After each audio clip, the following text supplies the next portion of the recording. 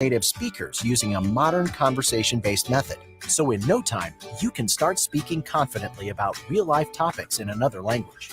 Nosotras vamos a México en 2 días y ahora hablamos español. Gracias, Babbel. Sí, muchas gracias. Babbel, language for life. Celebrating 10 million subscriptions sold. Now try Babbel for free at Babbel.com. Just go to Babbel.com and start learning a new language today. That's Babbel.com. Babbel.com. Tickets for less. Best seats, best prices, no per-ticket fees. Ticketsforless.com. KOZN Bellevue, Omaha, Council Bluffs. This is 1620 The Zone. Crossover. Oh, killer crossover. Just crossover. It just crossed him over. Danced to another victim to the crossovers. Cross him up and sit him down. Time for the crossover. Josh is here. Yep. With Nick. Yep. Hello. And there will be a co-host at some point. Yes, Jack Mitchell is on his way. I was just saying off the air, I've not done an adequate job of letting our fill-ins know that the show now starts at 1:50-ish. This is good. Personal responsibility, Josh. Yeah. So I apologize. Jack is probably listening right now. Hi, Jack. Drives to Omaha. Yeah, he surprised me yesterday. He said, I think I'm going to come to Omaha for the show. And he never really definitively said it, but he also didn't tell me he wasn't coming. So I figure he's. So we actually don't know for sure. I guess technically not. I guess we'll know if he shows up in the StreamYard or not. Yeah. I've not sent him the link to the StreamYard. So yeah. Wow, this is fun. Yeah. This is very exciting. Schrodinger's Mitchell. Schrodinger's Mitchell? Uh-huh. Where he exists and doesn't exist at the same time. So we know otherwise. That's what's going on right now. I did get an update from Schaefer last night. All's well with the car. That's good. That maybe means it was the gas thing. I hope so. I think he said he had summer gas. 100 miles left on the in the tank yesterday when he. So I don't know if he decided to fill it up on the way home because he told me later on he was going, or maybe he said it in the crossover. He's one of those guys though who takes the gas all the way down. Oh yeah, he does. It's a bit, and that's not always good for the fuel pump and all. Oh really? That's what I was saying. So maybe he's caused this himself. Once I get to a quarter tank, I get really freaked out. Yeah, me too. I hate going under. If I'm going under a quarter, it means I'm in some dire straits. Yeah, it's all right, I'm doing this because I have to, not because I want to. Or there's a real life time constraint where I've had to use my. But usually I'm very good. I don't go below a quarter. Wow. Go below a quarter. It affects some cars worse than others. My car, famously, those hate going under a quarter. Your car just hates existing. Yeah, it's not a good car. I think your car car's wants real stressed out. Yeah, I think your car wants to end itself. I'm keeping it on life support. Yeah, well, I need it still. So Schaefer's car is okay. Yeah, it's good to go. All right, so we're good to go. The important things, which is good because he's filling in tomorrow, and then he'll be here Friday. He'll and be also here Saturday. Yeah, he's here the next 3 days. Not here. He's going to be in Omaha the next 3 days because the College World Series starts Friday. People forget that. Yeah, I'm excited. Are you? Yeah. No, seriously, I am. I love the. That makes one of us. I like the College World Series. You finally admitted it. You hate the College World Series. I love the College World Series. It's Sad. a great event. No, I was down there. I looked at my board this morning. Did you see the grass? Saw the grass. Did your hand start sweating? No. No. Did your heart start beating? I had to, a little bit. I had to Dude, troubleshoot a bit, but that we figured was it out. crazy. Figured I out the remember issue. that. You were real freaked out last year. It is a big responsibility. It was. I mean, it is a big responsibility. I'm a little more cool now. I think that's when it really first hit me because I had only been here for 6 months at the time. Oh yeah. That's when it really first hit me. I was like, oh, Nick is like a freak.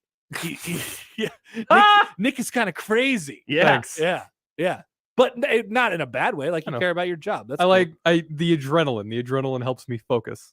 That's what it is. Okay. Get a little anxious. You were good and after about a day. Yeah. I think. Josh, you were up there because you had to hold Nick's hand. He watched me do game one. I was trying to help him, and he just kept yelling at me the whole time. And I was like, "Did you put your hand on his shoulder at all while he pressed?" Maybe the if he would have, I wouldn't have yelled. No, I didn't. Maybe I just needed a human touch. I didn't touch him. I was like, "Hey, have you tried?" Fine, I'll leave you alone. That was just trying to help you out with something a little quicker for you, but Then I commiserated with another former producer of the College World Series. I said, he's doing it this way. And he goes, why? And I go, I don't know, but he won't listen to me. Just let him do his thing. Yep. And he did. Let him And do his he thing. only messed up a couple of You're times. going to do this for apparently. decades and decades. The goal and is to not decades. mess up at all, or at least less than a couple of times this year. That'd be nice, Nick. That would match what I did in year 1 of producing the College World Series. Okay. So I hope that you can do it in year 2. Year 2 is when I made my first mistake. Something happened with the national anthem during the first game of the College World Series, and it had a huge noise in the headphones, and Kevin looked back and stared at me. Oh, And I said, Did you throw something at you? nope, nothing thrown. Everything was good. We were fine after that, though. it's good. Yeah. I think you forgot to turn my mic on a couple times. But Yeah, that there was a fine. couple times I forgot to do that. That was fine. That was fine. Didn't hit the unmute button fast enough. We'll get to me eventually. I'm not saying anything important. Yeah, that's true. It's only sponsored. Well, John can read it. I appreciated you too, because you would give it like a beat before you started talking anyway, just naturally, even when I did it right. But some of the other on-site people would just start talking right away, and you're Some like, of the other, isn't the other person just Gary? just Gary. It's just Gary. Yeah. So I didn't want Gary, to be rude. Well, I'm going to help you out being a little rude here. Sometimes Gary would Gary, just give start it a beat, talking right away. It's Gary. like, Gary, just give it a beat. Give it a beat. Give And it a beat. that, so you're going to have to say this. See now, Nick, since this is year 2, you kind of know what you're doing up there. Yeah. Tell that to Hanley. Be like, hey, can you give it a beat? Just to make sure. Yeah. You can tell him. You don't have to ask him. Just Nick, tell him. you have to start Give your it a Say, beat. transition. I'm the producer. Yeah, start your transition to being in charge. Like, do you know who I am? I think what I would do back when I did it, I would, because that was when Matt Schick was the sideline reporter. People forget I about think Matt Schick. I would tell Matt in his ear, like, go.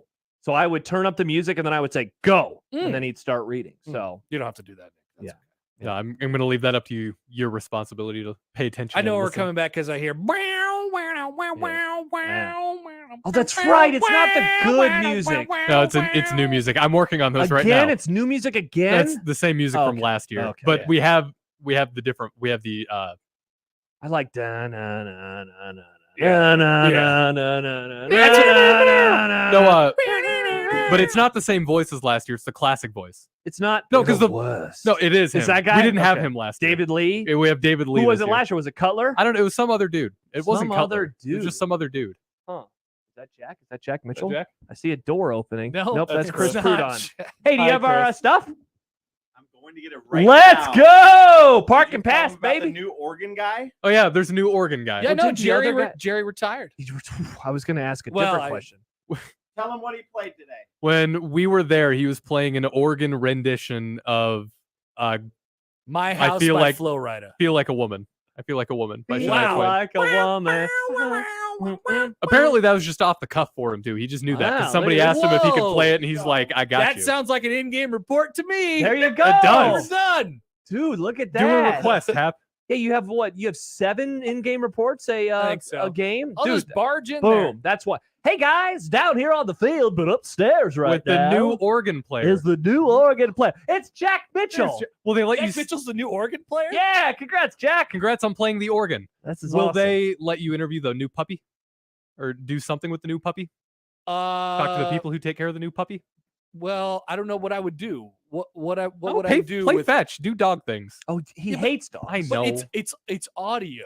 Hey, guys, I wish I could kill this dog down on the field. Now we could do content since we are a content company People forget. where I And play RG fetch Media. with the dog. Maple. That is would the be some dog's good name. video content. Would be some good video content. And Chris Prudon could record some wouldn't of that. necessarily work over like a 10-second hit for a national radio broadcast, but I don't know. Maybe it could. Maybe just get the dog to like yelp or something. It's a puppy. Puppies like to yelp. Hey, dog, say woof. Say woof. Jack knows about puppies. Puppies like to yelp, right? How's it going over there, Jack? A lot, especially when they want to go out in the middle of the night. I've learned that the hard way. How are the headphones doing for you? Oh, I can't hear anything out of them. They must not work. Let's try I don't this. think they work. How's this? Nope, nothing. Those It's the ones fine. Shave had yesterday. It's Nope. fine. All right. Cool. Awesome. You're all in the room. Now, Jack, okay, we talk about this with Schaefer and not bringing headphones. You are a true radio professional. But here's the issue. Okay, let me hear the issue. Jack's here. I don't know if you know this. Jack I, Mitchell. I have my own radio show. Oh. I have my own show Yeah. up in Lincoln. Oh, Yeah, what? I do them. Yeah, a lot of people surprisingly don't know this actually, which doesn't seem. Wait, you're good. that guy from Twitter, right? Yeah, right. You have to take this. You tweet my about main, Nebraska. my main job is Twitter, but He works for Elon. But every time in my life I have ever had a guest or guest host Mhm. or anyone in studio, I would never ever dream of expecting them to bring their own headphones. Hmm. Never. I would. I That's brought my just own radio headphones. etiquette. But that if you have your sadly- own, why wouldn't you? That's yeah. they're not that special. I mean, they're just That ear fungus. Well, now they would getting in work your if you ear. brought yours. Yeah. I don't know. It looks like there's a pile. There's a pile of Yes, headphones. Jack, pile, the but I'm problem afraid is that's the broken. we have headphone area. one pair of headphones that works in the entire building. I know how that goes too. Yeah. They don't exist. I know how that. I guess goes I should have texted you. I'll like, go- hey, I'll No, get you some headphones that I work. I'll be back. mentally thought to do it because I know what weird sticklers you guys are about that, and I know I've had problems with that in the past, and I just forgot. Well, the main So- issue is our headphones are bad here. None of them work Correct. because they're all $20 pairs of headphones. right, and then they get the short in Yeah. one ear. Yeah. Well, look how That tiny that cord frequently is. happens. That cord's gonna fall apart Yeah, in they're 5 wrecked. seconds. They're just totally. Oh, Josh Otson in the building with some headphones. Do you think they work? Hey. Look at this. Look at Well, that. we'll find out, I guess. Real producers are prepared. Oh, That's what I was implying earlier, but I This is didn't want on to say it. Nick. Thank you for coming out and saying it. Ooh, these Well, are- my backup headphones are broken apparently because those are the ones How I are gave those? Shape I yesterday. don't know. I think they're made for children, but they work. They're at very. It's a least. very They tiny, work. a tiny baby cord. Here, I'll move the. I better not jerk my head around here. I don't get very demonstrative, Okay. so that's the ones I good. brought from Shape yesterday. right? What an idiot! The ones I brought for Shape yesterday were my backups, but I found out yesterday apparently they don't work. Yeah, those don't work either. We got a whole pile. At least we Man. know which ones don't work. Yeah, Guys, so it's just we- all of those. We need to have some kind of an NRG in service about treating guests around this company. Come Do on. we? Yeah, I think so. We'll host it right See, up here. Now, but here's the thing, though. If like Mitch Sherman came in and Mitch Sherman was sitting in, I wouldn't expect Mitch Sherman to bring in headphones. Right. He's a scribe. I get it, but you don't have them for him. Generally, We do. They just don't Well, you work. do, but you got to call Josh from Do you- I don't know yeah, where. Do you think we somehow. would find them if Mitch Sherman was here? Yeah, there would be people would be looking in cabinets. They'd be losing their mind. He's a scribe. He's a That'd be scribe. right? The right, yeah. You But get it's the just writers Schaefer and Jack, in. and we're like, when, yeah. when Sipple used to come in here, did he bring his own headphones? No. No. Shape didn't of bring in course not. headphones No, yesterday. Okay, so now we're getting to the bottom of this. This is a double standard, is what it Because you're a is. radio guy, though. If you let me go on your show, I'd bring my headphones. See, and I would too. Jack, I've filled in on your show before. I brought Well, headphones. Do you think a doctor wears a stethoscope all the way everywhere he goes? They to do the bring grocery them, store? don't they? Bring them on vacations. Sometimes they do. I'm a yeah. doctor. Apparently, sometimes to they check hang your heart. them on their rearview mirrors. Do they really? That's what I heard Yeah. this morning. Well, Well, No, if you're no, a they doctor, don't. if you're No, a doctor and that's somebody false. needs you on a plane, you need to let people know that you are. That's your proof. No. Like, I'm a doctor. That's it. That's like your badge. Yeah. Okay. Just so I guess everybody I didn't know knows. that. Bad example then. I'm a doctor. I'm a doctor, not a I radio mean, if I host. was a doctor, I'd totally do that, right? Oh, walking around in the grocery store. You must be a doctor. I am, as a matter of fact.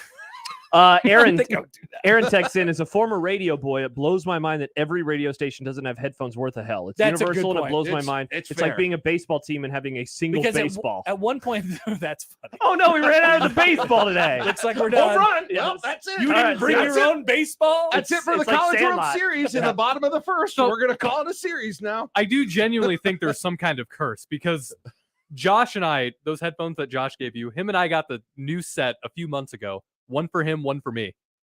The same time, and mine just stopped working randomly. Yeah, I gave him to Schaefer yesterday, and he's like, it's not working. I mean, Nick, yours look like they're just beat to hell. I've had there. them since college. They still work. Well, that's a great pair. We should be getting the That's pair. what I that have. we I That's have what I these- had. I They're have my Okay. favorite headphones. Your personal ones. Yeah. But the company doesn't get them for you, right? Oh, No. definitely The not. company should open up Sad. a little an online store, and we all go in and pick Oh. our little headphones, and then These are the 1620, the ones. bodega. 1620, the online bodega. 150 smackaroos, but they work, man. I've seen some people. I don't even on your show. People wear the Apple earbuds when they buds. do it. Could you do that? No. Do you do that? No. I have. I don't think I have. could do Yeah, that. You started wearing cans now. I started wearing cans. I need the Cans cans. boy. Nice cans. I also can't find Look a. at these cans. I can't find a Check out scenario cars. where the cord is long enough. Josh has found that in his. Yeah, well, these ones have. They have like that nice springy cord. Yeah. Oh God, that's like a. See, Well, it's a remember good cord. phones? I actually- That's what that Mine reminds are me actually of. getting replaced right now. Remember phones. So Ian lent me his. No, what's a They're phone, The same one. Jack? So here's my cord. It's a good But, cord. I can't wait to get them. I like I that go so cord. far That's with a those lengthy cord, Josh. It's nice. You just don't see the curly cord like that anymore It's so- since phones went away. And That's true. I play with it during the show. Yeah, and you I put have- a finger in between. like we it. did when we were on the phone. Yeah.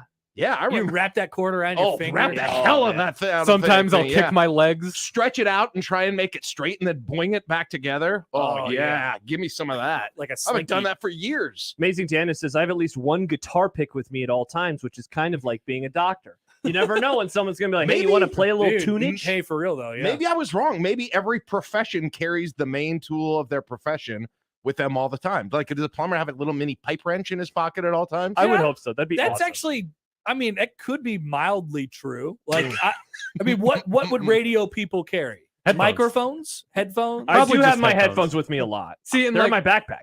I mean, we all have versions of a microphone, But kind of. everybody has some kind of way to listen to things, whether it's headphone cans or just pods or something. Yeah, I'm fine with providing like the adapter. That feels like that should be my That responsibility. was good too. I do appreciate.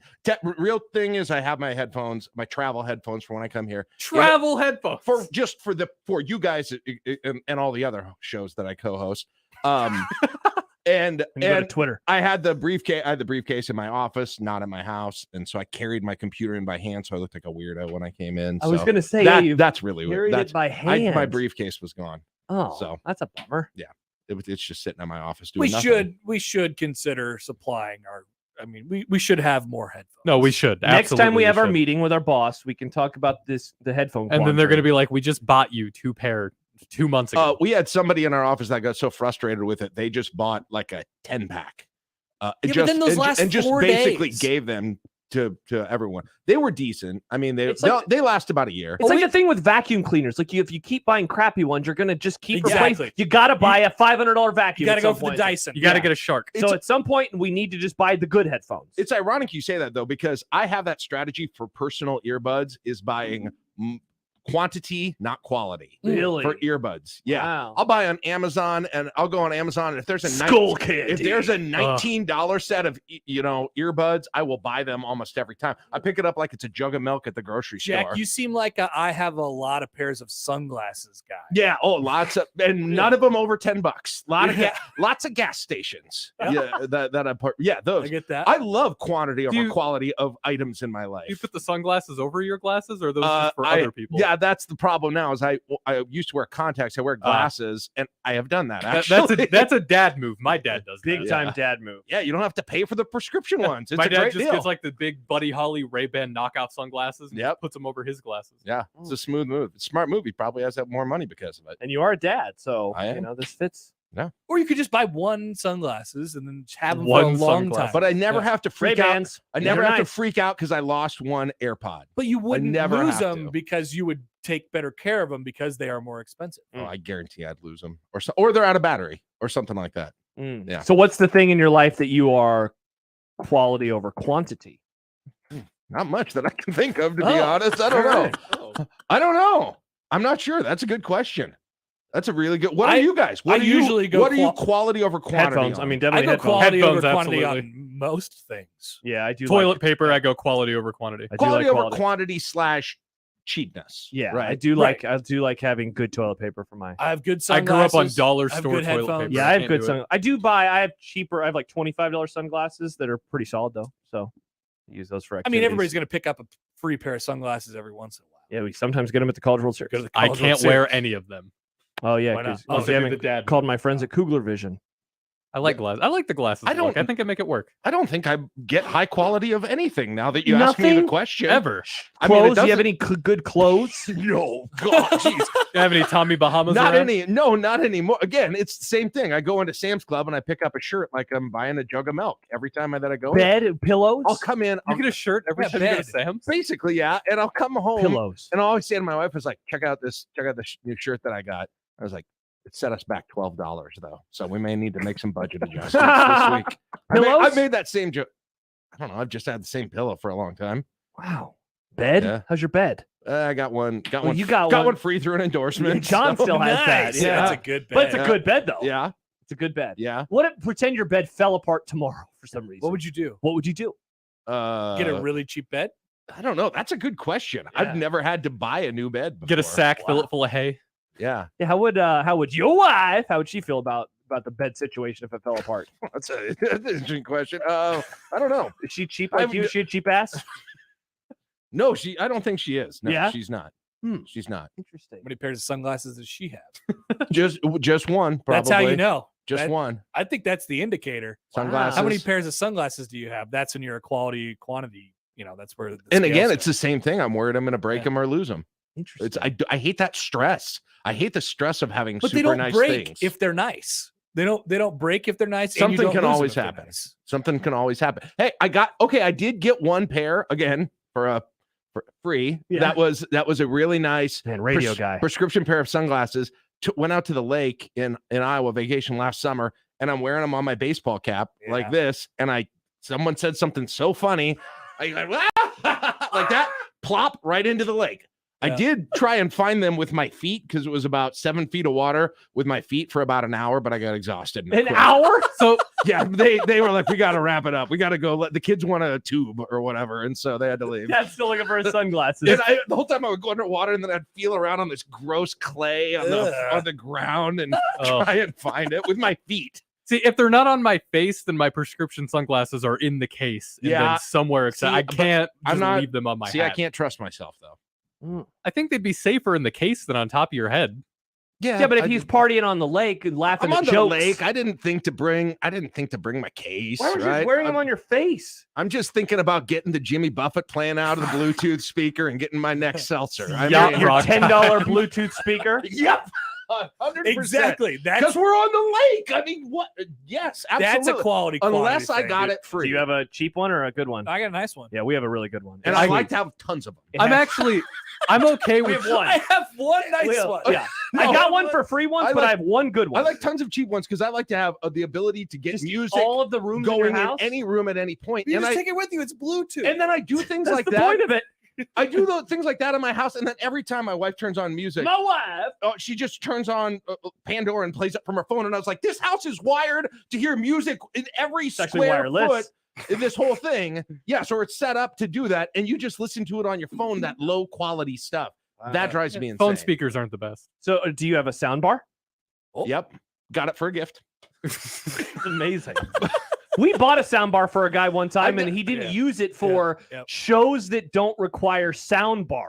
I would never had that much of a problem with the sound quality on my TV as it was. Oh, that's a bad take too. Yeah. Horrible take. Never had that much. I get that. That's why we get along. There's so much available out there. For you The in audio terms of design sound. of some shows are better than others, and you don't want to waste the sound bar on a show. You that's have not the mixed sound bar, Nick. It's not wasteful. It's just using the volume. Yeah, but you won't experience it to the full extent. Yeah, that there's you could. bass. There's not bass with TV. There's bass with the sound bar.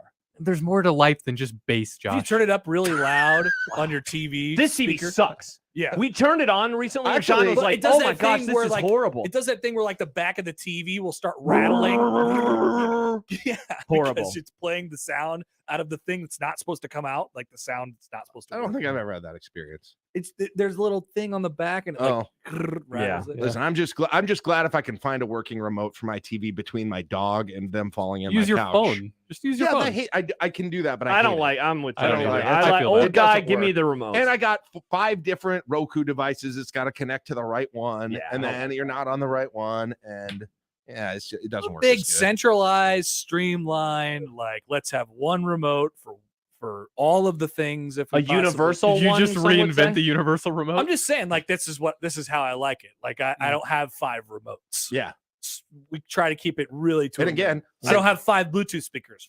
That's good enough. same exact thing though. Why Yeah. I can't have that big remote is because I'm going to lose or break it, or the dog's going to chew it up. So it's got to be quantity again. Same exact thing. Odson says there's not a predetermined amount of sound that the bar can use. Just use it. You're not running out of sound. Nick. No, that's not the issue. Oh man, there's This 10% left This of came sound. with an unlimited subscription to sound. It's just sound forever. It's Sound like plus. it's like a data plan. On Sound it. plus. Big Oh. I shoes. only listen Big after shoes. 8 p.m. because Big, it's big cheaper. shoes. That was so weird about phone calls back in the day. I know you got to go, but how you could call more at night, but not during the day. Like at night, it was unlimited. Wasn't it like after 7 p.m. or Oh, something? yeah. You had to wait. Yeah, 'cause you had your unlimited minutes after the minutes 7. were free. Oh wow! But if you want to yeah. call before dinner, you're going to have to pay for or it. That's text message insane. limits and Yeah. stuff like that. Oh man, I remember dialing on my phone like #4 or *4 because it told you your minutes, and I was just like dreading. I was like, oh you no, have how bad have I done? 5 minutes. Yeah, left. that would have been one of the things where I just wouldn't have used my phone. very much because I would be constantly in fear of going over on the minutes. There was a time I thought that we had the unlimited text plan. We did not. Oh, my parents got a bill for $700. $700 texting. Yeah.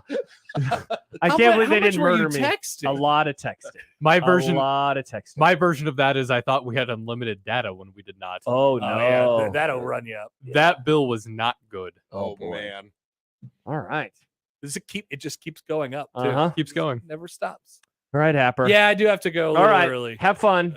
I will. Bye, Hap. Good to see you. Bye, Happer. Good to see you, Jack. Good to see you. This is great. Thanks for the headphones. Jack Mitchell is in. He has headphones. The program starts next year on 1620 The Zone. Previously on The Crossover. I pack a cooler for any possible excuse that I have. Really? I've packed a cooler at my house before to sit and watch March Madness. Is this true? Yes. I like getting a big old bag of ice and then, breaking up the ice. This is a wild take. No, it's not. You buy big bags of ice just to sit in your living room and watch March Madness? I have done that. I don't do it. Mornings with Sharp and Hanley. The Connor Happer Show. Unsportsmanlike conduct. 6A to 6P. 1620. The Zone. Your Omaha area forecast presented by Funplex Water Park and Rides from the KETV Newswatch 7 Weather Center on 1620 The Zone. Heating up a bit more on Wednesday. Expect mostly sunny skies throughout the day. Winds remain light and variable. Dew points fairly comfortable as well, with highs climbing into the upper 80s. I'm meteorologist Sean Everson from KETV Newswatch 7. 1620 The Zone's Unsportsmanlike Conduct, brought to you by a great friend of the program, Union Bank and Trust. Attention football fans. It's always football. The wait is almost over, and if you're looking for tickets to see your favorite teams this upcoming fall, Tickets for Less is your go-to destination for the best selection of tickets, whether you love the Huskers, the Chiefs, or all of the above. Tickets for Less never charges service fees on tickets. Never, ever. They also offer fully transparent pricing, which is key, which you also will save big money at checkout over the other sites. Plus, you can save even more on your next ticket order with ticketsforless.com when you use the promo code THEZONE at checkout. Simply enter the code THEZONE now and save at ticketsforless.com. Hey, everybody, it's Michael Saviv for Ted and Wally's, 2 locations, one in the Old Market, of course, the other in Benson. Ultra premium ice cream. You may ask yourself, what does that mean? Well, 20% butterfat. Been making it since 1984, and there's so many different flavors. And one of my favorite things about 10 Wally's is they make an ice cream for you. They've got keto-friendly ice cream. They've got goat milk ice cream. Whatever you're looking for, they have it. It's 10 Wally's, 2 wonderful locations, Old Market and Benson. And of course, tell them Severe sent you. Fun fact, did you know gorillas burp when they're happy? Really? I'm glad humans don't have that issue, as it would create some awkward moments. Dave and Ryan Osted here with Osted's Golf. Looking for your happiness on the course? Book your fitting appointment today with Osted's, the nation's top 100 fitter from Callaway, Ping, Mizuno, and Golf Digest. Why get fit? On average, golfers gain 19 yards off the tee and drop their handicap by 10%. Wow, results like that will make any golfer happy. Stop in today or book your appointment on Osteds.com. All burps will be taken as a compliment. The 2023 Men's College World Series plays here on 1620 The Zone and 1620thezone.com.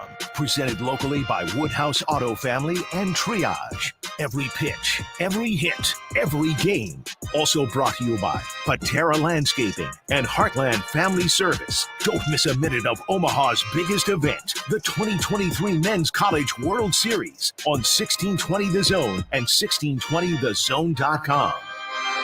If you're hiring, it can feel like you're trying to find a needle in a haystack. You can hope the right person comes along, or you can just use ZipRecruiter. And now you can try it for free at ZipRecruiter.com/radio. In fact, ZipRecruiter has helped a lot of business owners find their needle in a haystack, like Marco, president of operations at Telly Tires and Auto Centers. Because Telly Tires has grown a lot in the last few years, Marco needed to hire everyone from a receptionist to a store manager to a head mechanic. ZipRecruiter helps me find all the right people, even the most difficult jobs to fill. ZipRecruiter helps me keep my business running. Take it from Marco and millions of other businesses who've used ZipRecruiter. ZipRecruiter can help you find the needle in the haystack. See why 4 out of 5 employers who post a job on ZipRecruiter get a quality candidate within the first day. And right now, you can try ZipRecruiter for free. That's right, free at ZipRecruiter.com/radio. That's ZipRecruiter.com/RADIO. ZipRecruiter.com/radio. ZipRecruiter, the smartest way to hire. The Zone Hotline is powered by 42 Degrees, The Source, by your mom's house. This edition of Unsportsmanlike Conduct on 1620 The Zone is proudly presented by Union Bank and Trust. The program starts now. KOZN. Unsportsmanlike conduct on 1620 The Zone. Husker Athletics, Creighton, and yes, UNO. Don't miss a moment, they'll give you your fix. They're on every day from 2 until 6. Spend your afternoons with John, Josh, and Nick.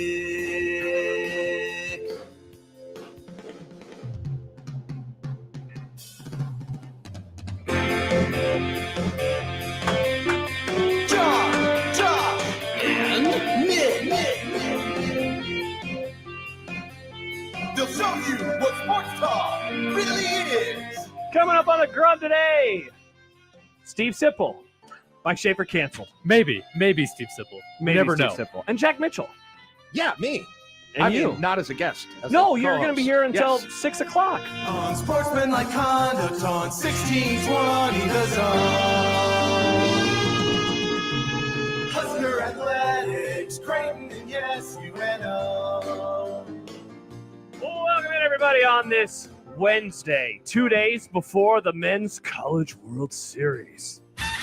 It's almost here, and Jack Mitchell is in the building.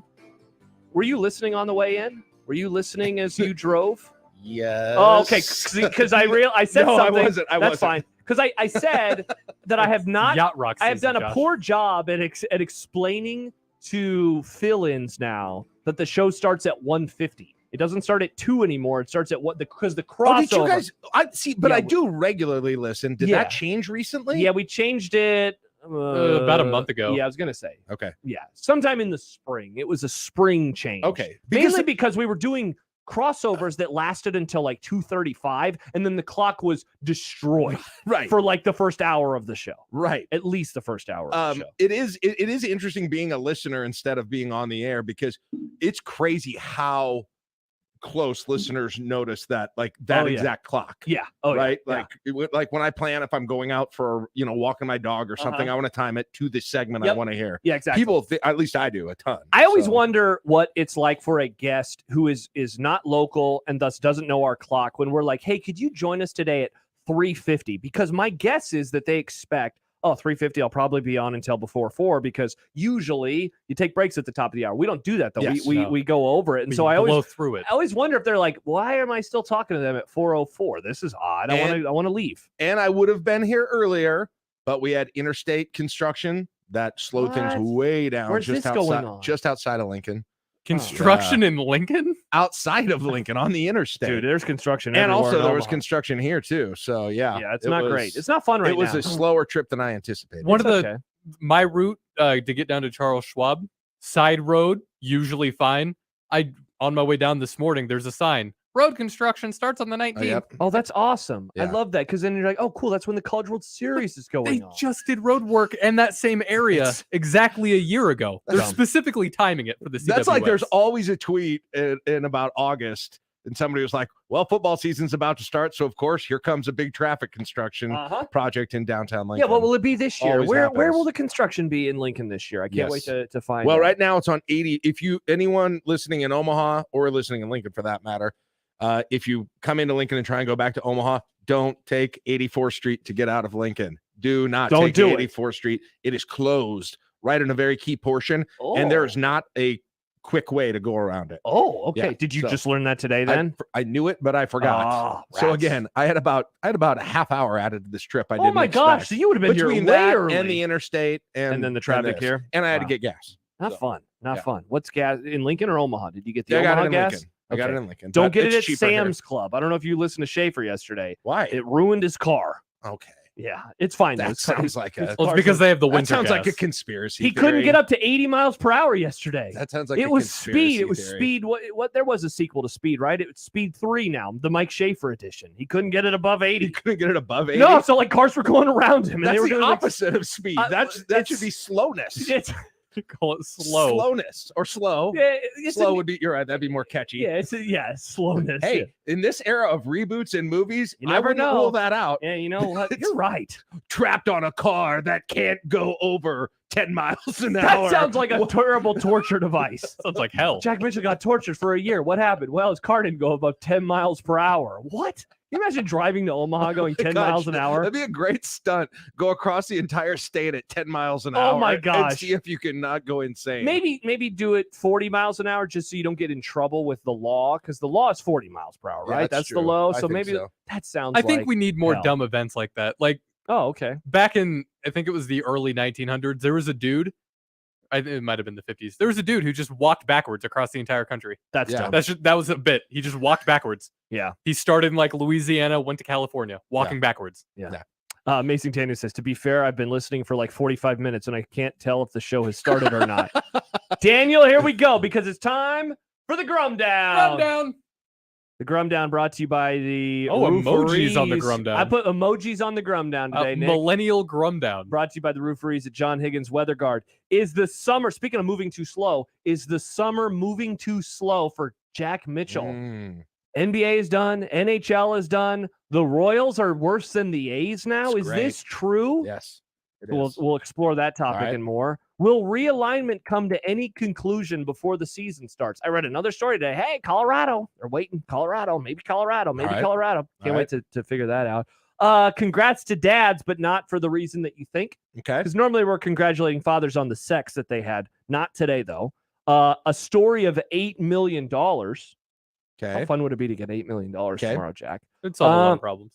I texted Jack this morning. I said, here, I want to talk about what we're not talking about with Husker football. And you were like, I got something immediately. Oh, yes. So I'm very excited for that. I'm passionate about this. And then Sipple will stop by to make some old man noises at some point in time. All right. Yeah. Sounds good. He'll, Sounds great. He'll do that. That is the Grum Down, brought to you by the Rooferees at John Higgins Weather Guard. You can give us a call if you would like today, 402-951-1620 on the 42 Degrees The Source by your mom's house hotline. You can also shoot us a text there as well, 402-951-1620. Alex in Lincoln asks, north of O or south? It's south right now, and it's going to be north later. Oh, awesome. It's about, if you're from Lincoln, it starts at about A Street. Oh, so God, that sounds just lovely. So that's I a prefer text E Street to 402-951-1620. You can also hit us up on the JTech Construction Zone Twitter feed at USC 1620. He's at Jack Mitchell LNK if you would like to find him. And he loves when you tweet at him when you disagree. Jack is a huge fan. No, I don't mind it. You're probably going to regret it. Yeah, more that's likely. true. Wow, I have 800 notifications. What happened last night? Well, Jack Mitchell responded to you a couple times. So you can tweet at us or you can shoot us an email into the Equitable Bank inbox, Josh at 1620thezone.com. That's what John does. He says, if Jack doesn't buy nice stuff, why did he spend an effing hour looking for his sunglasses in the lake? Because those were good ones. Because I got those free. That's the yes, I don't buy them, and I had them. I got the goal. I got them free. And I Were they finally prescription achieved ones? that. Yeah, they were Oakley prescriptions. Oh my God. Yeah, they were like $250 I was gonna sunglasses. say, those are not cheap. Yeah, I'd spend an hour looking for those. So too. And they're at the bottom of a lake They're somewhere. at the bottom of In the Iowa. what was the lake that I went to in Iowa? Was it Lake Okoboji? Manawa, Nissan. No, and it wasn't Kia. Okoboji. Oh, It was in the south part of town or state. South part of town. South part of town. Nah, it's just South, it's- Iowa's just a big town. Yeah, it's just one giant Yeah. town. Yeah, I can't remember. Hey man, if I lost prescription sunglasses back when I had to buy those before I went to my friends at Kugler Vision, I would have looked for them for a long time too. Yeah, so rats there. All right, Jack Mitchell is in today. We have so many things that we can get to. We mentioned just a bunch of stuff there in the Grum Down. When we return, though, I do want to talk about the summer because I was thinking about you last night as the score. Did you watch any of the game as the score climbed The to hockey game? 7-3 or 8-3 I or turned it whatever on was? in the kitchen while I was doing other stuff. Yeah? I didn't really watch it. But It I was was a blowout already. It was horrible. I was thinking about you though throughout that game because my normal co-host is sad when I mentioned the summer coming to an end. Sad. Meanwhile, you're like putting the tape in the VCR and Yeah. pressing fast forward. Yeah, I've got thoughts on that. Yeah, so We'll do that when we return. Josh Peterson, Jack Mitchell with you today. We appreciate you for joining us as we continue our countdown towards the Men's College World Series, which begins on Friday. It is Unsportsmanlike Conduct here on 1620 The Zone. Hey, everyone, Josh Peterson for my friends at Miracle Hill Golf and Tennis. Speaking of the summer, one of the tentpole moments of the summer, of course, is Independence Day, which is coming up in a few weeks, and their 4th of July scramble will be going on 8:30 a.m. on Tuesday, July the 4th, and you can still Sign up right now at miraclehillgolf.com/store. You and 3 others, it's only $320 per team. You're going to get the golfing cart, of course. They also hook you up with a tee gift. There'll be prizes, and you will get fed as well. And this event is always so much fun because instead of just going from one tee box every single time, now you're going from the red tees 6 times, you're going from the blue tees another 6 times, and then the white tees as well. So there is strategy involved. Go to that website, miraclehillgolf.com/store today and get signed up. You can also call them at 402-498-0220. The rain is in the forecast over the next week or so. Well, the Top Tracer building is perfect. You are covered. You are comfortable. Food, drink, television options as well. They're located just north of Dodge on 120th Street. Miracle Hill Golf and Tennis. The best way to catch all the action is on 1620 The Zone. And no line for the bathroom.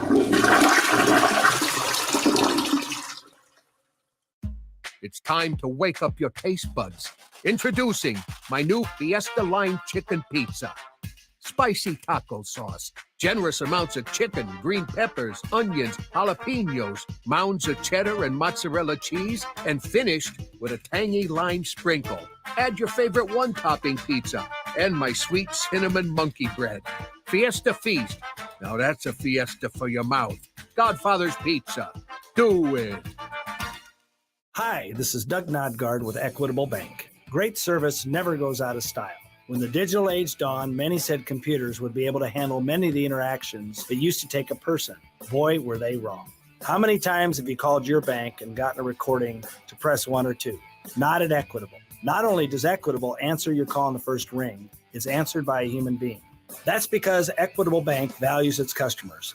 Equitable Bank, we take banking personally. Member FDIC. Meet Joe A, Joe B, and Joe C. What's up? 3 everyday Joes perfecting their banking with Chase. Joe A is locking his lost debit card with the Chase mobile app. Joe B is cruising toward his new ride with AutoSave. And Joe C's Chase banker is helping him budget to go back to school. Tools that help protect. Support for what's next. One bank that puts you in control. Visit chase.com/checking.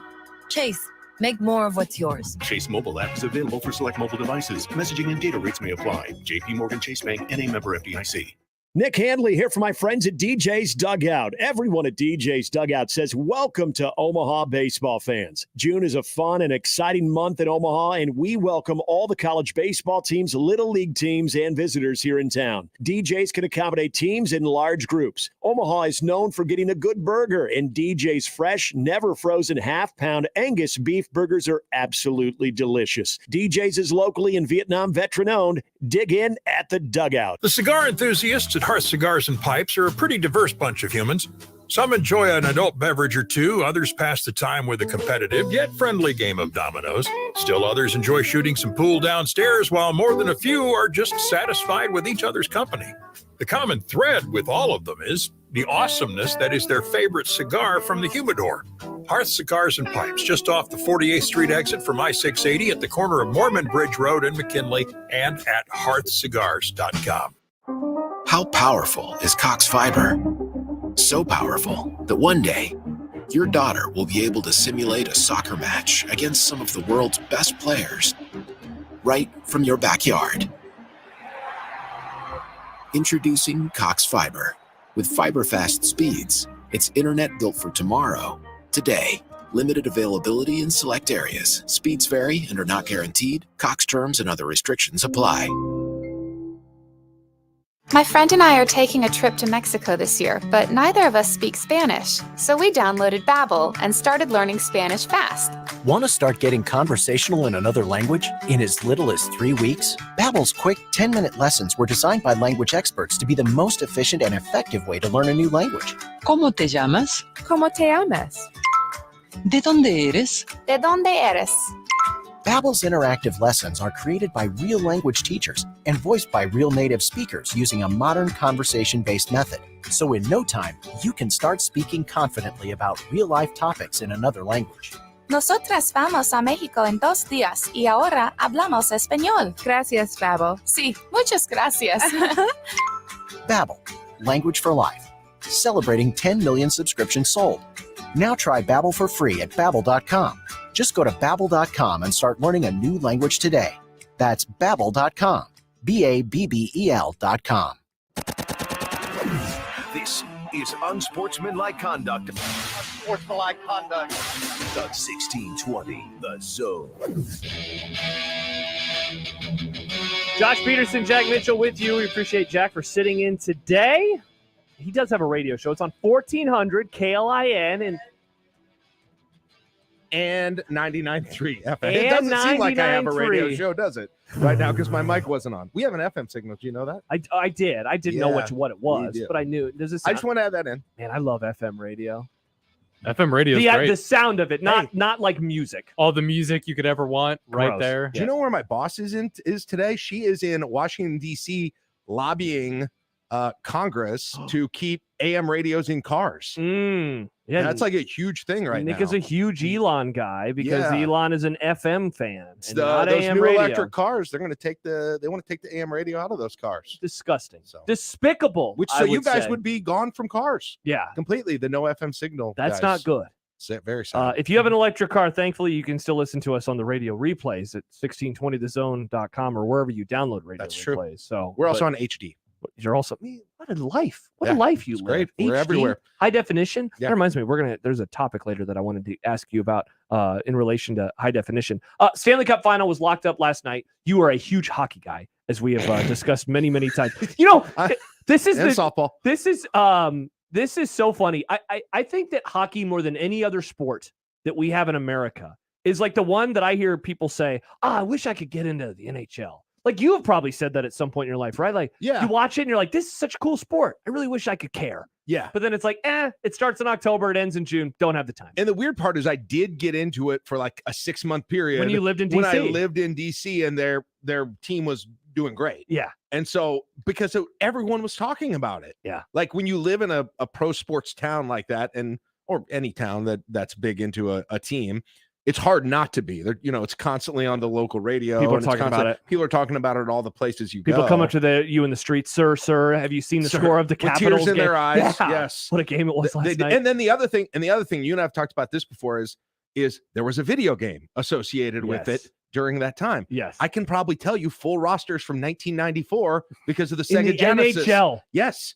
That's so let's funny. see. Red Wings, Steve Yzerman, Dino Cicerelli, Chason, Tim Chevelday. Who's their goalie back in Sergei 1990? Fedorov. Chevelday was the goalie. Oh, Sergei Fedorov. Fedorov. My bad. Right. Yeah. I remember later it was Dominic Hasek. That was later. Yeah, he that was was with I think he was with Buffalo at that time. Mm-hmm. Yeah. And they had another goalie in their 90s run as well. They had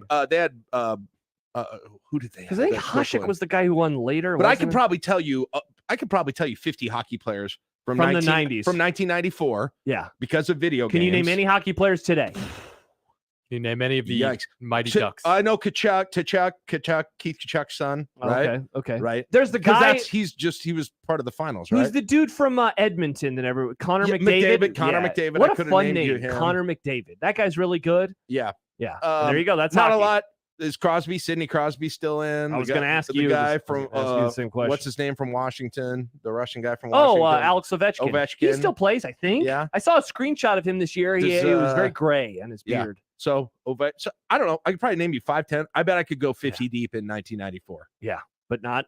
We just went 3 deep. It's crazy in how much 2023. it is crazy how much video games have impacted my knowledge of sports over the year, and I see it the same way with my son and the NBA. Yeah, we talked about it. Well, I've talked about it a million times. Baseball tonight. I used to know so much more about baseball because when I would play video games at night, Baseball Tonight would be on one of the TVs. And so it's like, oh, I knew, this team and this team and all these players just because by osmosis, even though I'm not staring and watching it. I mean, really, for me, Baseball Tonight was like listening to the radio. Mhm. That's how I would approach it. Whereas now I just don't have that in my life. Yeah. And Baseball Tonight. And you were probably more interested in the World Series because of it than by you are. far, yeah, because I knew all the storylines. Yeah, it's the same thing with the Stanley Cup. Like I remember I sort of decided in that 94 season, the year the Rangers played the Canucks. I can tell you about that series. Yeah, huge I series. was super into that series and how interesting it was, and Mark Messier. And, That's the only time the Rangers have won a title in our lifetime. and everything in that. And again, like last night, I wouldn't have even it's considered it. And I think that's a super interesting thing that leagues need to think about is just how to get people. There are fewer there are fewer just media places that you can. It's not only the TV shows and things going. It's people localizing, and it's partially the video games, and it's a variety. Why of do things, we as but- a society, and maybe just you and me talking into our own vacuum, why do we as a society seem less interested in the NHL now than in 1994? And maybe 94 is different because it was the Rangers and it's New York City, but like, doesn't it seem like people then cared about hockey or getting into hockey more than we do now? Or are we just getting older? Maybe that's part of it, but I just think that if you hear about something a ton and you don't have a choice to go away from it necessarily, there wasn't nearly as much local sports radio. There was at that time. There was like none. There was none. Or we had the one, Sports Day Mid-America, where people who worked here were Gary and Bishop and those guys used to work. You had that, but during the day, all I had was national radio. And I'm thinking a little bit further, but like I remember I would work outside and I'd listen on the radio, and you'd listen to Jim Rome, and you'd listen to Dan Patrick, and you'd listen to all those guys. Yeah, Tony Kornheiser at the time, and you'd listen to those guys, and they spent a lot of time on the NHL. They spent a lot of time on the NBA Finals. And I remember that year, like the Knicks played the Spurs in 01, 02 in that area, 99. Yeah, I guess it would have been then. I listened to people talking about that series for like 4 hours while I worked that day. Well, you would never do that today. No, I would never do that, but I didn't have a You choice. didn't have options. I didn't have a choice of other sports programming to listen to. Yeah. And by virtue of hearing about it so much, that made me interested in it. Now we've got more choice. And so you dive into the stuff that you actually care about. So I'm arguing on Twitter, reading on Twitter about people arguing about if Nebraska is rescheduling their games in 2037. Yeah. That's what that's the big topic right now. Attention that I spent on the NBA Finals and the NHL talking about it. Interesting. And I think it's the total localization too. Interesting. Same thing with same thing with baseball, and that goes a little bit to what Baseball's you're talking about. such a Baseball regional tonight. sport now. But you show me a video of a baseball all-star game in the 90s, and I could go through and just see the faces and tell you who every single one was. Yeah. I could do it with maybe half of them now. Yeah. Maybe. And yet, and because I wrote this down, how people every year like, I wish I get in the NHL, but you would never hear someone say, you know what, I want to try to get into the NFL more. It's like, you already are. Yes. I don't ever hear someone, maybe people wish they could watch the sport more. Like, I don't always have time on Sundays. I think you say that sometimes, but you're never like, I wish I could really learn more about the sport. I don't need passion about it, and I don't even have a favorite team. Yeah, exactly. But like, that's an interesting question. Now, why isn't that the same thing with the NFL? Yeah. Because, well, for me, like, first of all, there's more content about it. Even on local radio, you're talking about it more than you are the other professional leagues. And then because I think of fantasy sports and gambling, because that also keeps it at the forefront. And video games. I always wonder, like, do we just we obviously like football as a society more than we like the other sports, but like, why has that love seemingly stayed the same or gone up in recent years and the other sports have gone down? I think fantasy is a fairly significant part of it. I'm not saying it's Where all like of it, really hard to but do it fantasy keeps with the other sports. That's the equivalent of the talk radio that you were listening to the entire day. Yeah. Instead of that, you're not listening to national sports radio all day, maybe, but you're going to that website every day, and reading about your players and those sorts of things. By the way, Joe, thank you for the tweet. He says Chris Osgood is the Red Wings goalie you're looking for. Yeah, I was trying to remember. There was another one in there because they won in like 97 and 98, and then they won, I think, again in 02. He was the second. He was after the era that I was doing. Yeah. God, go Red Wings. But last night was also a reminder for me that it is now peak. Or I guess what's the opposite of peak? Sea level. Valley. This is Valley Jack Valley Mitchell is the word sports you're looking season for. now. Yeah, it is. Because you have been lamenting for, well, let's see, when did the Royal season go into the crapper? Like April 5th? Game 4. Yeah. So since about early April, you've been lamenting like, this stinks. It's not going to be fun. And that's why I kept asking you every week, like, can we cancel Nebraska baseball? And you were like, no, I need something to care about. Well, now we've reached Valley season. It is Valley. There is no. And I know every time I say this, everyone's like, well, get into Wimbledon. Yeah. What about the U.S. Open, Jack? It starts tomorrow. Formula One. God, people are dying to do that for you. Oh, they really are. See, Nick really wants everyone to come onto his side of Formula One. And I don't. And again, you probably got into it because did you watch the Netflix series, and did that get you into it? Or what? The Netflix series is what I watched after I was already kind of interested, but that kind of solidified it. Where did you initially get the interest from? Just growing up. Really? I've always liked racing. Okay, but you were around that. Yeah. You were around it at least. But I didn't have a way to watch it until I could afford it. Between now and really football season. You're done. I don't have anything. Thank God you're going to another country. I could turn. I know. I'm glad too. So it's a sports-free summer basically for me. Well, this weekend I'll turn the College World Series on probably. It's like a hashtag. Like they do like hot girl summer. And who was the Tom Hanks kid that wanted to do white boy summer for some reason? Do you remember that, Nick?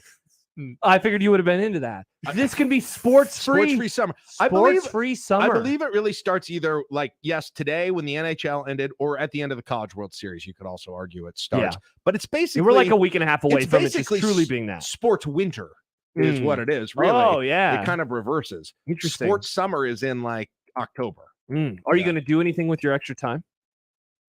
The thing is, You're going to Italy. I don't necessarily have that much more time because most of the things I'm watching, except for probably Nebraska football and Nebraska basketball, I'm still putting on in the background. Passive watching. It's kind of passive watching. Yeah. So it's not like this isn't like HBO Max season for you. We're not going to be Succession, guys. This show's so good. I don't know what other people do, but there's almost no night where I sit down at 7:00 after having dinner and let's turn on some sports and sit and watch it. Wow. Unless again, it's one of those. Because you're a family man or because you're tired? There's just crap to do or I'm not interested in it. It's usually just there's a lot going on. Sometimes you'll ask me hey, what are you doing on your Saturday? And I'm like, nothing. No, I can't imagine.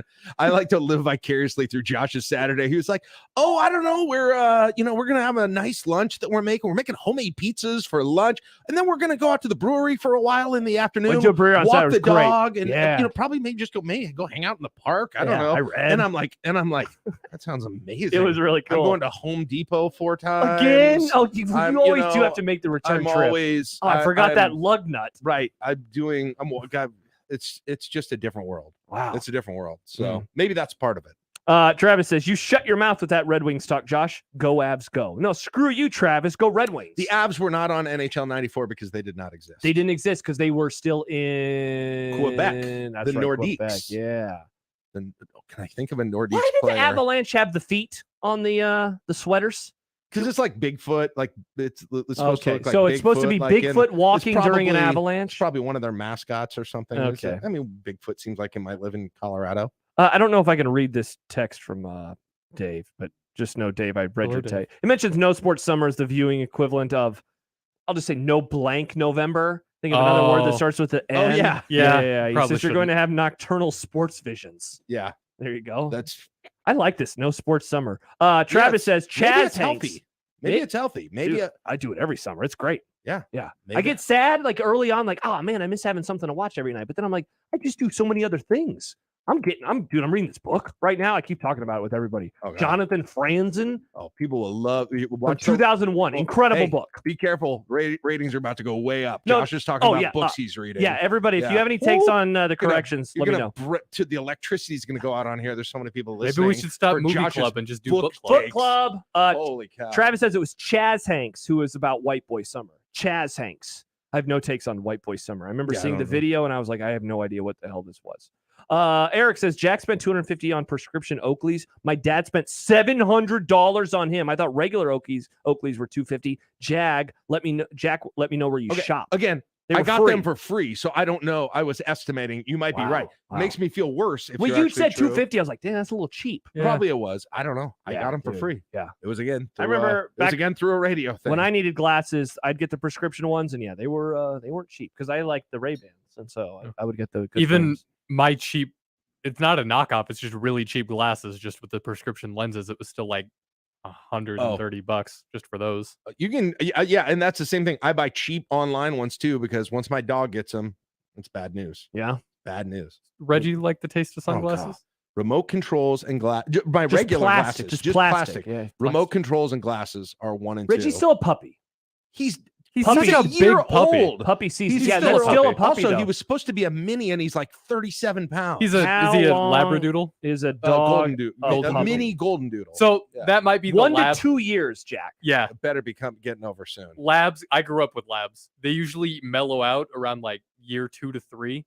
But the thing is, either they're going to be puppies forever, or they're just going to be like super chill. How exciting! You just don't know which one until you get there. Banks is the perfect amalgamation of both of those. Chill in the home most of the time, but man, when he gets excited, he does have a really good good Yeah. experience with life. Rusty points out it's Chet Hanks, not Chaz Hanks. Chet Hanks is into White Boy Summer. I don't know what that is. I have no idea. I don't know what I have White no Google Boy it during Summer. the break, Jeff. I don't know. Google it I'm during going the to break. Google like- White Boy Summer. This right is like now. when I talk to you guys about Livy getting rizzed up by Baby Gronk. You triggered him Jack, so much. please on don't. See, look do at, look do at you him. think he's the new Drip King? Look No. at his reaction. Look at You his don't? reaction. Why not? Aaron with a wild question. If we want to do, here's some more good ratings content. Am I dumb for not understanding how you can both do your show remotely? Like, are you guys are both in New York, but the signal is coming out over Omaha?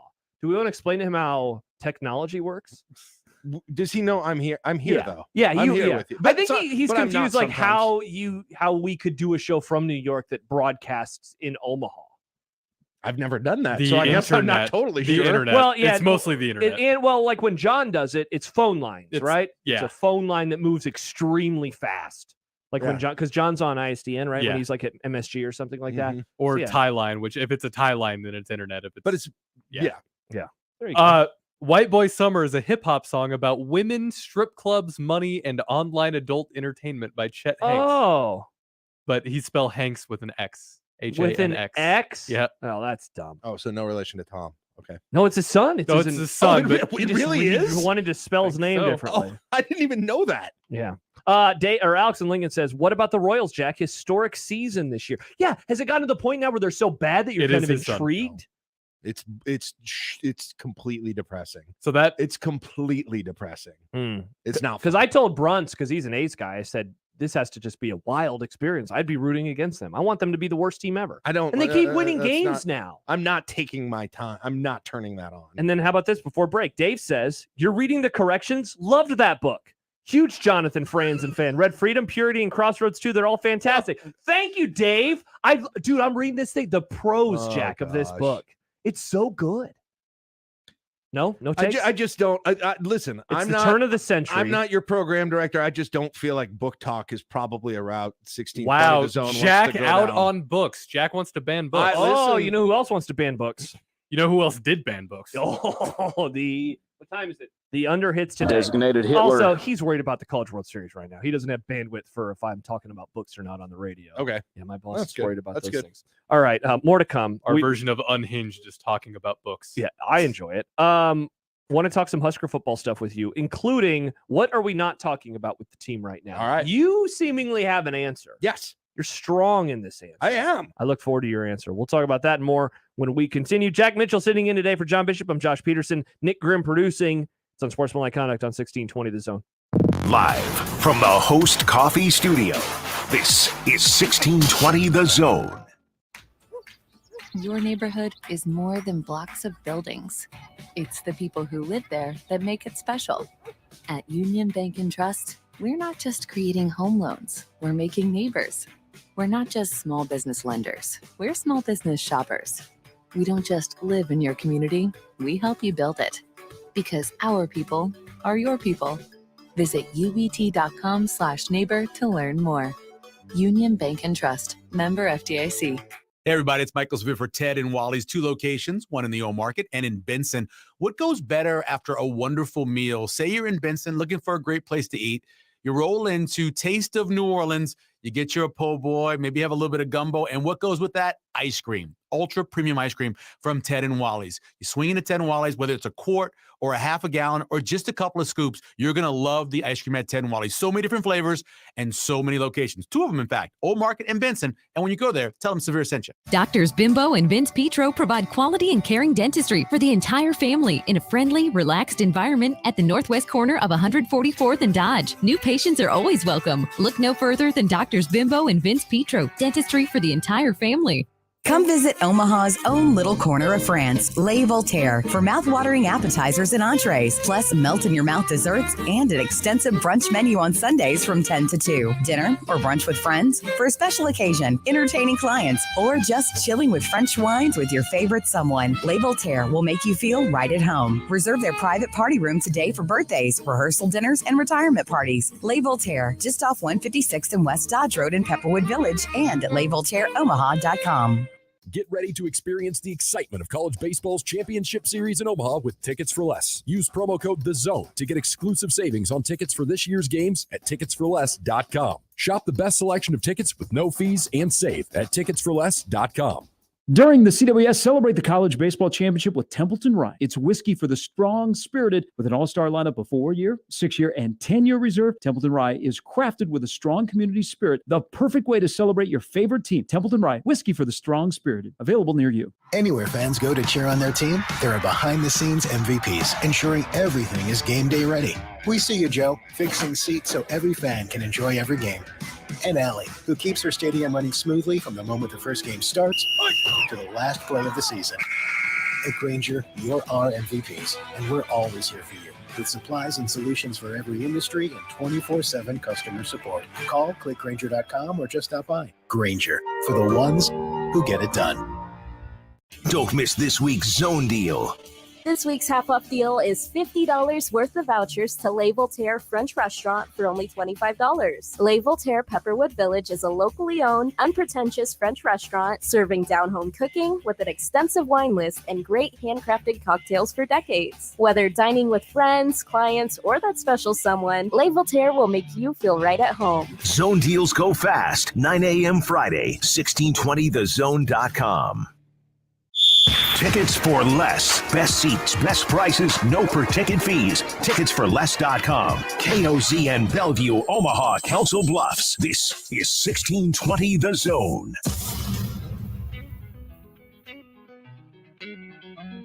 Now, you said people wouldn't like the book talk, Jack, and yet I'm looking at the text message machine at 402-951-1620, the 42 Degrees The Source, Buy Your Mom's House hotline, and the JTech Construction Zone Twitter feed, and people are here for it. Adam says, I love books and book talk. That was in all caps. I mean, it's not that I don't like books. I just don't. You just think they shouldn't exist. I just think books. Burn them, book Jack talk says. on the radio is just not a smart content decision. Dave says, bring book talk here. I'm hard cover for it.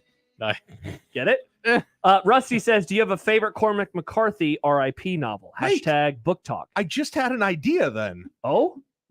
We don't have any sports content in the summer, and I know you've done the movie club, but Book club? what about a program book club and then you guys can read up to a certain chapter. That'd be great. Before everyone. John doesn't read. I had to make John read, and then you'll talk of the chapter, and all the listeners can go through it at the same time. No spoilers. No spoilers. Right? We're at chapter 15. It's not no that spoilers. much, so a chapter a week.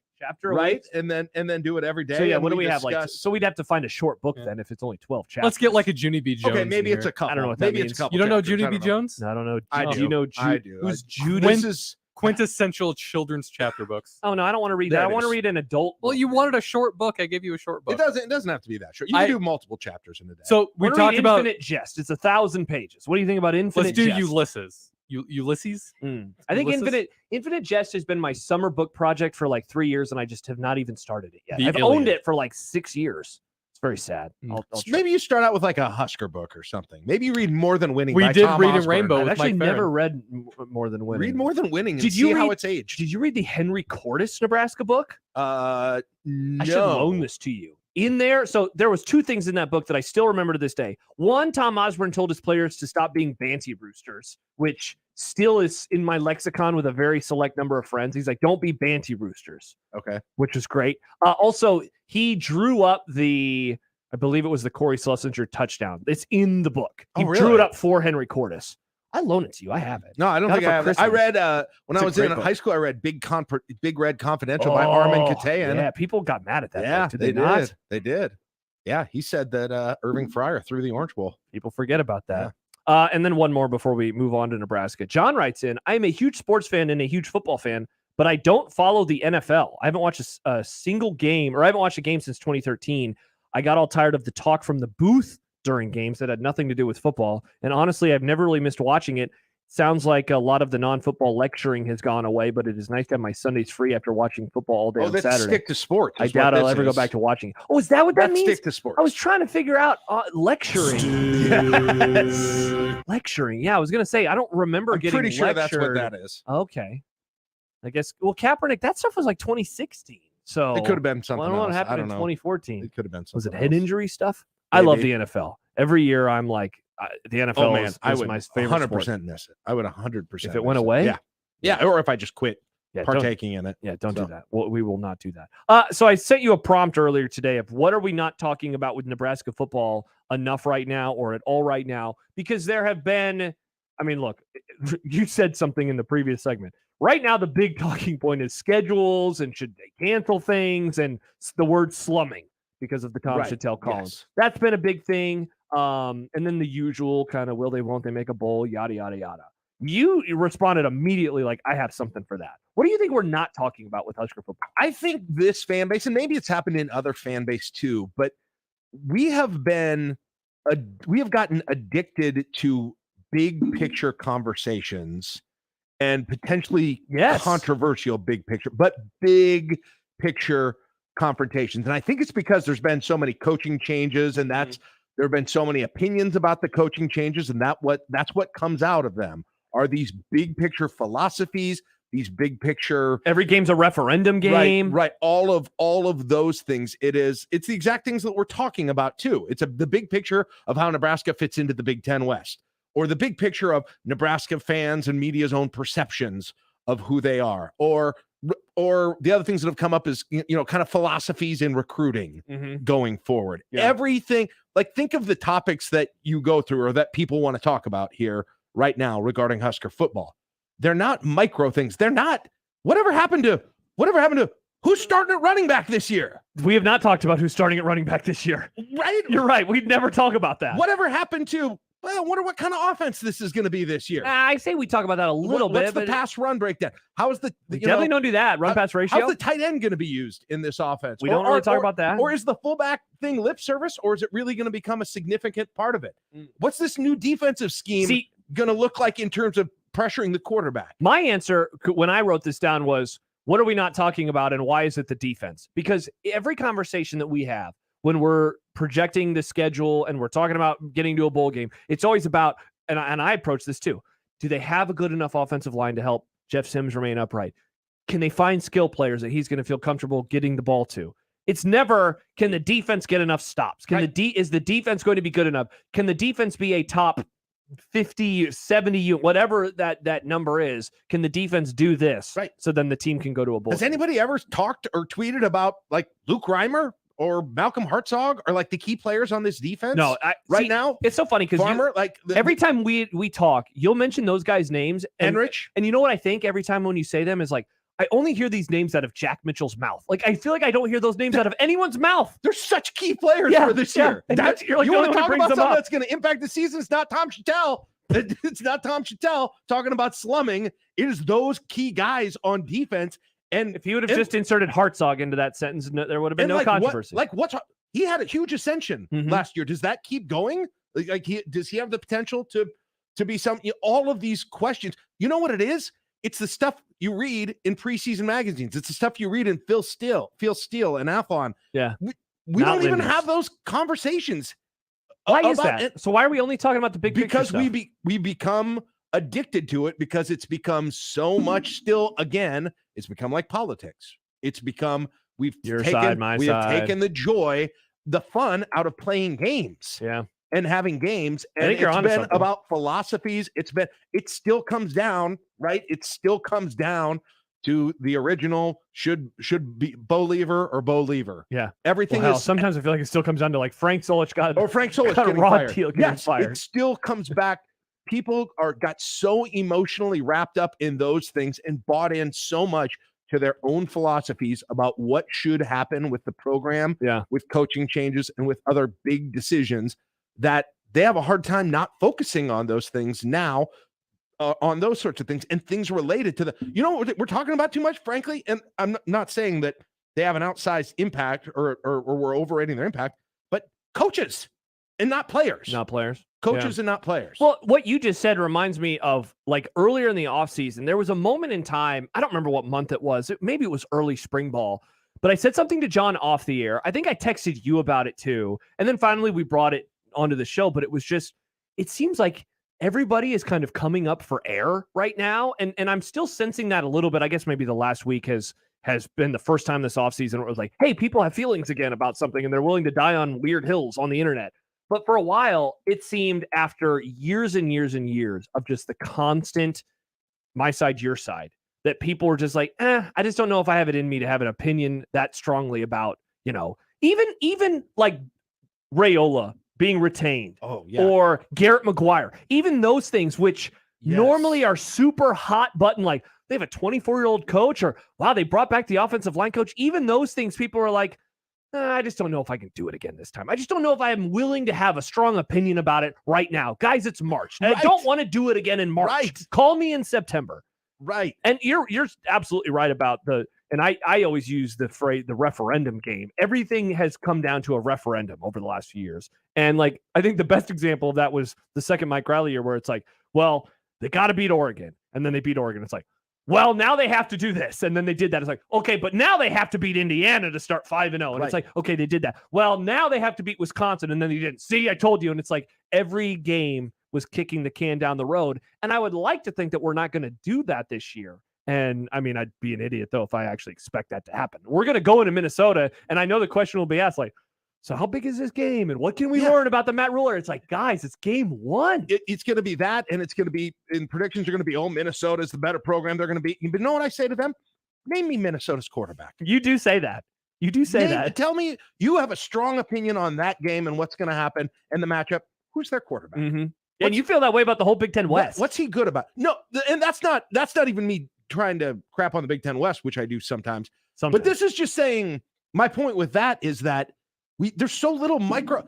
You know, it'd be an interesting discussion going through the quarterbacks in the Big Ten West. Yeah. Well, it's not a fun list. Whatever, but you know what I mean. No, yeah, for sure. Talking about football. So are we about football and not the politics of Nebraska football? Are we doing this with everybody? Are we doing this with, because you just hit on something I think is interesting. Like, are we just doing the big picture stuff with everybody right now, where it's very little like diving into the granular, things? Because we love to talk about where we stack up in the reason you think Minnesota is going to beat Nebraska, probably, maybe some of you do, but the reason you think that has nothing to do with their roster this year. No, it's because you don't know anything about their roster this year. It's because of the last 2 years. Is Abraham got? No, he's gone. Yeah, he's gone. Yeah. Right? Do they still have Rashad Bateman? Right? Nope, he's gone. Oh yeah. Well, yeah. What do you think? Yeah. What do you think their about middle linebacker? What do you think what do you think's happened to their defense this offseason that's made them better? Yeah. I mean, nobody has. I don't have any. It's based on these big picture political thoughts of where these teams belong.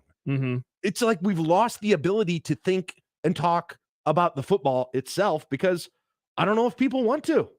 Matthew, some responses. Matthew says it's because Nebraska's been so bad that who is starting over whom at a certain position is almost irrelevant. That's why totally disagree about that. And I mean, I disagree. I'm looking forward to the season. I don't know what's happening, but before a season starts, with where there's some hope in the air. No, I mean, I completely feel this year like year one.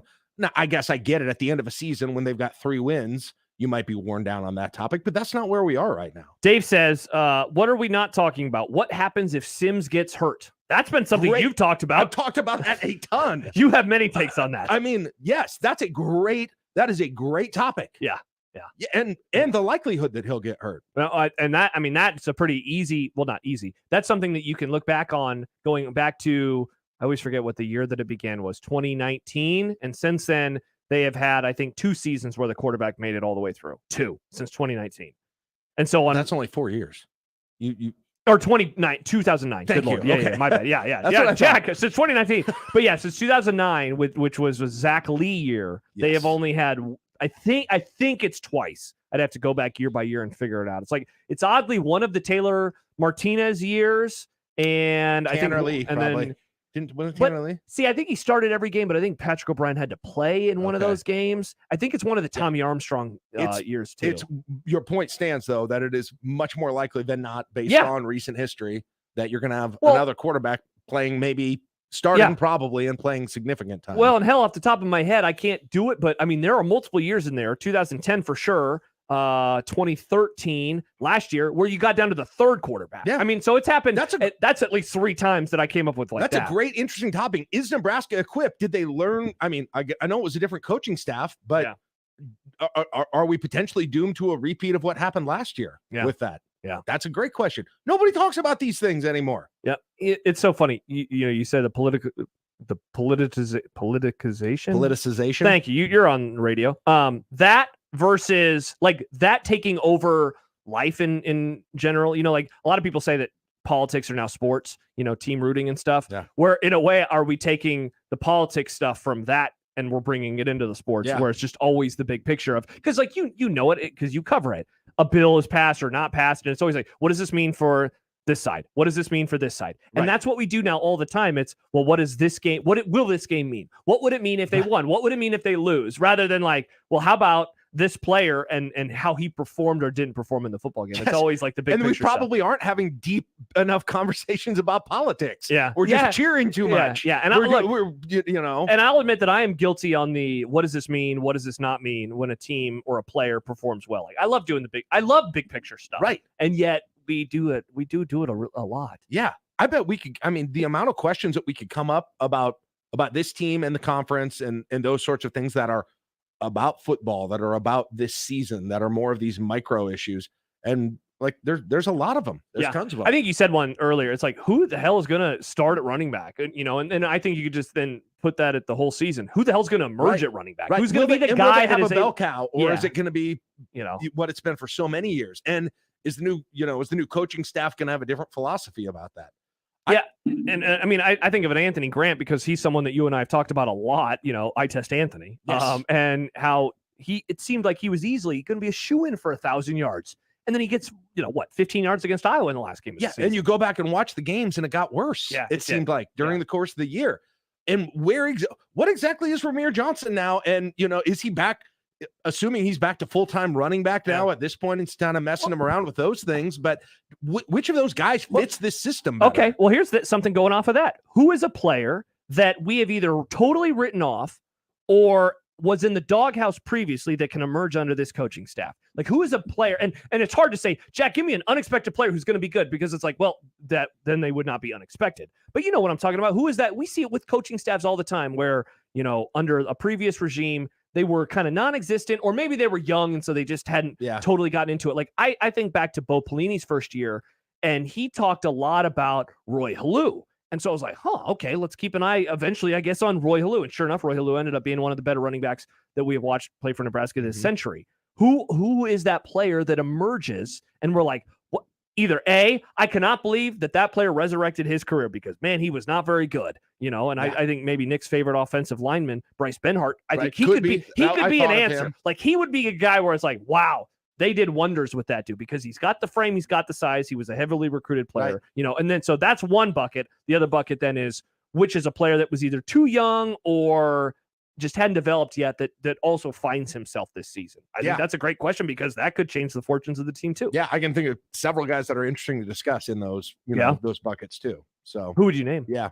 I think it's the obvious, it's the low hanging fruit, but I think both Gabe Ervin and Ramir Johnson are the first two that come to mind for me. Mm-hmm. I think one of those two probably. One of them has to probably. Yeah, one of them probably has to if things go well at all. But then I look at guys, and then the next one is probably guys along the defensive line where it's been, described as the cupboard is basically bare. Yeah.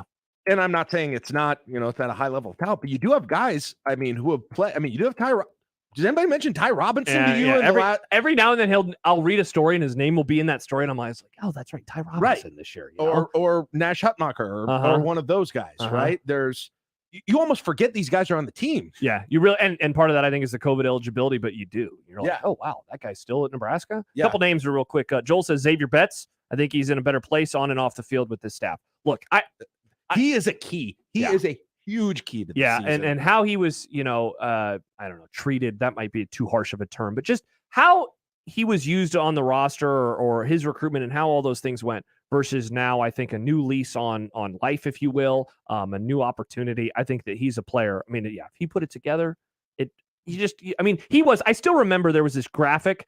I think that I talked about it with Nate Klaus back in the day, and it was one of those. He went to what's the thing up in Eugene? They have like a recruit. The Nike camp. Yes, yeah. And so it was one of those like spiderweb things of percentile that he is better at.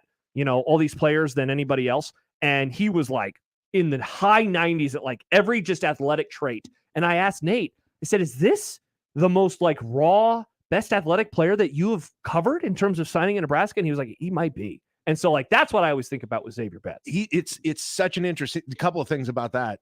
And you saw it but it was only on a few plays. Only on a few plays. But when you did see it, Like, there's still something about the way that he ran the Penn State play, that Penn State game, because it looked slow and he's blown by everybody. Slow. And there was one in the Northwestern game too. Yeah, in Lincoln. yeah. There was a play in that one too, and you saw that and you're like, oh man, there is something there. Yeah. And then how many people in that moment said, if he's ever able to put it together, right? If he's and so maybe now things are different. He's able to, but I'll say this. That almost has to happen, Josh, for things to go well. Yeah. Doesn't it? If they're going to get to 6. Am I overrating him as a key player? No, I don't. I mean, somebody's going to have to emerge at wide receiver. You're going to have Garcia Castaneda. You're going to have Kemp. You're going to have Washington. But, I mean, I know nobody's replacing and then Trey. 5 freshmen. Nobody is going to be replacing Trey Palmer. But just in terms of the role of being a playmaker at wide receiver, Betts might be your best bet. Yeah, nice. Well, along those lines, I remember a couple of years ago, the year after Stanley, I believe, was gone. So you suddenly lose 1,000 yards, and it's like, okay, who can replace Stanley Morgan's 1,000 yards, which players can do this combined? Yeah, because it's just if you just look at it as like a math problem of okay, well they're losing Trey Palmer's production. Here are all these yards.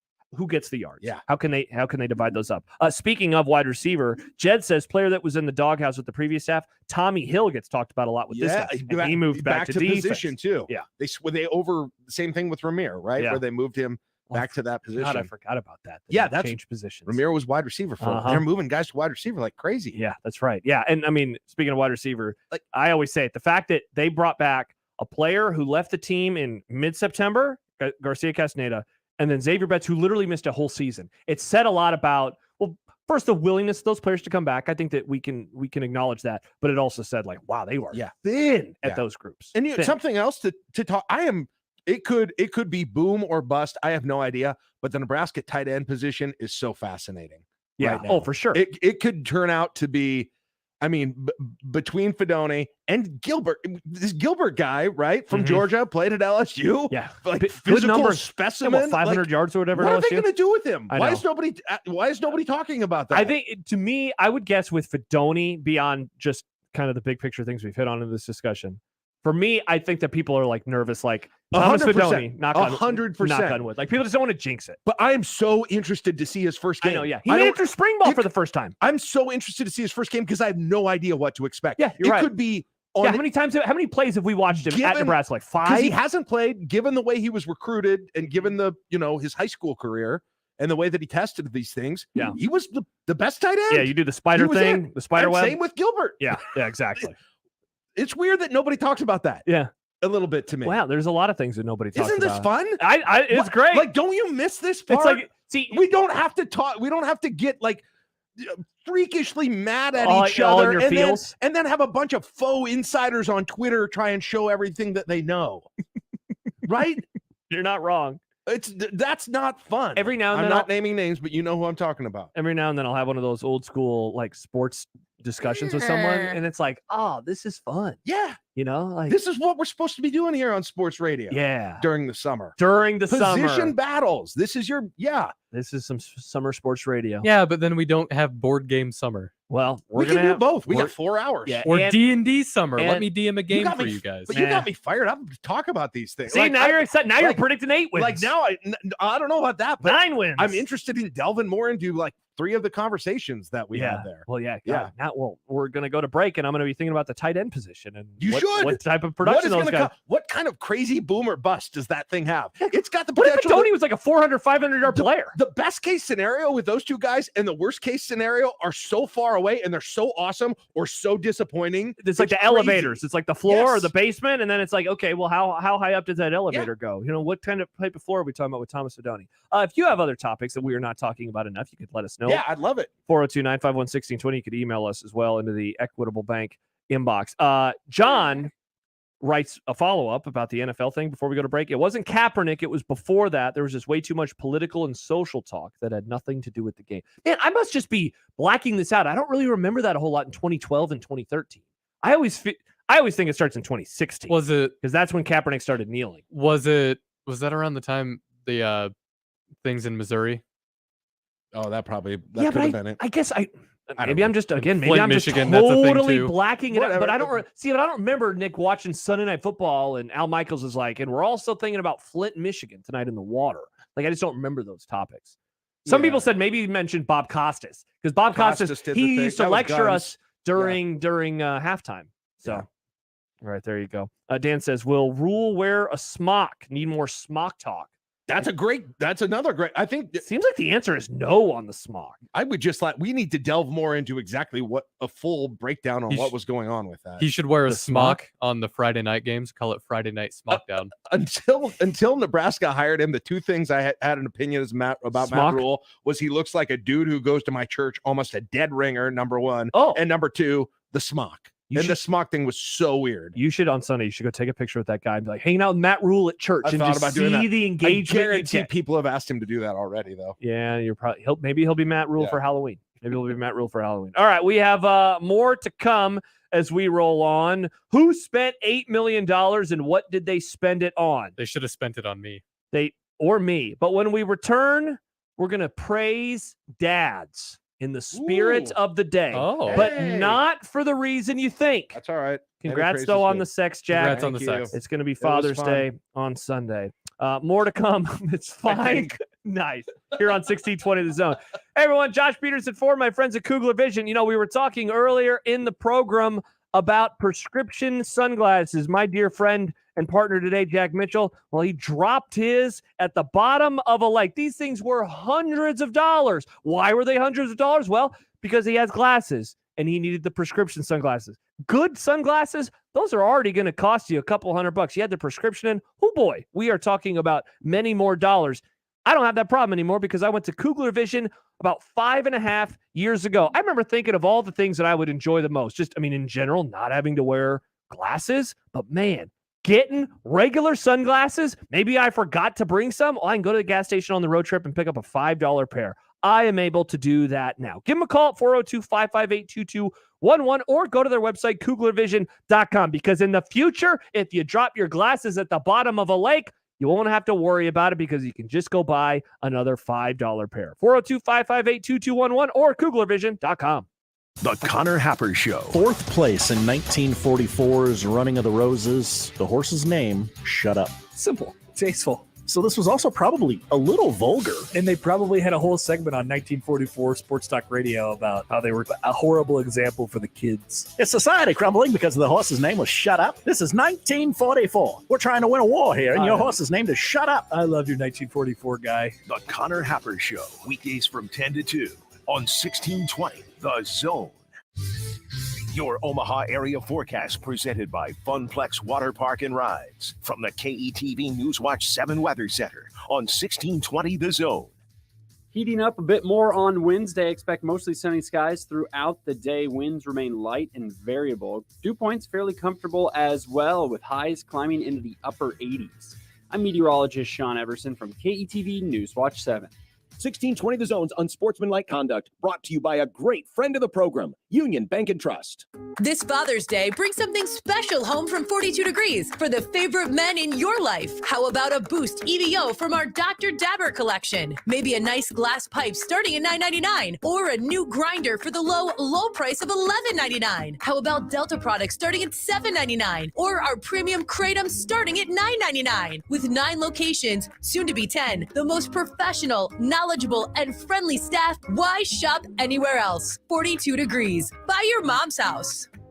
As long as I can remember, new Chevys could always be found at the corner of 112th and Dodge. And now that location is Woodhouse Chevy Omaha, a familiar sight to find new roads to your new Chevy Silverado. Save up to $6,000 off MSRP on the 2023 Silverado 1500.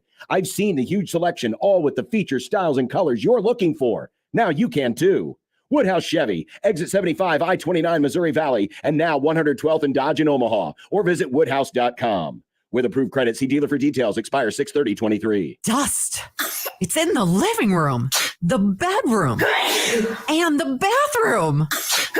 It's also in your lungs. Let's fix that, shall we? Duck Defense Midwest offers a comprehensive system that cleans, disinfects, filters, and purifies the air. They'll make your home healthier and improve the life of your HVAC system. So improve the health of your home and everyone in it. Go to cleanairradio.com right now for a special air duct cleaning offer for Zone listeners. cleanairradio.com. Get ready to experience the excitement of college baseball's championship series in Omaha with Tickets for Less. Use promo code THEZONE to get exclusive savings on tickets for this year's games at ticketsforless.com. Shop the best selection of tickets with no fees and save at ticketsforless.com. Prescriptions require an online consultation with a healthcare provider who will determine if appropriate. Restrictions apply. See website for details and important safety information. Subscription required. Price varies based on product and subscription plan. Hey guys, did you know there's a generic form of Viagra that works just the same, but is 95% cheaper? And you can get it online? Just go to 4hims.com/radio. Through Hims, you'll get a free medical consultation, discreet shipping if prescribed, a 100% online process, and trusted generic alternatives to the name brands at up to 95% off. That's right. Get generic for Viagra, the same active ingredient as brand name Viagra, but for 95% less. It's the same medication, still prescribed by a licensed medical provider, but with zero copay, no expensive appointments, and no awkward face-to-face conversations. To start your free online visit, you need to go to this exclusive address, 4hims.com/radio. That's 4hims.com/radio for your free online visit. FORHIMS.com/RADIO. Gary Sharp here for Templeton Rye, a whiskey for the strong-spirited. Excitement is in the air. The College Baseball Championship returns to Omaha, and you know what? Fans are going to come from all around, and you can celebrate this year with Templeton Rye, whiskey for the strong-spirited. They've got 4-year, 6-year, 10-year reserve. This whiskey is a home run all around. Now, you want to learn more about Templeton Rye, you can check out their Instagram, Templeton Distillery, or visit the on-site distillery just a short drive outside of Omaha. Enjoy responsibly. Templeton Rye Spirits, Templeton, Iowa, Rye Whiskey. Unsportsmanlike conduct with John Bishop and Josh Peters. Good on you, David Duke. The basketball David Duke. On 1620 The Zone. Spirits in my head. Let us lift your spirits. It's time for the Templeton Rye Whiskey Spirit of the Day. It is indeed time for the Spirit of the Day, brought to you by Templeton Rye Whiskey for the strong-spirited. We've already spoiled who is getting the Spirit of the Day. Mr. Jack Mitchell, that would be dads. You're probably saying, why? Shout out to dads. I am. Shout out to dads. It's not just because of the procreation, but it's because of things like this from the Reddit page, Sportsbook. Betting on my kids' Little League baseball games, ? I will read the post. So for any of you who have kids that play Little League baseball, you're aware of how mind-numbingly exhausting these games can be. It's so difficult watching from the stands as little Timmy pitches his 11 straight 4-pitch walk in a row. That being said, me and a couple of the other dads decided it would make the games more fun if we had some action on them. Pretty standard bets to start. Who wins the game, number of strikeouts, how many errors will Tyler have within the first 3 innings at catcher, etc. Lo and behold, the idea has really started taking off. Every game I go to is now spent collecting cash and tracking bets. I hardly have time to watch. Another problem is that I've stopped caring about my own child's performance. Hell, half the time I'm actively rooting against him. Anyways, I'm wondering if anyone has suggestions on easier ways to track bets, perhaps a site that will do it for me. I would say that what I'm doing is a little immoral, but with playoffs coming up, the amount of money to be made is huge. Any advice is appreciated. Amazing. I will not say that that thought never crossed my mind at some point. I never went through with it, but there were definitely conversations where it's like, yeah, we would be like a 3.5 run favorite over this team. Like, wow. you would think that. I was going to say, it seems like something. It seems very problematic, and yeah, so I'm not encouraging that, but I understand the thought process. Yeah, look, I've been going to a lot of Little League events. Yeah, not anymore though. Those are done for you now. Those are done. Well, I'm still volleyball, but that's middle school volleyball for my daughter. So okay, yeah. How's that? It's all right. Yeah, there's a lot of girls that like to play volleyball. There Nebraska. are. Yeah. Holy cow. Yeah, that's true. Yeah, But they are packed. When you're Grandpa Jack, maybe you get to do Little League again. When that's Grandpa true. Jack. Is it better if grandpas are betting on the game? Oh, good question. Is that more acceptable? That's a good dumb debates topic. Is that for less tomorrow. immoral? Is it? So, congratulations to dads. You are the spirit of the day, brought to you by Templeton Rye Whiskey. Whiskey for the strong-spirited. Just got a DM from someone, and whenever I get a DM from a listener, I keep their name out of it. I just don't want to get anybody in trouble. But he says there are certain places in town where you can place a bet on high school games, and they will even set lines, but you didn't hear it from me. I have received I received someone asked me for advice on probably what that was. They had a sheet of high school games and lines, and they asked me for some information on some Lincoln games. Every time that we go to Roncalli, which we'll be back again this fall for a football game, we reach out to somebody who helps set us lines for the Roncalli game that night versus whomever they play. Interesting that there are these. Oh, actual so you places. can do the prediction at the. So we can do it at the very end. No, there are. I think I know what he's or she is talking about, and I've not participated, but I've seen it. Interesting. Yes. All right. So there. Do you not go. encourage it. Do not condone it. Congrats to dads. Also, congrats to, or shout outs rather, to Rusty. So he sent me, I mentioned Xavier Betts and the spider web thing. So it actually wasn't a spider web like I remembered it, but it was a football rating that he got, the opening. That was the name of the camp. And so Xavier Betts tweeted this out July 1st, 2019. So his overall rating was 130.71, 99th percentile of the opening athletes tested. He was in the 98th percentile in his 40-yard dash, 99th in the vertical jump, 99th in peak power, 99th in agility, 99th in Powerball, whatever that means. He's really good at picking Powerball playing the numbers. lottery. Yep. Yeah, he's really good at that. Really good at. So that, to go back to what you mentioned in the last segment, this guy, Xavier Betts, that's a topic for you right there. And what type of performance can 100%. And every time you bring up the Minnesota quarterback thing, I always forget. And so I'm gonna make sure it's in my brain. Calicmanis, my goodness. But Ethan is his first name. I totally forgot that his first name is Ethan Calicmanis. That's the Minnesota quarterback. Okay. That's if somebody comes and somebody's being too negative and they're like, Minnesota's going to beat Nebraska. You're going to be like, tell me their quarterback. Anybody, you can use this trick if you want to. Any place, you can be like, oh yeah, tell me their quarterback. Yeah, and his name is Ethan Calicmanis. It's Ethan. Let's like Nathan without the N. Yeah, why did he take away the N? I'd be mad. Maybe was it something? Was that like the N? Yeah, I was gonna say, is that something? That way. Is that something about like this game and the rivalry? Like when the Ohio State people don't. No one has N's in their names. Yeah, no, but when they cross out the M, that'd be really they know they were gonna go to Minnesota, and they're like, hey, listen, this will be a rivalry when you get older, and there's conference realignment, and so. Can you imagine we're watching that game, that opening Thursday of the season?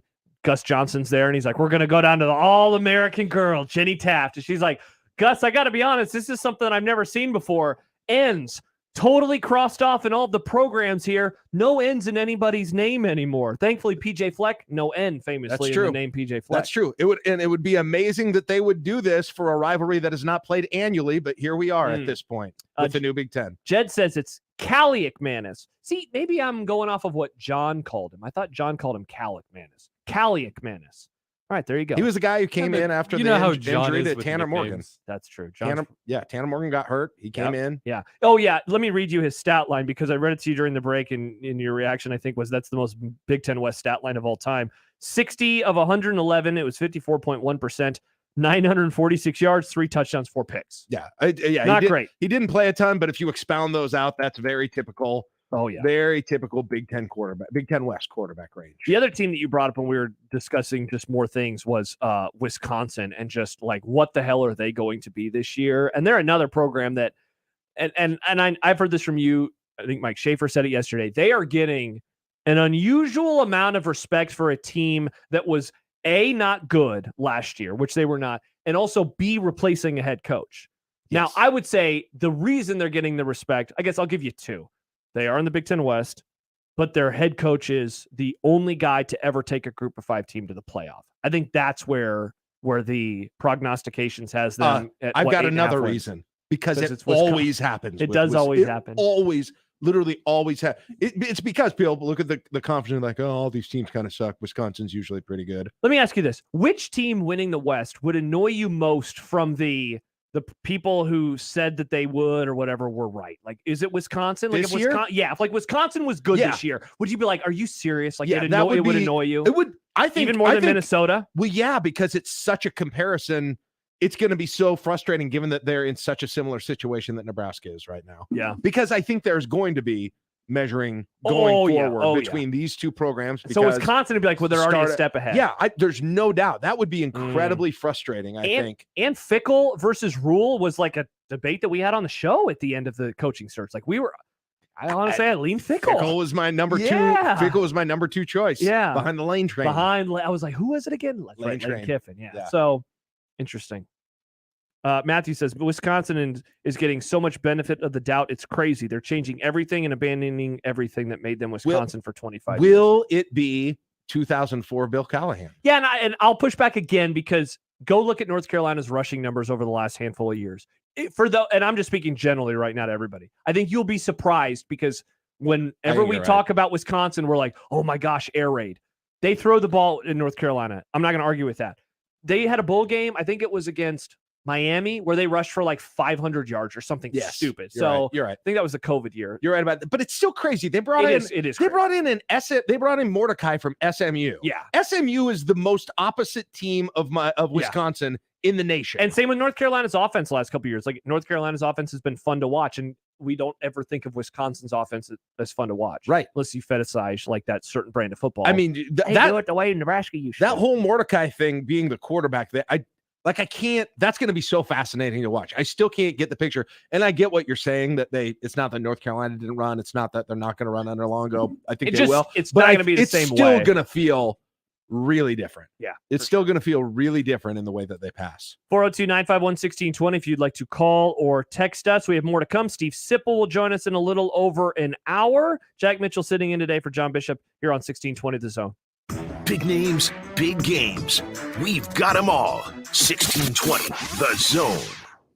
Hey, everybody, it's Michael Saviv for Ted and Wally's, 2 locations, one in the Old Market, of course, the other in Benson. Ultra premium ice cream. You may ask yourself, what does that mean? Well, 20% butterfat. Been making it since 1984, and there's so many different flavors. And one of my favorite things about 10 Wally's is they make an ice cream for you. They've got keto-friendly ice cream. They've got goat milk ice cream. Whatever you're looking for, they have it. It's 10 Wally's, 2 wonderful locations, Old Market and Benson. And of course, tell them Severe sent you. The following is a test of the KOZN emergency system equipment.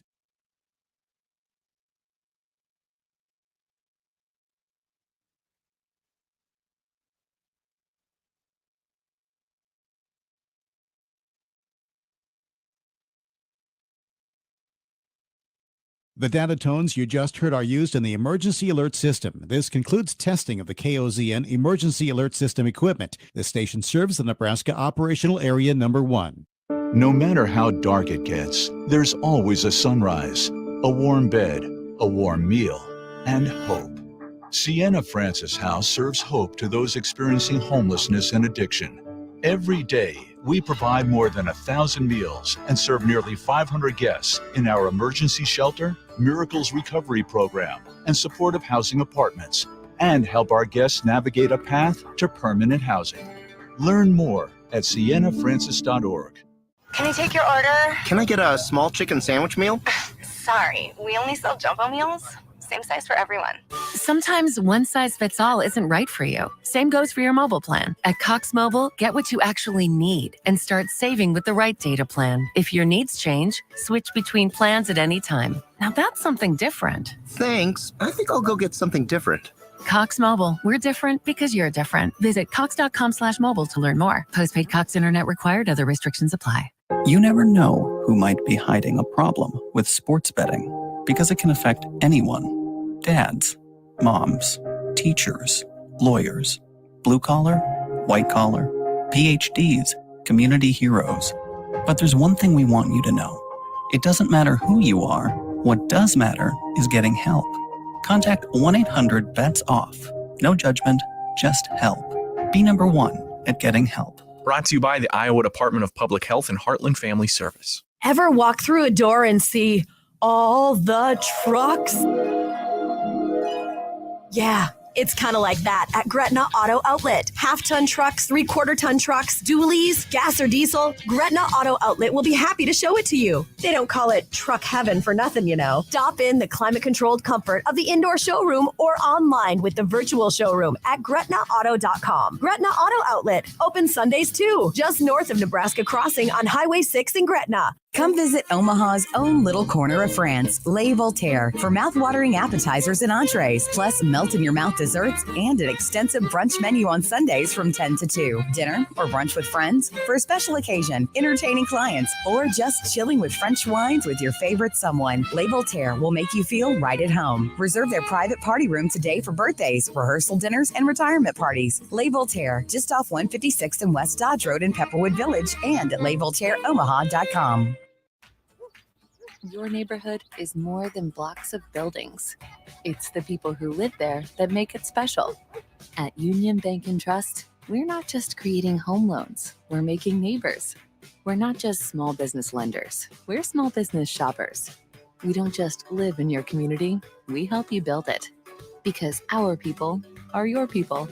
Visit ubt.com/neighbor to learn more. Union Bank and Trust, member FDIC. 1620 The Zone's Unsportsmanlike Conduct is brought to you by Union Bank and Trust. Now back to the program. Josh Peterson, Jack Mitchell, Nick Grimm with you on this Wednesday. One more day in the studio for us before the Men's College World Series begins. Mike Schaefer will be back tomorrow. Also, I'll be hosting a radio show. We'll have dumb debates tomorrow as well. So, Jack, we just had all these discussions of what are we not talking about, the fan base, big picture. So I apologize for my next question, but how do you think this season is going to go for the fan base? Like, I was thinking about it this morning. If they were to lose to Minnesota, if they were to beat Minnesota, like, is this going to be could this be the first chill season ever, or is it not going to be? It's not going to be like peak Scott Frost angsty level, but I don't think there's a chill season. I don't think that exists. What's the chillest losing. Season? Let's say since Frank Solich got fired. That's a great question. What is the chillest Nebraska season? Probably an early Bo Pelini year, maybe like the first Bo year, like 09 one. Would you say that was chill? I mean, even then though, they had Ndamukong Suh, and then they lost, and there was a second put on the game or on the clock against Texas. Well, yeah, that wasn't okay. I thought you meant chill in the just like I guess I don't know like exactly it's cold what you outside. mean. No, just thanks. Like it just where games didn't come with the weight of everything. Like because I guess the reason I push back on 09 is remember how they lost to Iowa State and then to Texas Tech, and people were like really really pissed. They were like, "Is this what the hell's happening?" Well, what was their most success? What was the most? Was it Riley's first year? I don't know if that was chill though, because people wanted him fired like immediately. I remember John hosted Overreaction after they lost to BYU on the Hail Mary, and this guy Peterson called in, and he went after John, even though I wasn't there, and he went after us because we wanted Bo fired. And so I feel like that season, maybe the answer is there is no such thing as we can go through them. I mean, 2010 was crazy, obviously. 2010 was bonkers. 2010 was completely crazy. What about 2008? What about Bo's first year? Was that a chill season? Okay, let's go back and remember 2008. So they started 3-0, then they lost 3 games in a row, and then they ripped off a nice little stretch. Remember they got bludgeoned against Oklahoma, but like nobody was really that upset. Yeah. Remember that game? Yeah. They beat Kansas in the cold. They beat Colorado. That's probably it. That's probably it. So if that's the chillest season, and even then, I mean, people are still upset about losses. Okay, that's the chillest. What is the most angsty season since Frank Solich got fired? Well, you've got a few choices. You've got you've got Bo's second to last season and his last season. I was gonna say it's probably a Bo year. What the last 2 years of Bo, probably. Probably, yeah. Would one of the Frost seasons approach that level? Real quick, are we not giving enough credit to 2018 for being pretty chill? They started 0-6 and people were still like, it's okay. Yeah, it was. I mean, it was. It was compared to. Yeah, because I remember being at that Minnesota game when they won that first game against Minnesota, and I don't know, it didn't feel like the sky, because you remember how it all ended too with the game against Iowa, the comeback they almost won, and everyone felt like progress has been made during this season. Happer said something on his show within the last week or two where he said that game ended and immediately he was like, can we start 2019 now? 100%. And I think we all felt that way. I remember I watched that game with my parents. I remember Riss and I leaving, and we were going somewhere, maybe to her family Thanksgiving. And we're in the car listening to Overreaction. And that was the exact thought I have of, wow, I cannot wait for next season. Yeah. And it's November. And that built up, I think, a little bit during that season, starting with that Minnesota game. Yep. And they almost beat Ohio State. They almost beat Iowa. Right. Yeah. So maybe that was the chillest. I think, yeah, that probably was. But you had, I mean, it wasn't chill in terms of internal fighting, but you had the cancellation. You had the leg twisting. You had the Adrian Martinez injury. Right? Yeah. You had all that season. Rock bottom too. Against Michigan. The winnable. Yes. It's a winnable game against Purdue. You had all of that too. So I mean, it wasn't completely free. Yeah, but so either 08 or 2018, and then the craziest. Look, again, it kind of depends how you define it. I think, Jack, you said 2013 and 14. I guess I'll nominate one more. I mean, 2021 was pretty angsty, just because that was when battle lines were totally drawn. There were 3-9, but both sides felt like they had a strong argument. Yeah. Right? Yes. Okay. Yes. I think I'll make an argument, though, that 2013 is the correct answer because an audio tape came out where the coach told the fans to go F themselves. Yeah. And then the Hail Mary happens against Northwestern, and Bo Pelini is not excited about. I mean, that season, they lose against Iowa after the hat swipe. Yeah. And he says that they want to fire me, they can fire me. Right. And then another weird audio tape came out. Remember there was like a cross on the post-game show where you could hear like Greg Sharp saying about it, like they're saying goodbye to me and all these things. So I think 2013 is the angst after that whole after the Iowa game, and then being kind of sure it would happen, and then the statement comes out the next morning, and it's like day, okay, never mind. It didn't happen in the press conference. And, all right, so where will this season be on that scale? If one is a 0 and the other is a 10, I don't know. What do you think? I guess if you considered 2018. I mean, obviously 0-6 is going to feel different now in this season than 2018. Right? Well, yeah, and then the schedule's different. So. See, and that's it's like if they started 0-6 against this schedule, but let's say I don't know, whatever would be the worst case scenario though. 2 and or maybe you lose at Colorado, right? See, I think that would be the first moment where I know I would be like, oh, that's not what I expected. Yeah, it's hard to tell. I do think we thrive on so much drama, though. The fan base does that. I think it'd be crazy. I would not underrate the chance of it becoming crazy fast this season. I think because maybe I say this every year, but I really think I'm going into this season kind of like in the dark. And I guess I didn't say that the last few seasons. I felt like I had a pretty good handle on them. This year, I go into the season. I'm confident about a couple of things. Like, I don't think that this is an ultra talented football team. So I kind of start there and then that's like where I form my opinions. But on the other hand, like, I mean, we just talked about, Callie McManus in Minnesota. Good job. Look at you. I don't know what to expect with Minnesota.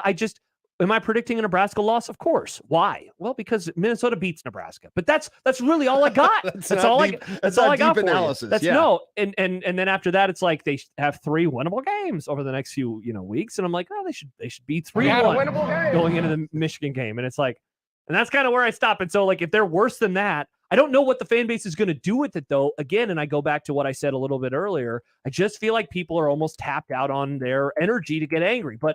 I'm an idiot because it's June. It's June now. They are absolutely not. Not Josh. There's no way. If there's anything close to that's like again 0-2, right? There are probably a not insignificant amount of fans who think someone else should have been hired in this situation. So you think that's the angle that people take? Yes, and this will be their chance to say, I was right the whole time about like Chris Kleiman, right? Yeah. Or whomever. Deion Sanders. I was right. Yep. If they lose to Colorado. Yeah. Right. Exactly. That'd be said. It always comes down to the debate about the bottom line. The thing that always starts all of this, all of the discord that you're talking about is always about coaching decisions. Yeah. That's always the bottom line. That's why it ramps up after a coach has been here for a while. That's why it exists in the first place. That's what you said about Mike Riley's first year. It's always about that. And there are people lying in the weeds. They're among us. We may not know them yet, but deep in their heart, right? they were a big Luke Fickell guy. And that, well, you just said we had thought Fickell was the one. Or, there's just some sort of skepticism about something a little bit with Rule, right? And whatever that might be, that will come out into the open when things get bad. So look, I promise. You're absolutely right that these people exist. But man, I really have not heard from them a whole lot over the last few months. Right, and so if we get to game one and I'm on overreaction on game one and they lose to Minnesota and I get a phone call and it's like, I was right about this the whole time, I'm going to say to that person, where were you? Because I didn't hear from you during the offseason. Because I've not really heard from these people. Right? Have you? I think that's general. Right. Yeah. That's general at the beginning of who's gonna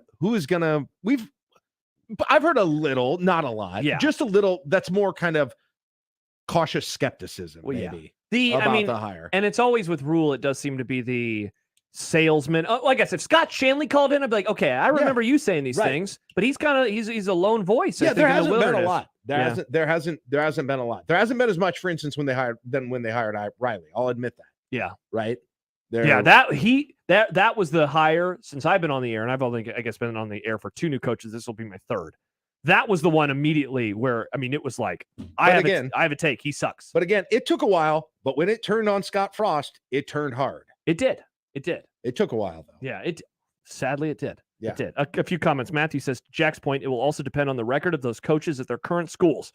Kansas, Kansas State, Colorado, Wisconsin, Ole Miss, etc. Yeah, throw in Baylor in there because Dave Aranda was a guy, but I think he's right. If Lance Leipold and Kansas have another stellar season, let's say they beat Illinois in week 2, people are like, why the hell didn't they get Lance Leipold? But the biggest one is Fickell. The biggest one of all those is Fickell for a couple of reasons. Yeah. Is because number one, they're in your division. They're a rival that you don't play every year. And they stunk last year. And they stunk last year. And there's some who thought that Nebraska could have had Fickell. Yes, there are. There are a lot of people who think that. And maybe that was the case about other ones.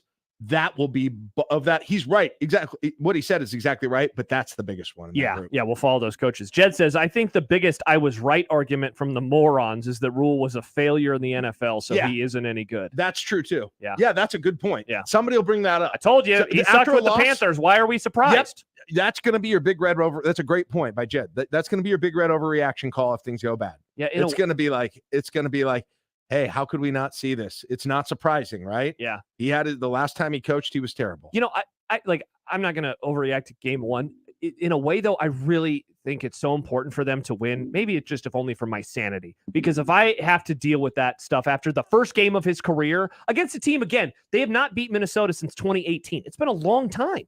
And so if I have to deal with that, like, see, I told you, it's like, God, we're already talking about this guy being behind the 8 ball? Again, right. Yep. All the way right back up. I'm pre-triggered. To the political level, big picture talk immediately. God. We have there's so much joy that's been sucked out of these seasons. If you feel this way about Matt Rule, you need to contact me now. So at least then I have you on record. I don't want to hear from like 800 people that Thursday night or Friday the next day. I told you so. No, you didn't. You never called. And it may not be the first game. It may not be. It's going to take a little bit. It'll take a little bit for sure. Yeah. I mean, were people saying that were they saying that after the BYU Hail Mary? Yes. About Riley? They were. Yeah. There were, yes, I will admit, there were a lot of people that were like, told you so. And I was like, you actually did say this. Okay. Yeah. I think it'll take longer. It'll be between Riley and Frost. Yeah. In terms of how long it will take. So, yeah. How dang refreshing would it be, Josh? Oh, man. How refreshing. It'd be nice. And just weird.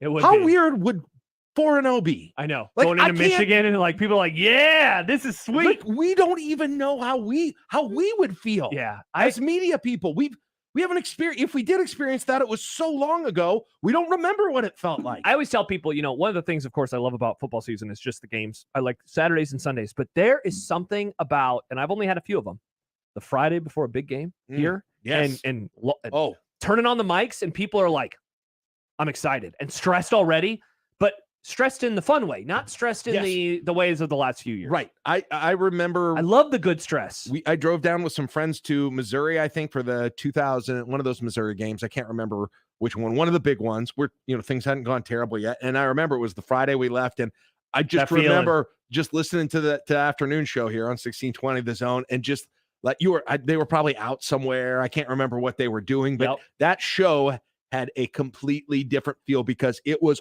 all about that game. Yep. It was all about that game. It wasn't about coaching changes. It wasn't about It's just big the picture. game. It wasn't about anything. What does this mean? And it was about, can they beat them? It was about the fans hating the other team. How do they beat them? They couldn't stand that Missouri team. I want to beat them. Yeah. We haven't got to do that because everything is clouded with all this big picture crap constantly and acrimony about who the coach is. You're exactly right. You made a great point.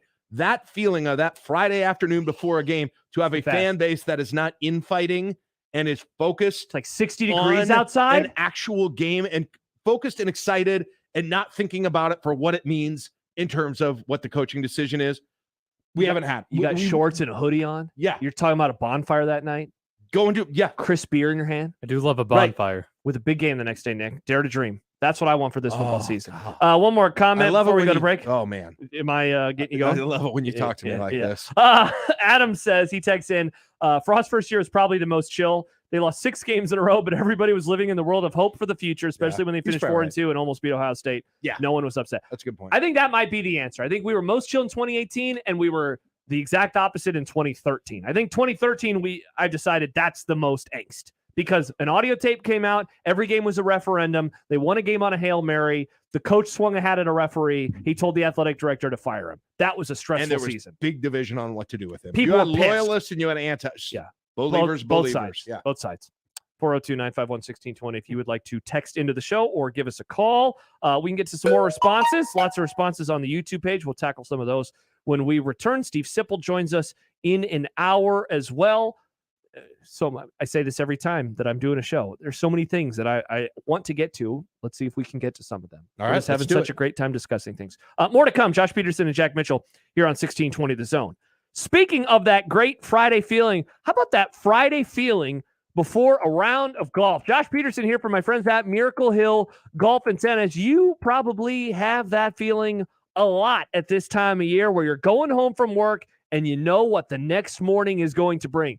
If you haven't had that feeling, give them a call today at 402-498-0220 and book the tee time for this weekend for Father's Day. Still some availabilities if you give them a call. Ask about that, whether it's in the morning, whether it's in the afternoon, and certainly, of course, you can get in after work for a quick 9 or a full 18, depending on what time you get out of the office, because now this is the week with the most sunlight of the entire year.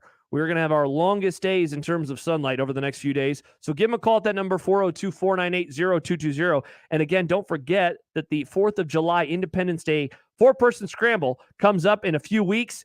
Wow. Since I last talked about it, another spot now taken. So just a few left. Get signed up today at their website, miraclehillgolf.com/store. Live from the Host Coffee Studio, this is 1620 The Zone. 1620 The Zone. Traffic. From the Backlund Plumbing Time-Saving Traffic Center, heads up, we've got a stall that has the left lane blocked on the southbound JFK at Highway 370. It's got traffic stopped all the way back from Chandler Road, if not further, so avoid that area if you can of the southbound JFK. Also, delays on westbound Dodge between 680 and 120th, and if you're east on I-80, delays between 108th and 84th. I'm Mike Neville. This time-saving traffic is brought to you by Romeo's Mexican Food and Pizza. Enjoy Romeo's Grande Pizza and Taco Combo. 1 large 2-topping pizza, 4 soft-shell tacos, chips, and queso dip for only $29.99. Only at Romeo's. Carry out only. Romeo's Mexican Food and Pizza. That's your typical restaurant. Hey everyone, Josh Peterson here for my friends at Kugler Vision. Let us talk about the 3 most surprising things about modern LASIK at Kugler Vision. The first, how fast that LASIK procedure is. With Kugler Vision's leading-edge technology, we're talking just a few minutes per eye. Incredibly speedy. And how about this for number 2? How comfortable the procedure is. So often from their patients, they hear, wait, that's it? It's over? They make sure that you're relaxed and comfortable, as well as knowing exactly what is happening. And this for number 3, how quickly you can get back to normal life. Patients typically drive themselves to Kugler Vision the very next day for their follow-up visit. So you're back in action less than 24 hours later. Kugler Vision right now, they have special pre-summer savings on modern LASIK or any of their other advanced vision correction procedures. If you've ever thought about fixing your bad vision, the Kugler Vision Eye Analysis is your first step. Do so today. Schedule one online at kuglervision.com. Email any of our shows anytime into the Equitable Bank inbox. At Equitable, we take banking personally. For me, John at 1620thezone.com. The Equitable Bank inbox from 1620 The Zone. At the Rib Shack Smokehouse, you have the best of both worlds, barbecue and soul food. We're open Tuesday through Thursday from 11 to 9 p.m., Friday and Saturday from 11 to 10, and on Sundays from noon to 8 p.m. Let us cater your next event or dine in and enjoy our delicious ribs, fried catfish, collard greens, and so much more. Don't feel like leaving the house? Then get your food delivered through DoorDash or call for takeout orders at 402-502-6695. Welcome to the Rib Shack. It's time to wake up your taste buds. Introducing my new Fiesta Line Chicken Pizza. Spicy taco sauce, generous amounts of chicken, green peppers, onions, jalapenos, mounds of cheddar and mozzarella cheese, and finished with a tangy lime sprinkle. Add your favorite one-topping pizza and my sweet cinnamon monkey bread. Fiesta Feast. Now that's a fiesta for your mouth. Godfather's Pizza. Do it. If you're hiring, it can feel like you're trying to find a needle in a haystack. You can hope the right person comes along, or you can just use ZipRecruiter. And now you can try it for free at ZipRecruiter.com/radio. In fact, ZipRecruiter has helped a lot of business owners find their needle in a haystack, like Marco, president of operations at Telly Tires and Auto Centers. Because Telly Tires has grown a lot in the last few years, Marco needed to hire everyone from a receptionist to a store manager to a head mechanic. ZipRecruiter helps me find all the right people, even the most difficult jobs to fill. ZipRecruiter helps me keep my business running. Take it from Marco and millions of other businesses who've used ZipRecruiter. ZipRecruiter can help you find the needle in the haystack. See why 4 out of 5 employers who post a job on ZipRecruiter get a quality candidate within the first day. And right now, you can try ZipRecruiter for free. That's right, free at ZipRecruiter.com/radio. That's ZipRecruiter.com/RADIO. ZipRecruiter.com/radio. ZipRecruiter, the smartest way to hire. Tickets for less. Best seats, best prices, no per ticket fees. Ticketsforless.com. KOZN Bellevue, Omaha, Council Bluffs. This is 1620 The Zone.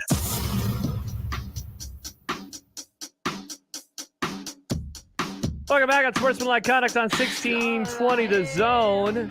A couple of comments going off of our discussion last segment. Matthew says, I think people will talk themselves into patience year one no matter what. People will hammer his first-year record at Temple and Baylor. Year two is when it will get crazy. It might be fair. It'll still exist somewhere, but might not be widespread. You ready for another reason, though, for people to say, see, I told you so? Mike says if the Carolina Panthers go 9-8 this season, Matt Rule will be a horrible coach at Nebraska. Another reason. That'll happen if we had Richard Johnson from Sports Illustrated and Split Zone Duo on the show within the last couple of months. And he is bullish. He mentioned it in passing, but he's bullish on the Panthers being good because Matt Rule did a really good job at kind of setting things up and leaving good things behind. But then I heard another discussion eventually, and it was like, yeah, but if they're good, isn't that going to be a bad look for Matt Rule? Yeah, it's like, yeah, that'll definitely be a thing. You're gonna. Here's the nightmare scenario. Is that you've got Bryce Young leading the Panthers to the Super Bowl, and then you've got Wisconsin with the new air raid offense winning the Big Ten. Okay, that sounds like hell.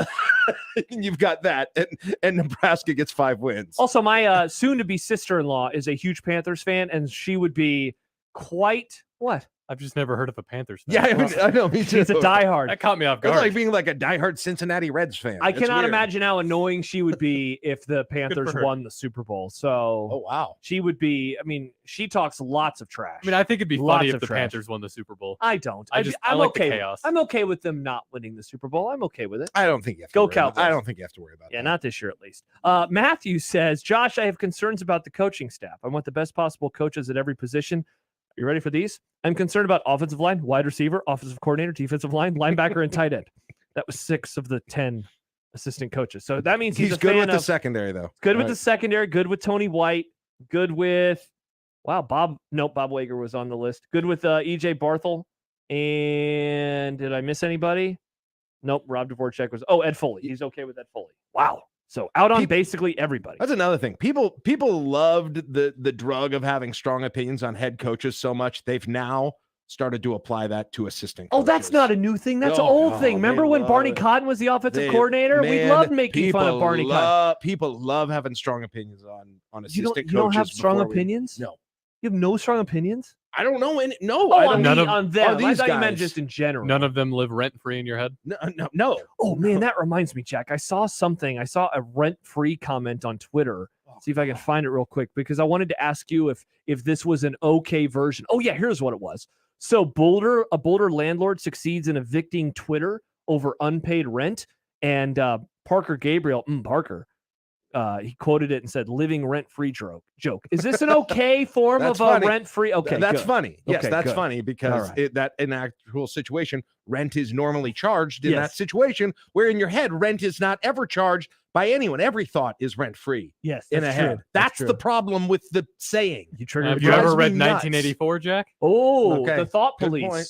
Good point. People forget about the Thought Police. East Asia is always fighting Eurasia. Is that what it was? Yeah, pretty soon we will have an Book talk. Pretty soon we will have an AI chip if Elon has his way, and we'll get that in our head. The thing And that killed monkeys but still got approved. I'm going to charge rent for that, though. Just For so the you know, chip? Elon. Yeah, you want to put that chip in my head by the Nebraska beating Creighton thoughts, you've got to pay for that space. Here's a positive about the chip in your head. You can do the thing where you're watching an old game and have Twitter reactions live on the TV screen. Again, Tell people about your dream. I tweeted it out today because I thought about it again. I don't know how this doesn't exist. I would like it for live games and old games, but you could be done for old games. You remember the show Pop-Up Video on VH1? Yeah, Nick. Yes, I love They that would show, do that, actually. and then Wow, little it's a facts. great show. Yes. In real time, little facts. They that brought were- it back for a little bit when I was in high school, Yeah, too. relating to it. I want that, but for games, sports, but you could select a group of tweeters that have live pop-up tweets during the course of the game. It'd be also fun to do, like you said, with classic games. Oh, yeah. Like this, we're watching Dallas and the Giants in 1993, week 18. Right. How fun would this be to have a live tweet? And then I asked, why is this Emmitt Smith's No, but seriously, separated shoulder? Pick a really interesting game in the last 10 years that was crazy, like the Hail Mary game. Wouldn't it be crazy to see the tweets coming in real time at the end of this game? Like, well, another loss for Nebraska, like all these things, and see it completely live. It'd be super entertaining. I think I was watching that game at the Chicago O'Hare Hilton randomly because I was working for Big Ten Network at the time. I had a tweet prepared. Like I had it typed out and everything, and I was just waiting for them to lose because it was going to be something negative about Bo Pelini. Then I had to delete it because they won the game, so I wasn't able to send it out. I can't. This is a free idea I'm giving out. It's a good idea to an app or something. It can't be that difficult. I mean, at very least, you could just have a split screen and just have like a channel of people on one side. But it'd be even cooler if you could put it or have a scroll at the bottom or something like that. You can watch a Nebraska game right now with 5 tweeters, only 5. Who are your 5 that you're like, I want them on my TV screen? Oh my gosh. You wouldn't pick a beat writer, right? Because you'd get updates all the time. Yeah, I don't. They just had a 4-yard run. Yeah, I don't need all anybody. Right, cool. That's right. I don't need anybody who is telling me about the game. The attendance is 89,000. Or the score after a quarter. You don't need. So it's like basically all of the beat writers essentially are removed. I don't know. You know who's a good in-game tweeter? Who's a good Happer? Happer's very funny. So you get jokes. That doesn't surprise me. Yeah, I like Happer. Like honestly, I hear from some people who are like, I muted Jack again during the game, and I'm like, no, thank you. I need to see Jack's tweets. They're so important to me on my timeline. You didn't me during the game. Yeah, some people mute you during the game. Really? That's sad. Yeah, they're missing great content. They're missing incredible content, and if they miss it, don't worry. We talk about it on Monday with an amazing music bed. It says in the bio, overreacts during it. It is a disclaimer. Yes, I know it's a feature, not a bug. It is Exactly. Whichever it is. I am self-aware about it. What I say is crazy and an overreaction on Twitter during the bounds of an actual game, and I almost always come to a little bit more sober vision of everything after the game's over. So you would after be an hour. so you and Happer for sure are Okay. my top 2. I don't know who else I would. I mean, there's a few listeners that are really funny because that's what I want. I just want jokes. I don't need. Yes. You know. Do you like my Dolphins tweet threads? They're fine. That's fine. But we're talking about Nebraska games. They don't want to read the Dolphins tweets during Fine. Nebraska games. Hey, the Dolphins play tomorrow. I mean, I what can would do you it. say? They still play tomorrow. You should do that this Saturday. One Saturday, just keep tweeting every hour. I can't wait for the Dolphins game tomorrow. Just to have a really long thread about it. That'd be funny. That would I'd be laugh. funny. So I don't that's know. what I just We want. could actually do that. It would take some work, but we could do that on YouTube, Mhm. right? Mhm. You could Oh, do yeah. where you'd actually have to go back and get the tweets, but wouldn't it be hilarious? Oh. And like feature all the interesting. goofy things or the Yeah. dumb things that people said during it. Yeah, and maybe pop you them or up. me. Yeah, who knows? You Who can do knows? it. More responses about the concern. So Matthew, who gave us the offensive line, wide receiver, offensive coordinator, defensive linebackers, and tight ends, he says, "I'm not out on them. I'm just concerned. And you said you better tell me now. It is not a bit." That's true. I did say tell me now because now if Matthew, if he comes back at me in September and they lose because the offensive line is trash, he can be like, "See, I told you I was concerned with Raiola," and I'd say, "So was I." That's another interesting question too. I do believe that this rancor that you're talking about focuses primarily and is born out of talking about coaches and whether they should be here or not. But if say in the first game that you've got an injury to the quarterback, oh boy, people will have takes. All of a sudden, I'll be, you know what I'll say? Yeah, I'll be like, "This is why I wanted Casey Thompson to stay. Yep, this is why I care." But at least with that, like, I don't think anything nefarious happened with. No, Casey I don't think so Thompson. either. I think that But was I just wanted them to go all out to make him stay. Yeah, that's all I wanted. because I've heard from multiple people they wanted him to stay, but they also could see that he was going to move on. Like they tried to get him to That's stay. probably true. But Yeah. I'm just giving an example of another one where I would.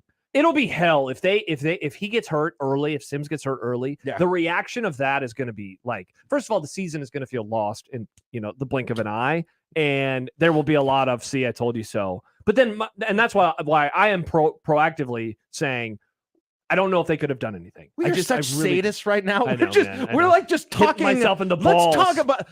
I want to have a segment where we instead imagine. Because we know how all of this will go. It's not like we have like lots of evidence. What would it really be like if things went weirdly right? So what's weirdly What would right in that year one? feel like? Like All right, 8 and 4? Let me play. I will play out the scenario for you, and you can tell me, and you can, and the texters can too. Okay. Nearly fantasize. Okay. About essentially what this would be like. Okay. Nebraska goes into Minnesota. Yep. And they are down. They are down 4. Oh. With 2 minutes and 20 seconds left. Oh. After Minnesota kicks a field goal up 1. They did. After The reaction on Twitter in that moment. So they're up 4. It's happening Here we go again. It's Here happening. we- Wait, why did Minnesota kick a field goal to go up 4? I guess they were already up 1. Yeah, they were up 1. It was like 3rd and 27 Okay, from the they had to- 29. yeah, they had to kick and, one. Wow. Yeah, Dang. it was a good field goal. It was Yeah, impressive. They had yeah. practiced them in the spring game. Yeah. And so then they kick off back to Nebraska, and Sims leads a drive that is about 15-yard pass every play, averaging about 15-yard pass, getting out of bounds at the right time. Good clock Get management. down to about the 4-yard line with 37 seconds left. Thomas Fedoni. And no. Pullback? Pound it in. Pound the rock? Pound the rock. Two plays. It takes the first one. They go about 3 yards. Oh, so they're down to the 1. And so they're down to 1. 30-something They have a seconds left. timeout left because of good game management. Nice. Good job, and Matt then, Rule. And then you're right. Fullback trap wins the thing. And Nebraska, as the time expires. Sneaky good part about them beating Minnesota in week 1. It happens on a Thursday. You get to kick back the whole weekend, and you're like, whole weekend. This is great. All the games. Game Day, which is a show that you still watch for some reason in 2023. Because great features, They'll Josh. show Great features. You like crying? They're going to show highlights of it, and you're going to fist bump. Yes, I'm Remember going to they look. beat them on Thursday? Yeah. So then they go in, and the Colorado game is what we thought the Colorado game. It is clear that they are tiny people on that team, and it shows up. Honey, I shrunk the team. Nebraska gets about halfway to their sack total from all of last year. Oh, God, in one game? with sacks, 25-point win. The defense all looks, and Colorado They're just throwing still the not bones good. over their It's not heads. completely unrealistic. Nope. And then Northern Illinois, Louisiana Tech, old school blowouts. Old right? school blowouts. I was going to say school maybe one is blowouts. closer than it should I'll be. give you like a 14-point win. Northern Illinois is 38-14. That's and Louisiana Tech is well, we're going to give that. They probably have a good offense, but we're going to say the Nebraska offense does well. Let's say 44-10. Okay. Wins both Wow, of those. that So is old school. So I'm putting you in that position. They're It is 4-0. now. It is now September 25th, 2023. Josh, and you were coming in here at 2:00. Nebraska is 4-0. Nebraska is getting votes in the AP poll. Votes. That was just announced. We're mad at the media for not voting. That there was a bidding war between PIF?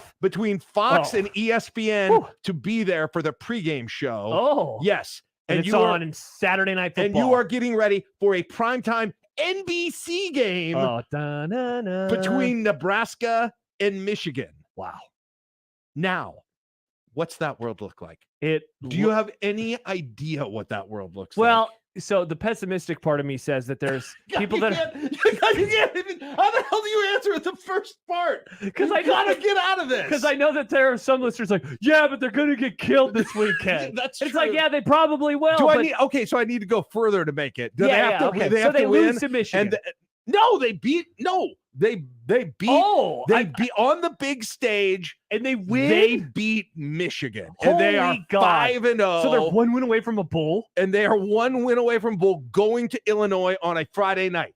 But the week of the Illinois game, now I've moved the. Well, now they're a top 15 I've moved team. the goalpost. It's now October 1st, and they are ranked 13th in the I was going to nation. say they become a top 15 team. 12th in the coaches poll. Oh, and thank you, coaches. yes, Thank you for your service. Yeah, they appreciate. They're much better at watching the tape. With Illinois on the road on a Friday night to become bowl eligible. Yeah. Now, what is that world? I mean, now it's like they're going to get bowl eligible tonight, and what are people even calling about? Like, what is somebody is call Matt about Rule, when they're can happy? we build him a statue? You know what happens is he becomes Bob Devaney. We're going to hear a million Bob Devaney references if they got to that world. People forget Bob Devaney beat Michigan in his first season in a surprise game, and they were like, "Oh, it turned everything around." That's a fun world. Yeah. It's like, what are people even going to talk about? I don't know. What would you? I feel like you would still find people to argue with, and I don't know who these people would be. I don't know. They would have to insinuate. They would have to bring it up. I don't know. They'd probably be negative about something. Andrew says, "No, that's football porn, Jack." I know. Matthew says, "Imagine how lathered up for Colorado Jack would be if Nebraska beats Minnesota like that." That's really all you need. I mean, even just winning that Minnesota game going into the Colorado week, I mean, it just. Can you imagine what that? Because it would feel. First of all, it feels like they're going to go to a bowl for sure. It feels, and it feels like a big game. We can debate about how good Colorado is, but it feels like Manis. It feels like a rivalry game that Nebraska hasn't totally had on both sides. I got a few while. months still. Yeah, it feels. I mean, that's that big game feel that you wanted on a Friday. That's the big game right? feel. Yeah. I mean, even you just need that to be in territory that I don't know when the fan base has been in last. How about this? This is a first-time texter from the 402. Hey, I'm bringing out new texters to the show. Shaq is describing many 20 to 60-year-old Nebraska males' wet dream right now. Oh boy. I'm telling you, the wet dream boys. It's like it's such a fantasy. You feel a little scared to even imagine. Yeah, you feel like you got to get looser pants. It feels a little dirty to even imagine. Don't wear your tight pants. Put in that in the podcast feed, Nick, for this tight pants warning. Make sure that people know they might need to put on a little looser before shorts they turn for this this segment. on. Yeah, they're going to get a little excited.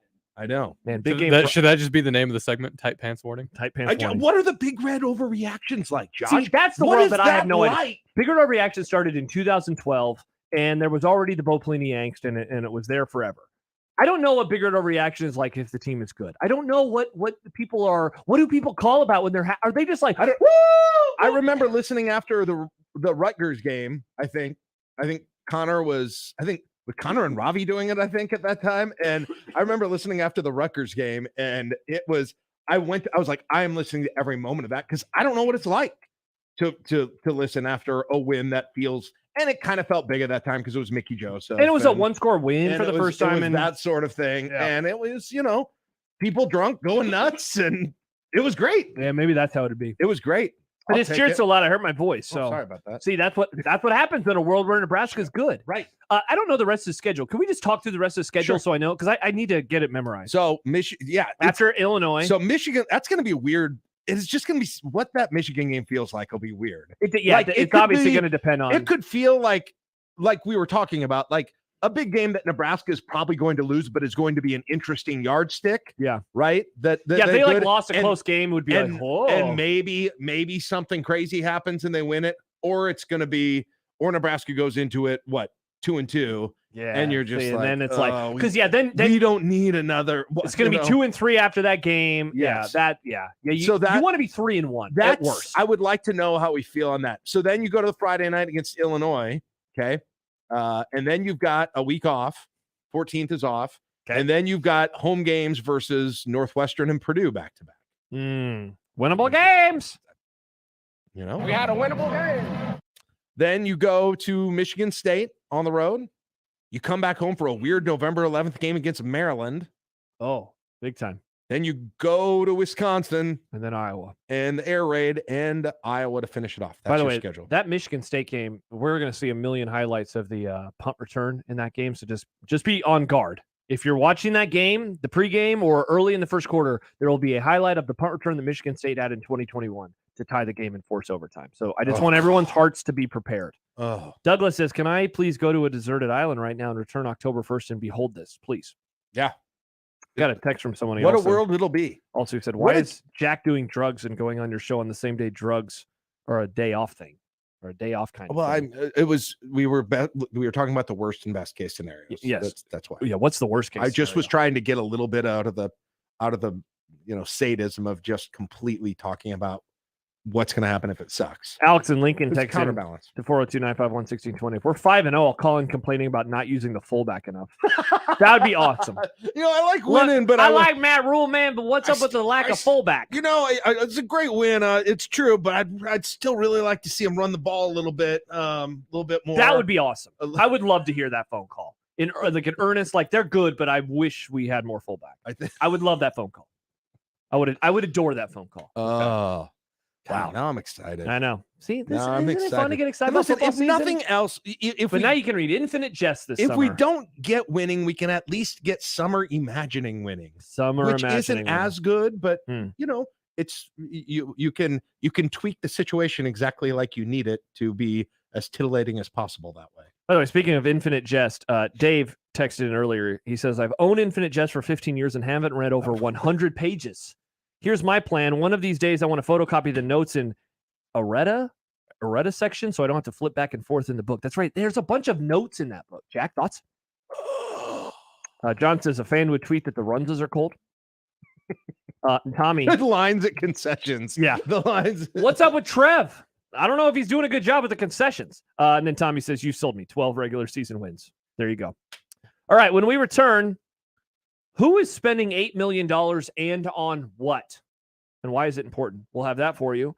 Steve Sipple will join us later this hour as well as we continue on this Wednesday. It is Unsportsmanlike Conduct on 1620 The Zone. Mornings with Sharp and Handley. Is Omaha a Big Ten city? When you are in Omaha as a sports fan, not just football, men's basketball, the two top sports, does Omaha feel like a Big Ten city? Like Big Ten sports matter in Omaha, Nebraska? No, Nebraska sports matters. Yep. Which is kind of where college sports is going, is you only pay attention to the team that you love and follow and cover. And the rest is, yeah, you do, but not as passionate. Mornings with Sharp and Handley. Weekdays 6 to 10 on 1620 The Zone. Your Omaha area forecast presented by Funplex Water Park and Rides from the KETV Newswatch 7 Weather Center on 1620 The Zone. Heating up a bit more on Wednesday. Expect mostly sunny skies throughout the day. Winds remain light and variable. Dew points fairly comfortable as well, with highs climbing into the upper 80s. I'm meteorologist Sean Everson from KETV Newswatch 7. 1620 The Zone's Unsportsmanlike Conduct, brought to you by a great friend of the program, Union Bank and Trust. 1620 The Zone. Traffic. From the Backlawn Plumbing Time-Saving Traffic Center, looks like a stall has the left shoulder blocked on the southbound JFK at Highway 370. It's causing stop-and-go traffic from Childs. Expect delays through there. If you're east on I-80, delays between 680 and 60th. If you're west on I-80, delays between 42nd and 84th. And if you're north on 680, delays between Pacific and Dodge. I'm Mike Neville. Father's Day is right around the corner. Tools, lawn care supplies, homegrown trees, and more. Or give Dad a Lanahaw gift card. Let us help you make this Father's Day extra special. Lanahaw Nurseries, 192nd and Center. We're live at Funplex in Omaha asking some experts what the best part of summer here is at the park. So, what do you guys think? Motion, the slides, the lazy river, splash, double trouble. Whoa, one at a time. Whoa! We got this. Riding the waves of the motion ocean. Next, double trouble. A trapdoor drops, and suddenly you're rocketing down a slide feet first. Yeah, but what about music and lights inside Rockin' Rapids? Okay. I guess the experts have spoken. This summer, let the fun drop at Funplex. Get your tickets now at fun-plex.com. This Father's Day, bring something special home from 42 Degrees for the favorite men in your life. How about a Boost EVO from our Dr. Dabber collection? Maybe a nice glass pipe starting at $9.99, or a new grinder for the low price of $11.99. How about Delta products starting at $7.99, or our premium Kratom starting at $9.99? With 9 locations, soon to be 10, the most professional, knowledgeable, and friendly staff. Why shop anywhere else? 42 Degrees. Buy your mom's house. For the ones who know safety isn't a catchphrase, it's a culture. And the ones who help make sure everyone makes it home safe. For the safety-minded who watch everyone's backs, Grainger offers supplies and solutions for every industry, as well as safety assessments and training to keep your facilities safe and your people safer. Call, click Grainger.com, or just stop by. Grainger, for the ones who get it done. I didn't ask to be thrown in the streets with nowhere to go, but I did ask for help, and Covenant House was there for me. 1 in 10 young adults will experience a form of homelessness this year. For these kids who didn't ask to be put in this unthinkable situation, Covenant House is there, providing hot meals, a safe place to sleep, medical care, and love. They just really genuinely just wanted to help me succeed, and I'm succeeding. To learn more, go to safeplacetosleep.org today. Hey, everybody, it's Michael Zvitt for Ted and Wally's, 2 locations, one in the Old Market and in Benson. What goes better after a wonderful meal? Say you're in Benson looking for a great place to eat. You roll into Taste of New Orleans. You get your po' boy, maybe have a little bit of gumbo. And what goes with that? Ice cream, ultra premium ice cream from Ted and Wally's. You swing into Ted and Wally's, whether it's a quart or a half a gallon or just a couple of scoops, you're going to love the ice cream at Ted and Wally's. So many different flavors and so many locations. 2 of them, in fact, Old Market and Benson. And when you go there, tell them Severe sent you. Make the right call, fans. The Rooferees at John Higgins Weather Guard. Rooferees. This is unsportsmanlike conduct where your balls. mindset is and your ball. The 1620. The Zone. Alongside Jack Mitchell, I'm Josh Peterson. Just a couple more comments before we move on. Matthew says, add this in, Jack. Georgia's offense looks horrible. Monken is fired mid-season, and Dylan Raiola decommits and immediately commits to Nebraska. Will they allow him to? Nice. Then Christina says, when all else fails, you can always complain about when and how the black shirts were or weren't handed out. That's great. Old school anger. That's a great win. That's a great win against Colorado, 28-3. But it feels like maybe the black shirts. We should at least have some idea of how the black shirts are coming out. It's just kind of important to me. So I saw this story earlier today, and it just continues with a theme that we have seen in the world of sports. I mean, really, I'd say going back to the Calvin Ridley suspension last offseason, gambling by a player or, sadly earlier this year, a coach in college baseball. According to Mike Florio at Pro Football Talk, one player lost $8 million from gambling in 2022. $8 million. Wow. Where do you think the story of gambling in sports is going as, this has become very prevalent in a very short amount of time. I mean, the phrase 0 to 60.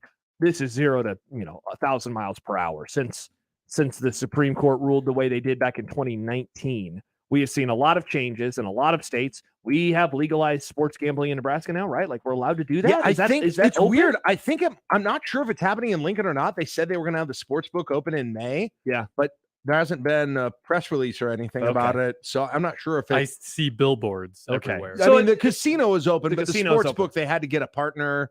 They had to get all those things done. But if it's not open now, it's going to be open in days. Yeah, so it's going to happen at some point in time soon, and it'll be a little different in our state versus other states. But it's in person. But it's all in person. Yes, yeah, no apps, none of that stuff. Where do you think that this is going in our lifetimes? What's the immediate short term, and do you think that short-term future is different than the long-term future of how I guess we are going to be discussing this? I don't know. I do think it all has changed a little bit with what we were just talking about. And I know obviously there's been online gambling, but I just think offshore books, that type of stuff. Yeah, people doing it through the internet. Yeah. I started betting on sports in college via that. Doing the internet? Yeah. Doing Bovada but or whatever. It feels like the ability to do it on the apps with the level of amount different things you can bet on right away in seconds. On that feels like a new level of I think probably playing into people who tend to get addicted to this stuff. I heard, so there is, like, look, we talk about stuff on our station, and a lot of sports podcasts do, right? You can throw a dead cat and hear 3 ads for, companies. Yeah, there was one podcast in particular, though, that has been doing ads for sports gaming basically since it went online for a particular app. And there was one point within the last year where the host of the podcast, who had been doing these apps for a long time, but lives in a state where it's not legal, went to a state where it was, and he's like, yeah, I was doing this and this, and this was during a discussion, so it wasn't during one of his ad reads. He's like, yeah, it's kind of dangerous because I'm just sitting there and I'm betting this and this and this and this, and it's like, buddy, I don't think that the people that are paying you would want to hear it from that perspective. Yeah, probably. And I think that is probably what's happening with stories like this. $8 million is, it's just a that insane amount of money. But bet on sports. But yeah, and all relationships on the table and knowing it. I don't really have one. But I'm sure this is taken into consideration, but I think the people that could potentially, this is not rocket science I'm saying here, but people who have a problem with it or could be predispositioned to have a problem with it are going to find that is way worse. Yeah. When you can do it. And there's way more of that now than there ever was. And it's legal now in ways that it wasn't before. Yeah. Like like obviously even when it was illegal, and maybe I'm saying this as a position of someone who is in sports, but I always found it very easy if I wanted to do it before it was legal in a state like Nebraska. It's always been easy for me because I know a lot of people. Like, I could ask this guy, like, hey, could you give me a login on a site? It was incredibly easy. But there's a difference between asking someone and then getting on one of these janky looking websites on your phone or on your laptop, and it just it doesn't look that good, and it's like ease of use.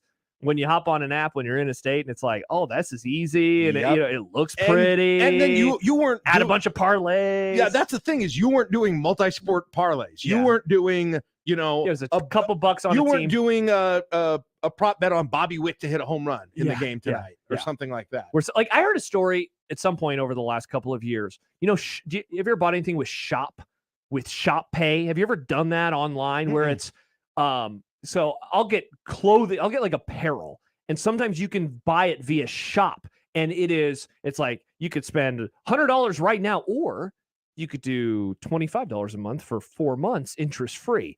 And apparently, like, young people were just like, oh, sweet, it's like $13. I'll do that. Or it's $15, even though the item was way more than that.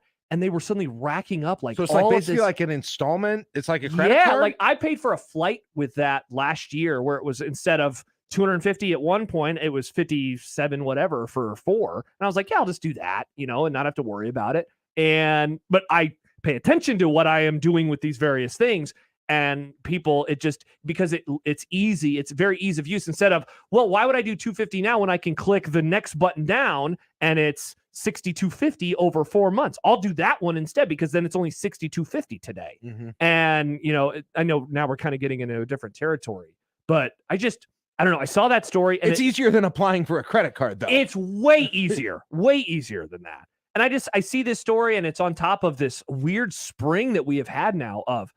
And I'd say it started with Alabama, right? It started, I guess maybe you could throw the Detroit Lions. The Detroit Lions situation happened. Then the Alabama head coach happens. Then the stuff with Iowa happens. Then I think there was another NFL player. The Colts player, obviously, who's, I don't know if we know anything about him yet, but I cannot imagine he's ever going to play a football game again. And now this unnamed player who is, apparently lost $8 million. I think people are getting more interested in it because they have more people around them that are doing it and talking about it more often. For sure. That's a big part of it too. And talking about it more openly. Yeah. Oh, by far. Yeah. And I told a story to somebody. I did an interview.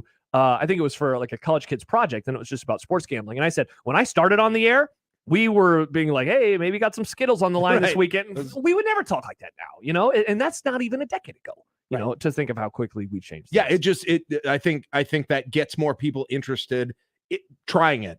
Just trying it. And when more people are trying it, there's going to be more people who might. Well, again, and then with the sports, that's a separate question too. I am kind of interested in how that even, how that starts exactly. Like, is that something that people were doing growing up when they were younger, when you have NFL athletes that are doing it? Yeah. Like how they got into it in the first place. Or is it just like they first heard that you could do this then they tried it? That's the oddity about this whole discussion is the prevalence of advertising and how it surrounds football. It really surrounds football. And then these players are like, well, wait a second. It's kind of like back in the 90s when the Fab Five, they're at a bookstore at Michigan. And they're like, wait, how can you guys sell this jersey and I'm not getting anything from it? I think Juwan Howard has told a story about that. Like, wait a second, what? Right. How is that possible? I just wonder if at a certain point a football player is going to make a similar argument of, you're using us in the games to make all this money. Yeah. Why can't we? But I think this is the scariest thing that the NFL has in front of them right now. Like, concussions was the biggest thing for a long time. I think it's gambling, mainly because of the Colts player, because he bet on his team. And they do not. The sanctity of the games is the most important thing by far. And also, you can do a drug P test, but there's no gambling test. There's no yeah. I mean, thankfully they can. It seems like they're figuring stuff out, but in the off season, it's just hard to figure out how to enforce it at all. Yeah, I mean, how does it even come about, right? Because as much as we've talked about it over the last couple of months, I think now it's still only like a dozen players, if that we know that did it. I bet the number is higher. I bet the number of players that bet on the NFL is higher than 12, given that there are 53 guys on a roster times 32, and then add in the practice squad players. Right. Oh, and college sports too. Yeah. College players. I mean, by far. Yeah. Real quick, cleaning up something. Sean points out Monken is in the NFL for what it's worth. Yeah, he's with the Ravens now. But he says Mike Bobo, he's the OC at Georgia. Bobo gets fired. Dylan Raiola comes to Nebraska. Thank you. That's the. Just want to make sure that you're making sure our fictional world is accurate in some parts. Your pants, they were a little tight again, so get the loose pants back on as we return to that discussion. Jordan says, don't let Osborne or PPB hear this segment. Patty Pansing Brooks. Yeah, we don't want her. Don't send this segment to her or Tom Osborne, Nick. Normally, I'm gonna. He always does. Hey, Tom, check out Dumb Debates today. It's really Tom funny. loves Dumb Debates. I think he'd love the segment earlier. He's going to be excited about your book club, I think. Oh, yeah. I wonder what he thinks of The Corrections, released in 2001, authored by Jonathan Franzen. All right, more to come. Steve Sipple will stop by in a few minutes. When we return, we got baseball teams arriving to the ballpark. By the way, we got a bunch. Perfect, because you said something with John this morning on your radio show. I listened to the interview. Thank you, and I wanted to ask you about that when we return. It's already here. It is in 2 days. 2 days from right now, we will be down in the Omaha Baseball Village. It'll be Mike Schaefer and myself. Then I will be on with, I don't remember. Otson in the midday portion, and then I'll be on with Schaefer all day on Saturday as well. So stop by and say hello. We will be down there on Friday. A question for Jack about that when we return here on 1620 The Zone.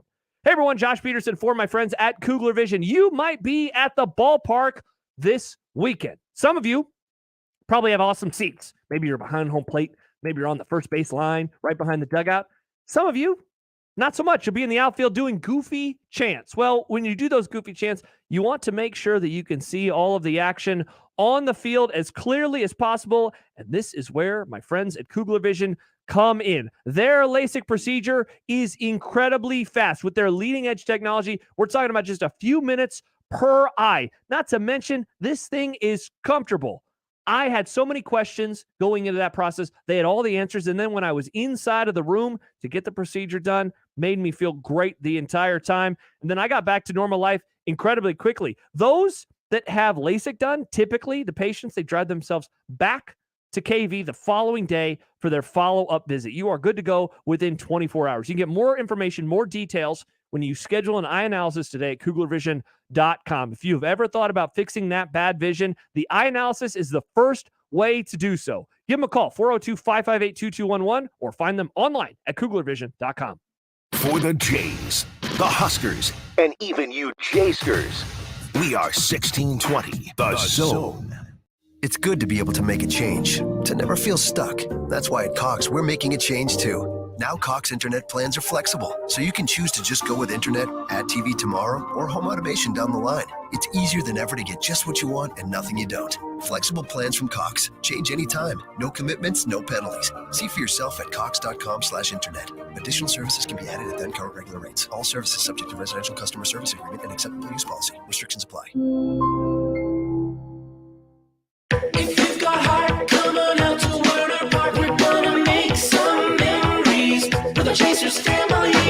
Join the Omaha Storm Chasers at Warner Park every Saturday for Bands and Brews presented by J&M Displays and Warner Enterprises. Each week will feature a different pregame concert and happy hour specials at the Bud Light Downdraft Bar in left field. Find details on each Saturday's Bands and Brews at omahastormchasers.com. Everyone get on your feet, stir up the storm, we're family.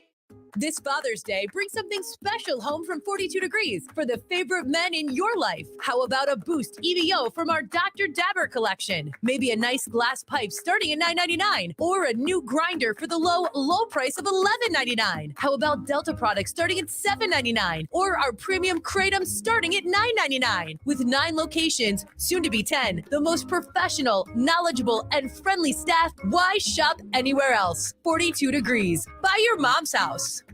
Peerless Energy Systems is Nebraska and Iowa's locally owned and operated authorized solar air compressor distributor. Peerless Energy Systems provides products and solutions for compressed air systems, helping companies in manufacturing, food processing, transportation, auto body repair, car dealers, and more. Driving industry efficiency through service, support, and relationships, let Peerless Energy Systems help you increase efficiency with your compressed air systems today. PeerlessEnergy.com. Your neighborhood is more than blocks of buildings. It's the people who live there that make it special. At Union Bank and Trust, we're not just creating home loans, we're making neighbors. We're not just small business lenders, we're small business shoppers. We don't just live in your community, we help you build it. Because our people are your people. Visit ubt.com/neighbor to learn more.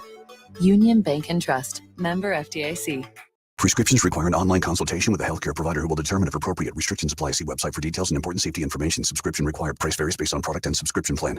Hey guys, did you know there's a generic form of Viagra that works just the same, but is 95% cheaper? And you can get it online? Just go to 4hims.com/radio. Through Hims, you'll get a free medical consultation, discreet shipping if prescribed, a 100% online process, and trusted generic alternatives to the name brands at up to 95% off. That's right. Get generic for Viagra, the same active ingredient as brand name Viagra, but for 95% less. It's the same medication, still prescribed by a licensed medical provider, but with zero copay, no expensive appointments, and no awkward face-to-face conversations. To start your free online visit, you need to go to this exclusive address, 4hims.com/radio. That's 4hims.com/radio for your free online visit. FORHIMS.com/RADIO. 1620 The Zone's Unsportsmanlike Conduct is brought to you by Union Bank and Trust.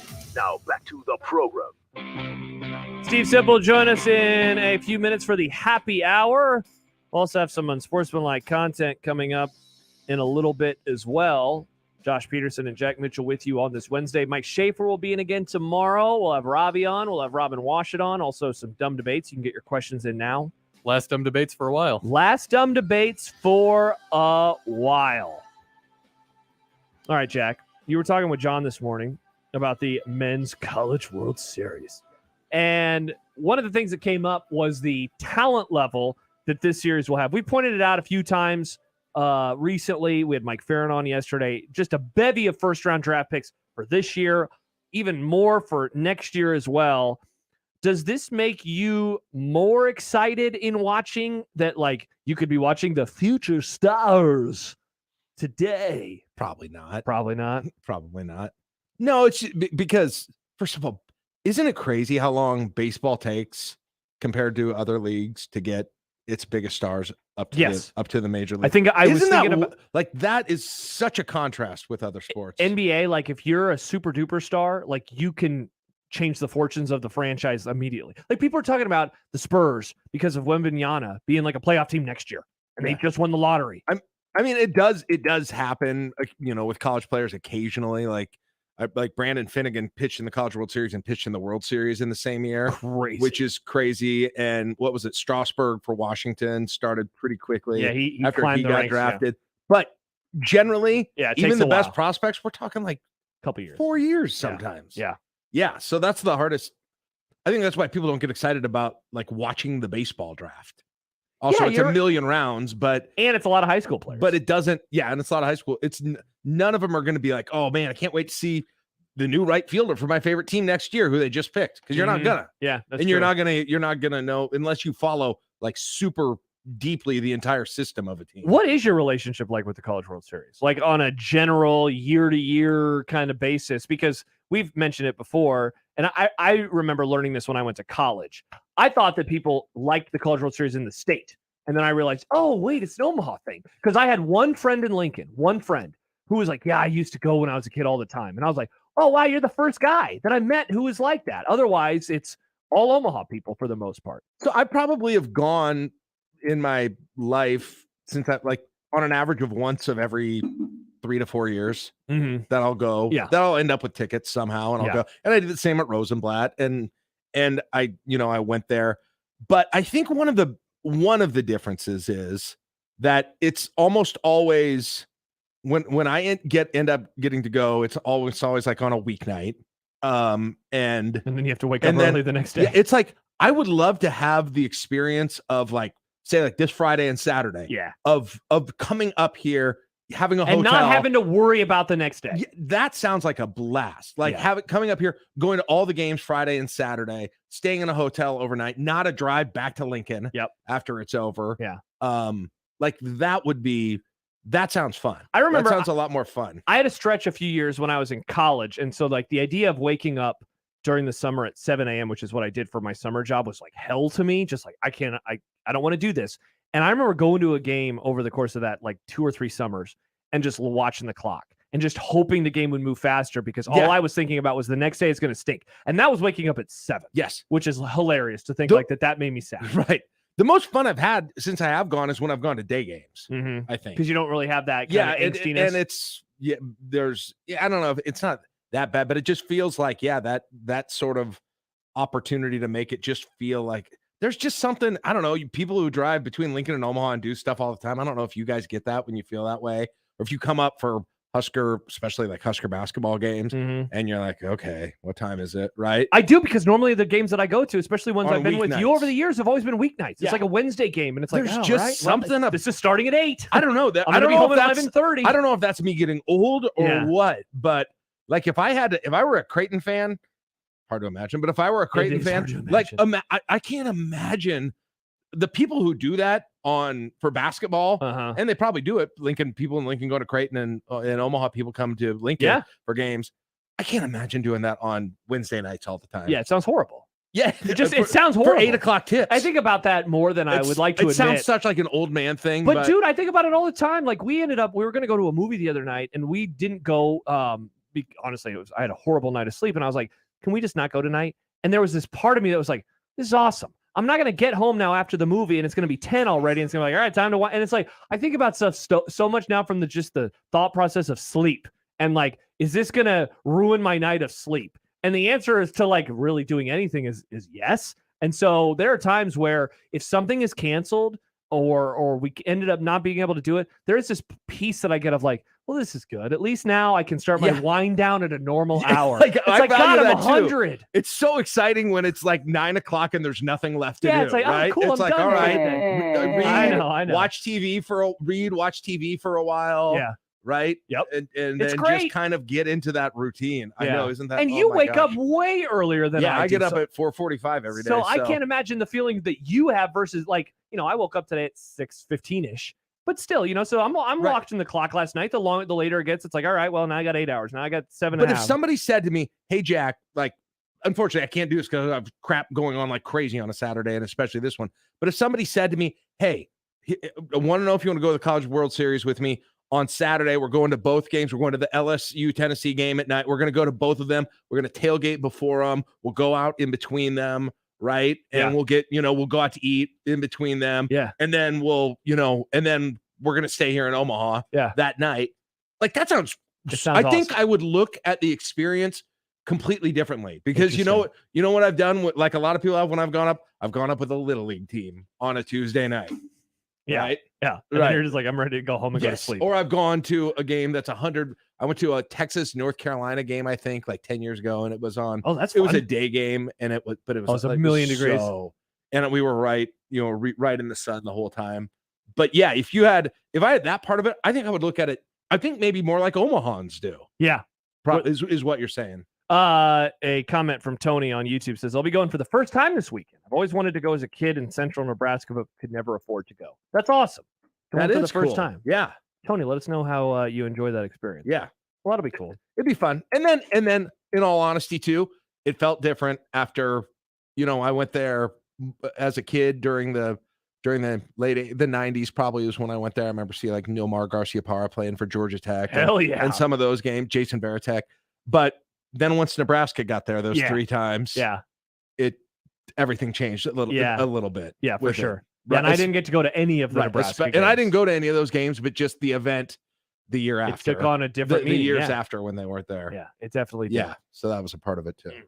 402-951-1620. Jordan says the same thing. My first time will be this Wednesday. Awesome, man. That's so cool. Because like this is something I do take it for granted. I've gone forever, and now I work there, and and so I go to get like I'll be at games on Saturday and Friday. Like I'll be there, and I've been going since we moved back to Nebraska in 97. I probably went to my first College World Series in either 97, 98, or 99. My whole life. That's all I've known. My whole life. Every summer I go to literally since Nick was born. And I go to a game every year. Also, the other thing when I've come up fast like that, and again, gotten there late, and you got the crowds, and you're worried about getting in as opposed to making the whole thing a leisure team, like mingling with the other fans that have come from the other place. That sounds like a blast. Yeah, that's what we would do. I have never had that experience. As a kid, like we always seem to go on Father's Day. So we get there super early, we wander around, and I'd ask my dad to get a $10 slice of something, and he'd be like, no.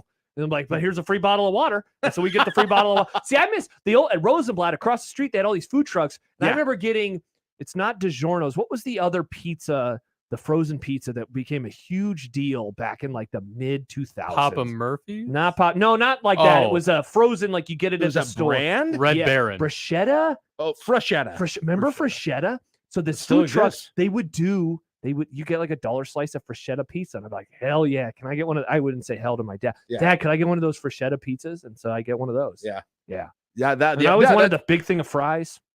But it is something. There are 2 ways people experience the College World Series that they're going as a fan. It's the crowds and the times and the drives. Yep. Or the whole thing is laid back. Yep. Or you can be super into the baseball. There may be some people like that, but I think most people aren't. They're just there to have fun. I don't care who. They're there to be. It's a 2008 Nebraska season. They're just there to chill. You have a lovely time. Exactly. One more text before we talk to Sipple. J. Todd says, sadly, I feel the same way sometimes when my kiddos' games get rained out. I think talking about the sleep. Like, oh yeah. It's great. I can stay at home now. But unfortunately for you, you have not had many rainouts this year. No.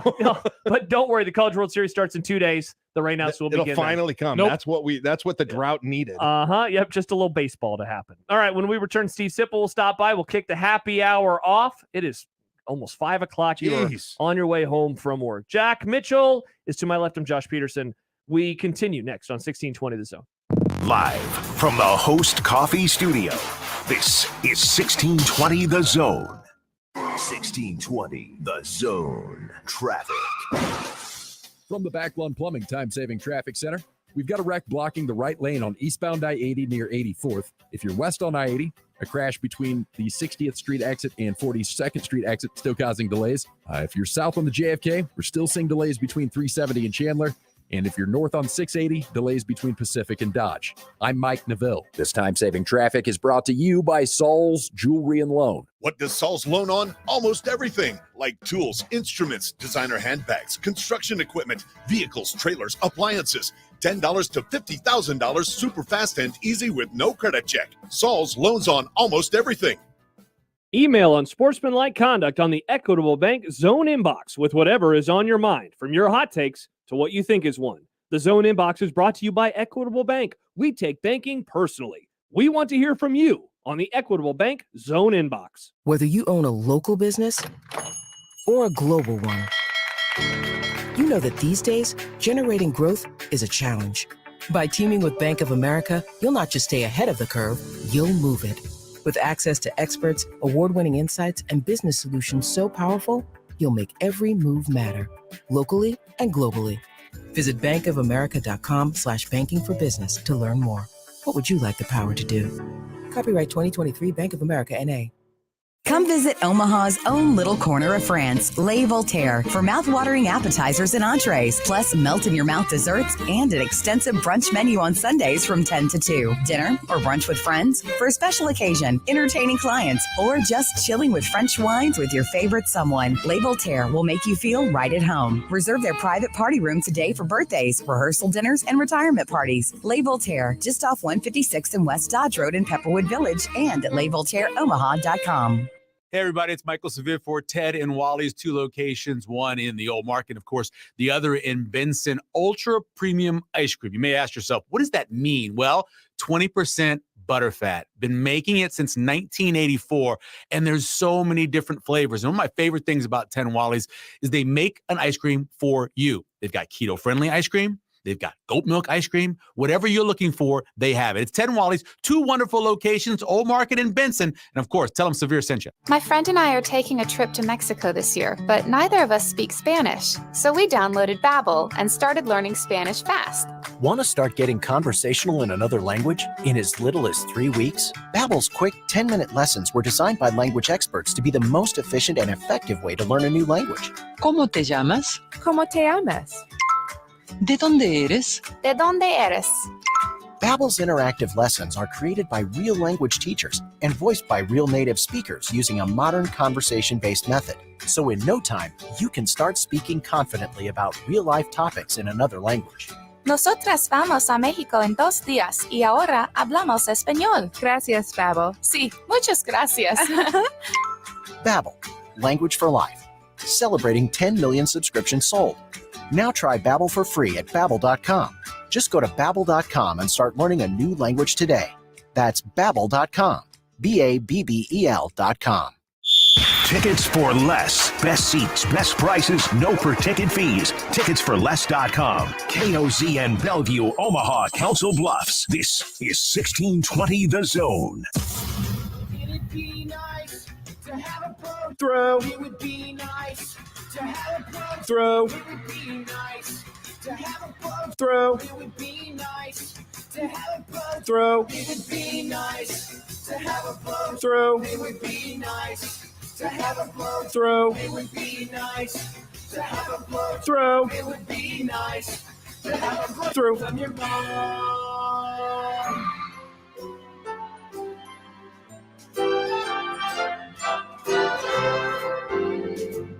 Sipple the snowflake is one old triggered soul with reading glasses sitting on his nose and takes that really blow.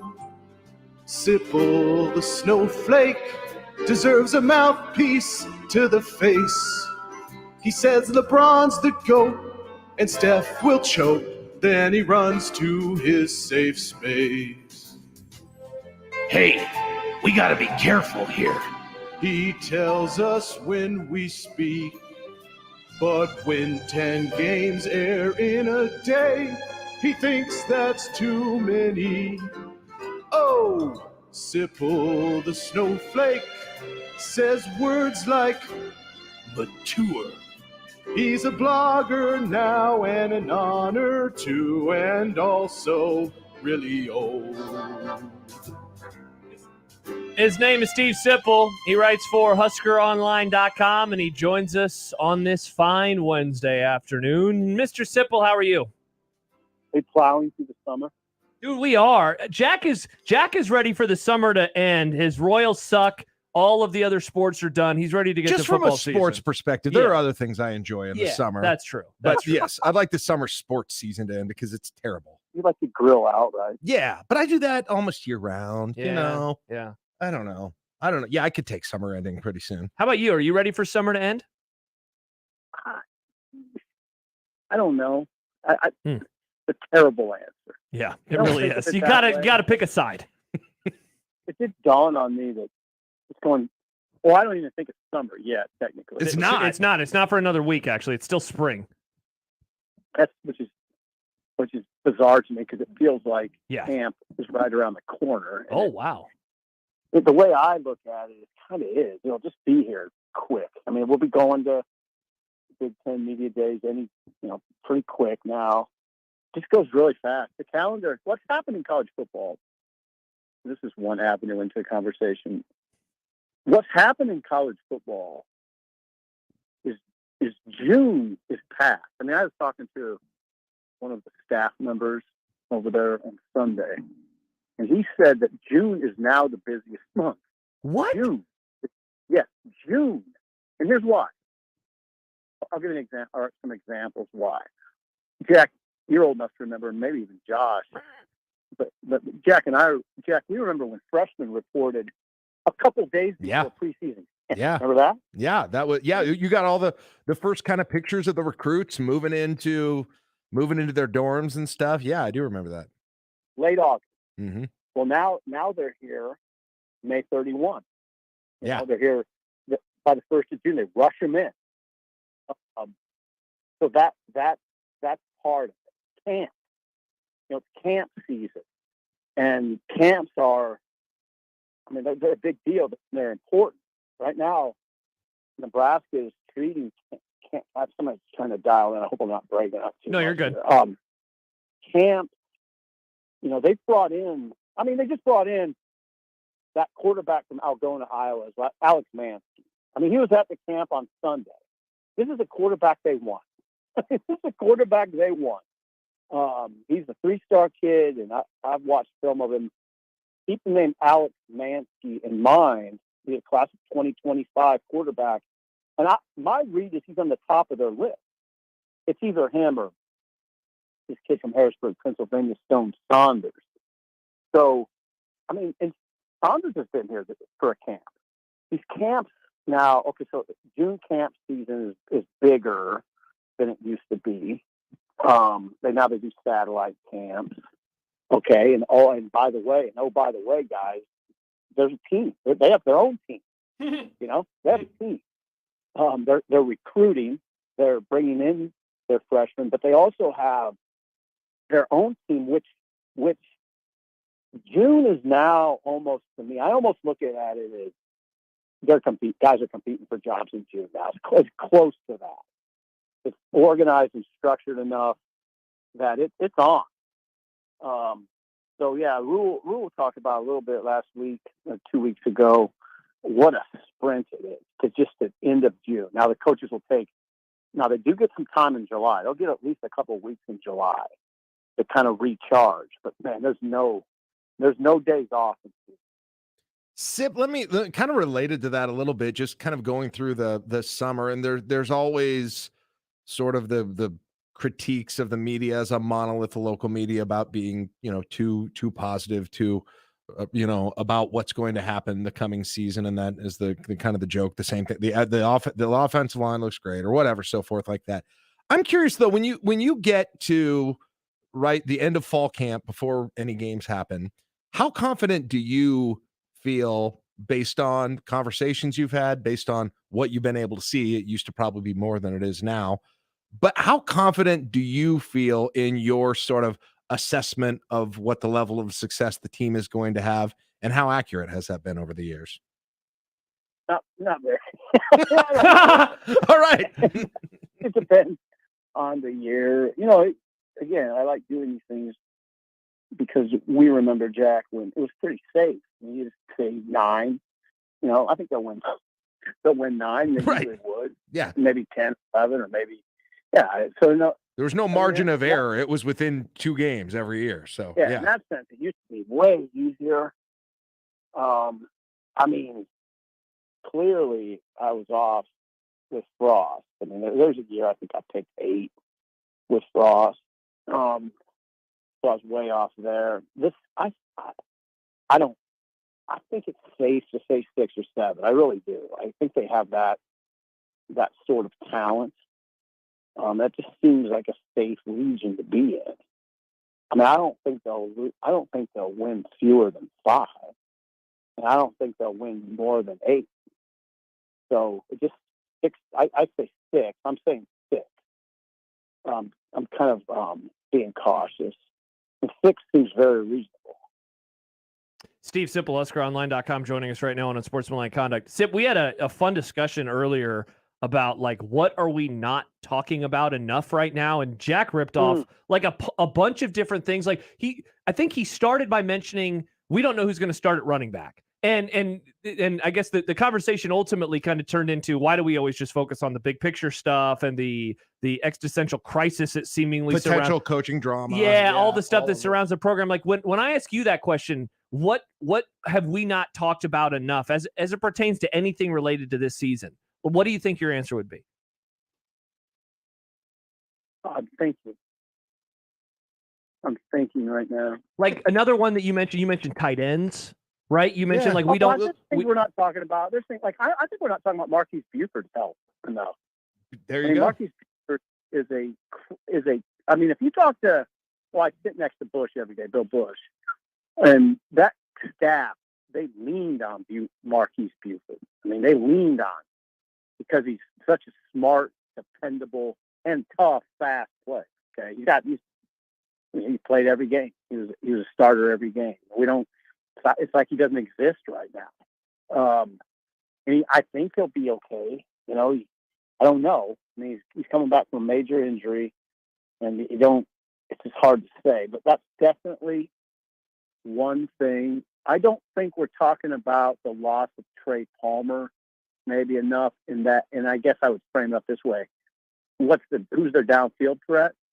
I don't think we talk about that enough. Everybody's like, yeah. Billy Kemp's going to come in third straight year. There'll be a transfer leading them in receiving, and I think that's very possible. But he won't stretch the field. Yeah, it'll be a different receiving threat that he's going to be. Yeah, he's more a lot of underneath routes. Yep.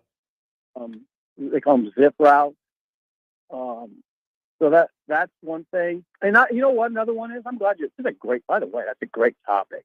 God. We'll use that on our show tomorrow. Thank you. I want credit. Wow. I somehow talking about that somehow took away from my own radio show. Amazing. We all talk to each other. That's the danger. That was a great topic. Fedoni's round. We talk about Fedoni enough. I know. Yeah, that's what was one of them we talked about. Yeah. I don't think we don't bring them up. I think everybody's a little skittish. Yes, that's exactly what I said. Sip, I said people we don't talk about him because anytime we do, we all feel like we have to knock on wood. Yeah, that's it. Yeah. Yeah. And that's such a fascinating position because you've got Fedoni, obviously, where the potential, the best case scenario is sky high, and the worst case scenario is this ultimate disappointment. And then you got Eric Gilbert in there too, which in itself the same thing. Like the exact same thing. The thing with Eric Gilbert is he's not eligible yet. I mean, I don't want to go too far down, and maybe that's the thing we're not talking about enough. Yeah. I mean, because I didn't even think of that. I had to rank for on three Nebraska's most important players 1 to 40. Oh God! And I don't think I got Gilbert in the top 25. Interesting. That's because I don't know if he's going to be eligible. And here's the other thing, Josh, he didn't start the spring game. I mean, he didn't. Borkercher was the other guy. Yeah, he dropped it. He dropped a couple passes. Right. And he dropped a couple passes. So I think maybe we're not talking about his eligibility, whether he's going to be eligible enough or not. Maybe. And I think another one we're not talking about enough is Kohaska and what that's going to look like. Because listen, they got a good quarterback. He's right-handed, and the left tackle's gigantic. I mean, and it's literally gigantic. So he'll be gigantic, but he'll be critical in this discussion if he's good. You know, if he's well, if he's like Fedoni and kind of lives up to what we think he is. So those are ones that come to mind. Well, I've got another one for you, Step. I'm curious what your opinion is because Josh brought up, and I think he's right. He said just the defense in general, really. Yes. The conversations. But I even think specifically, like the infrequency I've heard names, and again, I don't think people even like talk about the actual football and the players very much. It's so much of this big level stuff we're addicted to talking about, and it feels like talking about politics. God, it's so nice to talk about football things instead of the big political things. But like I've hardly heard the names like Nick Henrich, Luke Reimer, right? I mean, that defense, I know there's a lot of concern about the defensive line. There's concern about changing the system up, but there's also this weird thing in it where you can name You can name about 6, 7 guys who have at least have experience, and in some cases, I think it's fair to say that maybe have been close to exceeding expectations during their time here at Nebraska. In Hartzog, you mentioned Buford, Quentin Newsome, Nick Henrich, Luke Reimer, at least those 5. And they're going to be a big part. That's half the defense.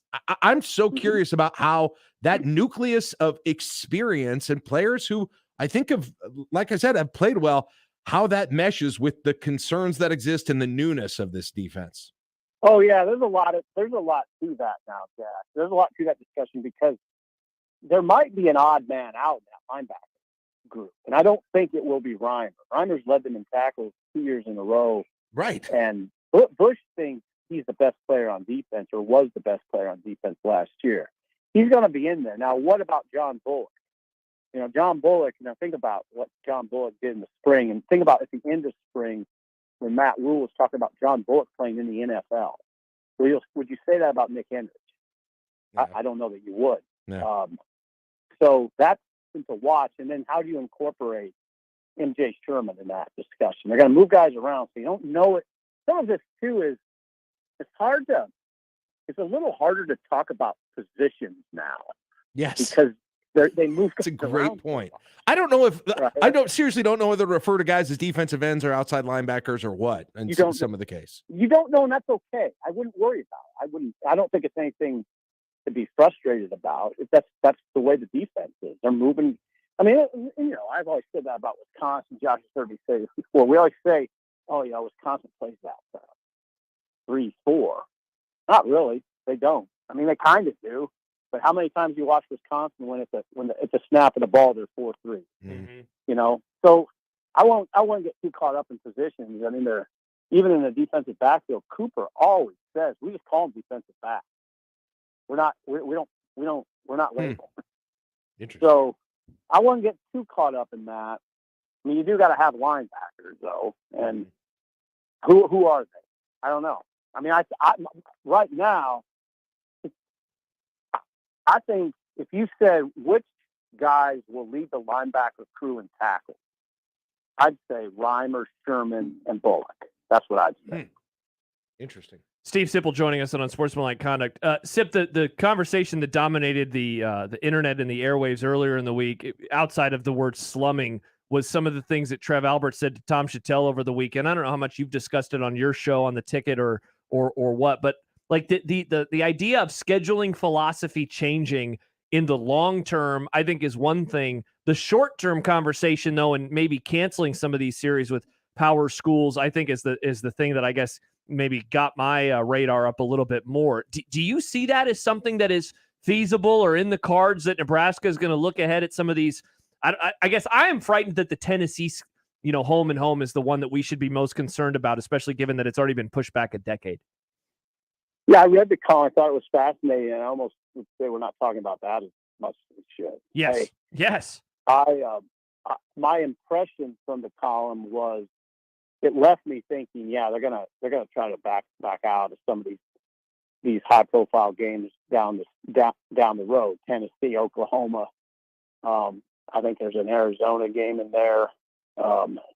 Yeah, it left me with that impression. But then I heard yesterday that they're not going to try to get out of the Cincinnati game in 2025. What I heard yesterday is they're going to keep that game in 2025, even with that. Wow. Very difficult Big Ten schedule. They'll play Cincy. So I don't know, and I think they're going to try to play Cincy in that home game, and then play them down the road like 2032 is I think the year. It'd be something like that. So now the other games, like your example, Tennessee, I would tell you this. I would be surprised if they play Tennessee. I think some of those games will get knocked out. I do. I don't. Now there's. Listen, it's not as simple as calling the Tennessee AD and saying we don't want to play. I don't know. I don't know. Trev will have to do some AD work there. We'll see what all comes up from that. But that was the impression I got from Tom's interview with Trev. Does that bum you out? Yeah. Well, Bill Bush was talking about it this week. I don't know. It all depends on one's perspective because it bummed me out. Nothing really bums me out. Let me ask it to you this from this perspective, Sip, because you shouldn't ultimately care if they win or lose. You shouldn't ultimately care how tough the schedule is. You, as just a person that covers the sport, don't you want to be able to see?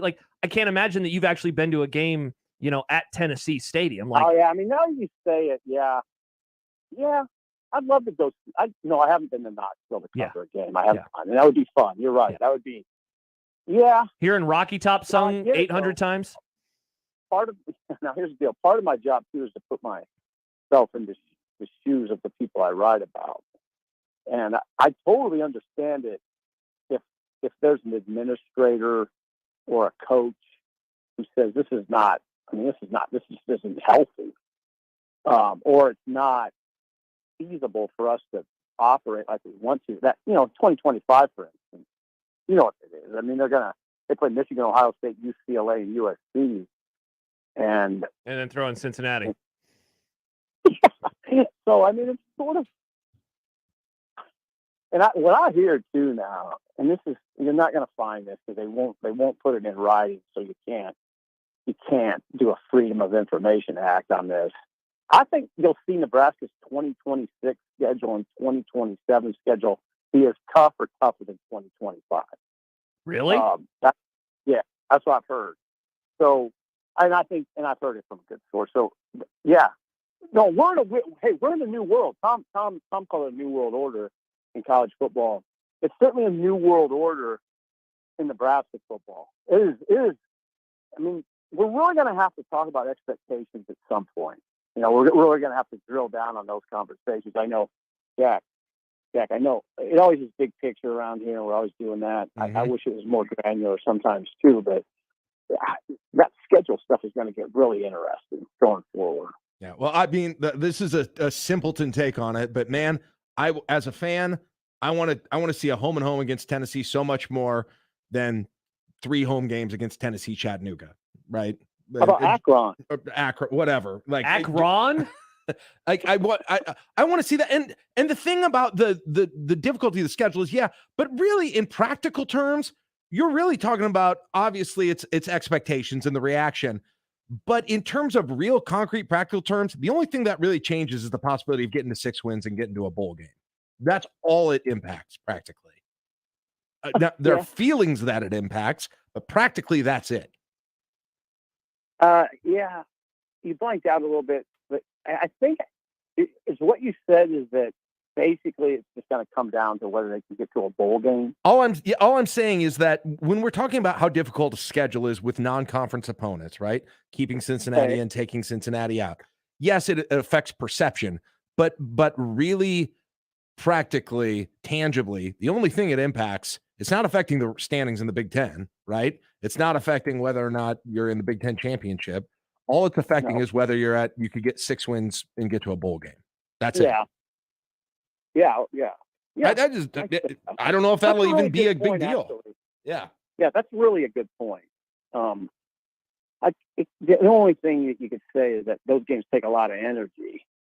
But I don't know. When I say this stuff, it really sounds weak. It sounds it does. It sounds like a soft program. I know. I even rolled my eyes a little bit at that. People saw it on the video. Hey, along those lines, before we say goodbye, I just want to go back to what you said a moment ago about the 26 and 27 schedule, I believe. Is that what someone expects to happen? Or is it just like a theory that the Big Ten's going to screw Nebraska? Or? Now, it'll be really hard to, I probably shouldn't have brought it up. Again, it's not in writing anywhere purposely. They won't put it in writing because somebody could do a Freedom of Information Act and get it from the Big Ten or one of the schools. They're very deliberate not putting it in writing, but it's been verbalized to officials. And I was told yesterday that you think 2025 stuff, wait till you see 2026 and 2027. Interesting. Now, Trev has the right attitude about this. Yes. Is that over the course of time, it all evens out. And that's the way I look at it too. It's not just like Nebraska. We can't be myopic in this conversation. I mean, this is everybody's dealing with it. Yeah, and they want to put the big brands together because they want them on television. Well, you read that Chattel column. Trev kind of debunked that he said it's not really about that with Nebraska. I used to think that, in part because at one point Trev did say that to me, but he kind of said the polar opposite to Tom. Like, no, this isn't about the networks wanting Nebraska matched up against USC necessarily. This is just the schedule, and this is what we're going to do. And the way I look at it, Trev didn't say this, but the way I look at it, everybody's got to deal with it. Yeah. You know, at least in the Big Ten and the SEC, it's horrifying compared to what it used to be. And what it used to be was, Jack remembers, I remember what I always tell people is, when I walked from the Journal-Star to the stadium in the 90s, early 90s, mid 90s, I would always literally sort of pray in my brain, let's just hope this is a game in the second half and I have something to write about. Just something, just anything. My, how times have changed. Yeah. No, and I remember those days very well. Yeah. I mean, there was 5 or 6 weeks of the season where it wasn't a game. It really wasn't a game. Yeah. You know, it just wasn't competitive. Steve Sipple, HuskerOnline.com, a part of the On3 network. Sip, as always, man, great discussion. We appreciate it. Yeah, great questions. Thank you, guys. Have a good day. Thanks, later, Sip. Come back. Let's. Yes. What he just. Yeah. Okay. Yes. Yeah. We're going to talk about that a little bit. We're on more. the same. We're Wow. Okay. All right. We'll do that when we return. Also have some Unsportsmanlike content coming up later this hour as well. It's Unsportsmanlike Conduct on 1620 The Zone. Mornings with Sharp and Handley.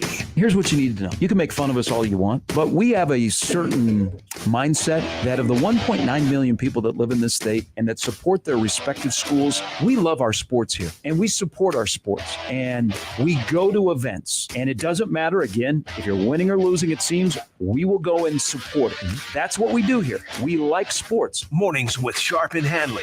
Weekdays 6 to 10 on 1620 The Zone. Your Omaha area forecast presented by Funplex Water Park and Rides from the KETV Newswatch 7 Weather Center on 1620 The Zone. Hazy sunshine and warm this evening. Temperatures in the middle 80s. Mostly clear tonight. Drops back to around 60 for the low. And mostly sunny and just a bit hot Thursday afternoon. High temperature around 90. I am Chief Meteorologist Bill Ranby from KETV Newswatch 7. 1620 The Zone's Unsportsmanlike Conduct, brought to you by a great friend of the program, Union Bank and Trust. 1620 The Zone. Traffic. From the Backlund Plumbing Time-Saving Traffic Center, looks like if you're east on I-80, you're going to see some delays. We've got a crash blocking the right lane at 84th, and that's causing delays back to 680. If you're west on I-80, delays starting at about 24th going to 60th. Also delays on westbound I-80 going from about 680 to L Street. Stop and go traffic on eastbound Dodge between 129th and 680. If you're south on 480, delays between Woolworth and the JFK. And if you're south on the JFK, still seeing delays between Chandler and Childs. I'm Mike Neville. This time-saving traffic is brought to you by the Nebraska Lottery. You could win a trip to Nashville's iconic Ryman Auditorium for a private concert by Luke Combs and a chance at $500,000. Just enter non-winning Nebraska Lottery Luke Combs scratch tickets before August 1st. Scratch ticket top prize odds, 1 in 128,000. It's time to wake up your taste buds. Introducing my new Fiesta Lime Chicken Pizza. Spicy taco sauce, generous amounts of chicken, green peppers, onions, jalapenos, mounds of cheddar and mozzarella cheese, and finished with a tangy lime sprinkle. Add your favorite one-topping pizza and my sweet cinnamon monkey bread. Fiesta Feast. Now that's a fiesta for your mouth. Godfather's Pizza. Do it. How powerful is Cox Fiber? So powerful that one day, your daughter will be able to simulate a soccer match against some of the world's best players right from your backyard. Introducing Cox Fiber. With fiber-fast speeds, it's internet built for tomorrow, today. Limited availability in select areas. Speeds vary and are not guaranteed. Cox terms and other restrictions apply. Hey everybody, it's Michael Severe for Rotella's Italian Bakery Bread. You know, you have sports going on in the summer, but the number one sport, in my opinion, is the sport of grilling. You're going to be outside. outside your house or your apartment and making hamburgers and hot dogs and brats and all of that, and you need Italian bakery bread to go with it, and Rotella's does it better than anybody else. Whether it's the hamburger bun or a special bun that fits your brat perfectly, Rotella's will hook you up. 108th and Harrison for the main location, or swing by your store. Remember, 100 years of tradition, Rotella's Bakery Bread. Fun fact, did you know gorillas burp when they're happy? Really? I'm glad humans don't have that issue, as it would create some awkward moments. Dave and Ryan Osted here with Osted's Golf. Looking for your happiness on the course? Book your fitting appointment today with Osted's, the nation's top 100 fitter from Callaway, Ping, Mizuno, and Golf Digest. Why get fit? On average, golfers gain 19 yards off the tee and drop their handicap by 10%. Wow, results like that will make any golfer happy. Stop in today or book your appointment on Osteds.com. All burps will be taken as a compliment. Celebrate the college baseball championship with Templeton Rye. Whiskey for the strong-spirited with an all-star lineup of 4-year, 6-year, and 10-year reserve. Templeton Rye is crafted with a strong community spirit, the perfect way to celebrate your favorite team. Templeton Rye, whiskey for the strong-spirited. Available near you. You're listening to Unsportsmanlike Conduct. You have to actually inspect every little smidge of meat. Doug 1620, The Zone. Friends, don't forget Nickelback is coming to Lincoln. The Get Rollin' 2023 tour is coming to PBA in October. The sun will be setting earlier.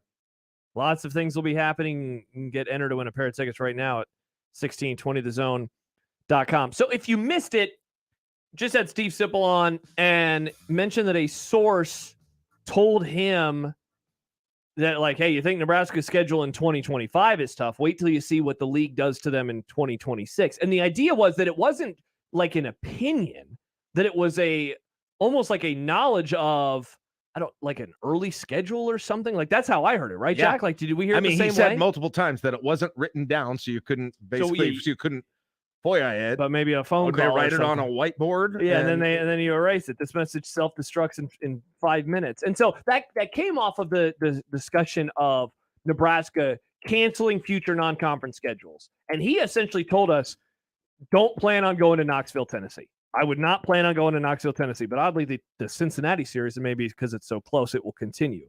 So I pulled up 2025 because he says, if you think 25 is bad, wait till you see 26. And the reason I did this, and I'm going to read it to you in just a moment. The reason I did this is we're a week removed from seeing the schedule. 2025 has basically every name brand program in the Big Ten Conference, and it has Cincinnati in the non-con.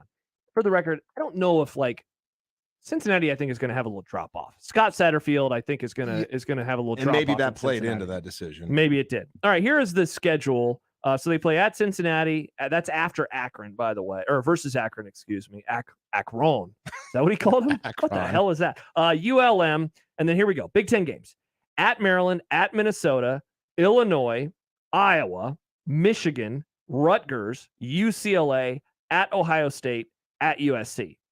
So I was happy when I pulled it up because I was thinking, all right, that schedule can't really get tougher unless you add Penn State. And I'm talking about brands, paper, all of those things. I guess if you also threw in a Michigan State or Wisconsin. Wisconsin's not on it too. Okay, thank you. You're right. So Wisconsin and Penn State, and you remove like Rutgers and Illinois. Yeah, like that would be pretty bonkers.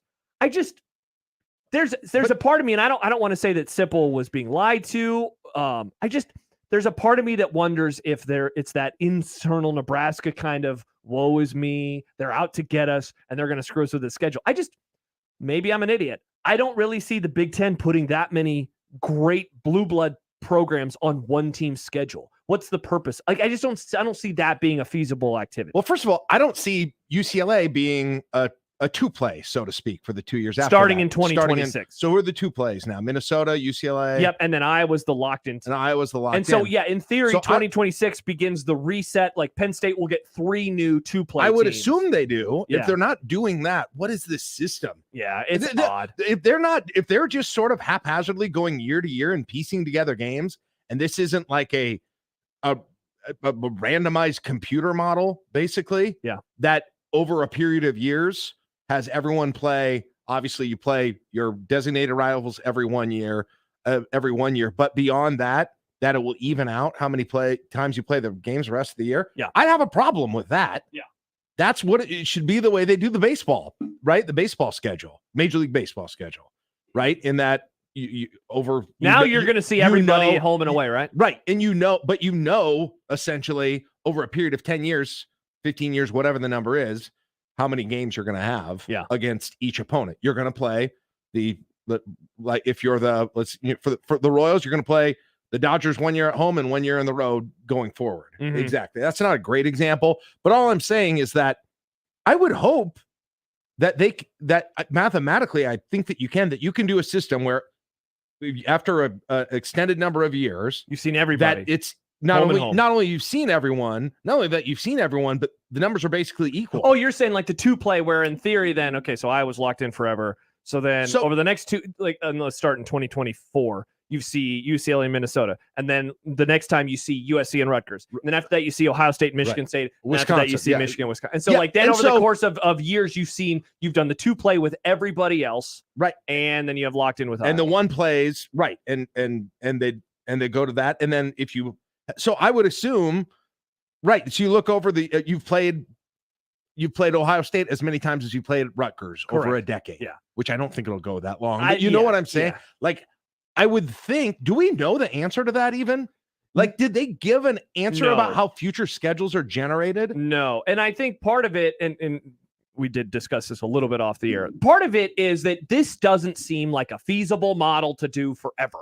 And like that the league is going to change and that there will be new teams in the league. Totally agree. I just, like, do I hate this weird thing as much as some people? No. My co-host, who usually sits in this chair, hates the schedule idea way more than I do. Way more. I think it's weird and goofy, but I've made peace with college football being weird and goofy, and that's how it'll always be. This, though, does seem like it veers into this territory of making too cute by half. It's unnecessarily complicated in the long term. Yeah. And so, like, why do this unless you're going to make a few changes to it down the road? I don't think you give Penn State 0 rivals and Iowa 3 rivals that doesn't make any sense. If you expect to do that for 20 years. Yeah, exactly. There's no way. In the short term, 2-year proposition, all right, fine, do that. If it's going to work for you, it's going to work for you. Over the course of 20 seasons, though, it gets more ridiculous by the year. And I'm not even saying it's an advantage to either Iowa or Penn State in that scenario. Odd. It's just that making the schedule's a pain in the ass. Yeah, it's going to make it a lot more difficult. A couple comments. Kyle, who's a Wisconsin fan, noted Wisconsin fan Kyle, as I refer to him. For everyone that matters in the Big Ten, the schedules are going to be tougher than ever before, not just Nebraska. If your school matters, it will play the other schools that matter. And that's always been my thought too, but there does have to be an evenness to the season by season by season by season. Yeah. And so that's why, again, going back to what Sipple said, I mean, I hope that it's more of an internal conspiracy of like, we're going to get screwed again, and not that they have been told in some weird, goofy world that you're going to chop off 2 so-so teams and add in a Penn State or a Wisconsin. And then, like, I mean, maybe that'll happen. The only way I can figure out what he's saying could happen, here's a hypothetical that it could be, is that the next 2 plays are Michigan State and Ohio, or Michigan and Ohio State, maybe. Yeah. Or something like that.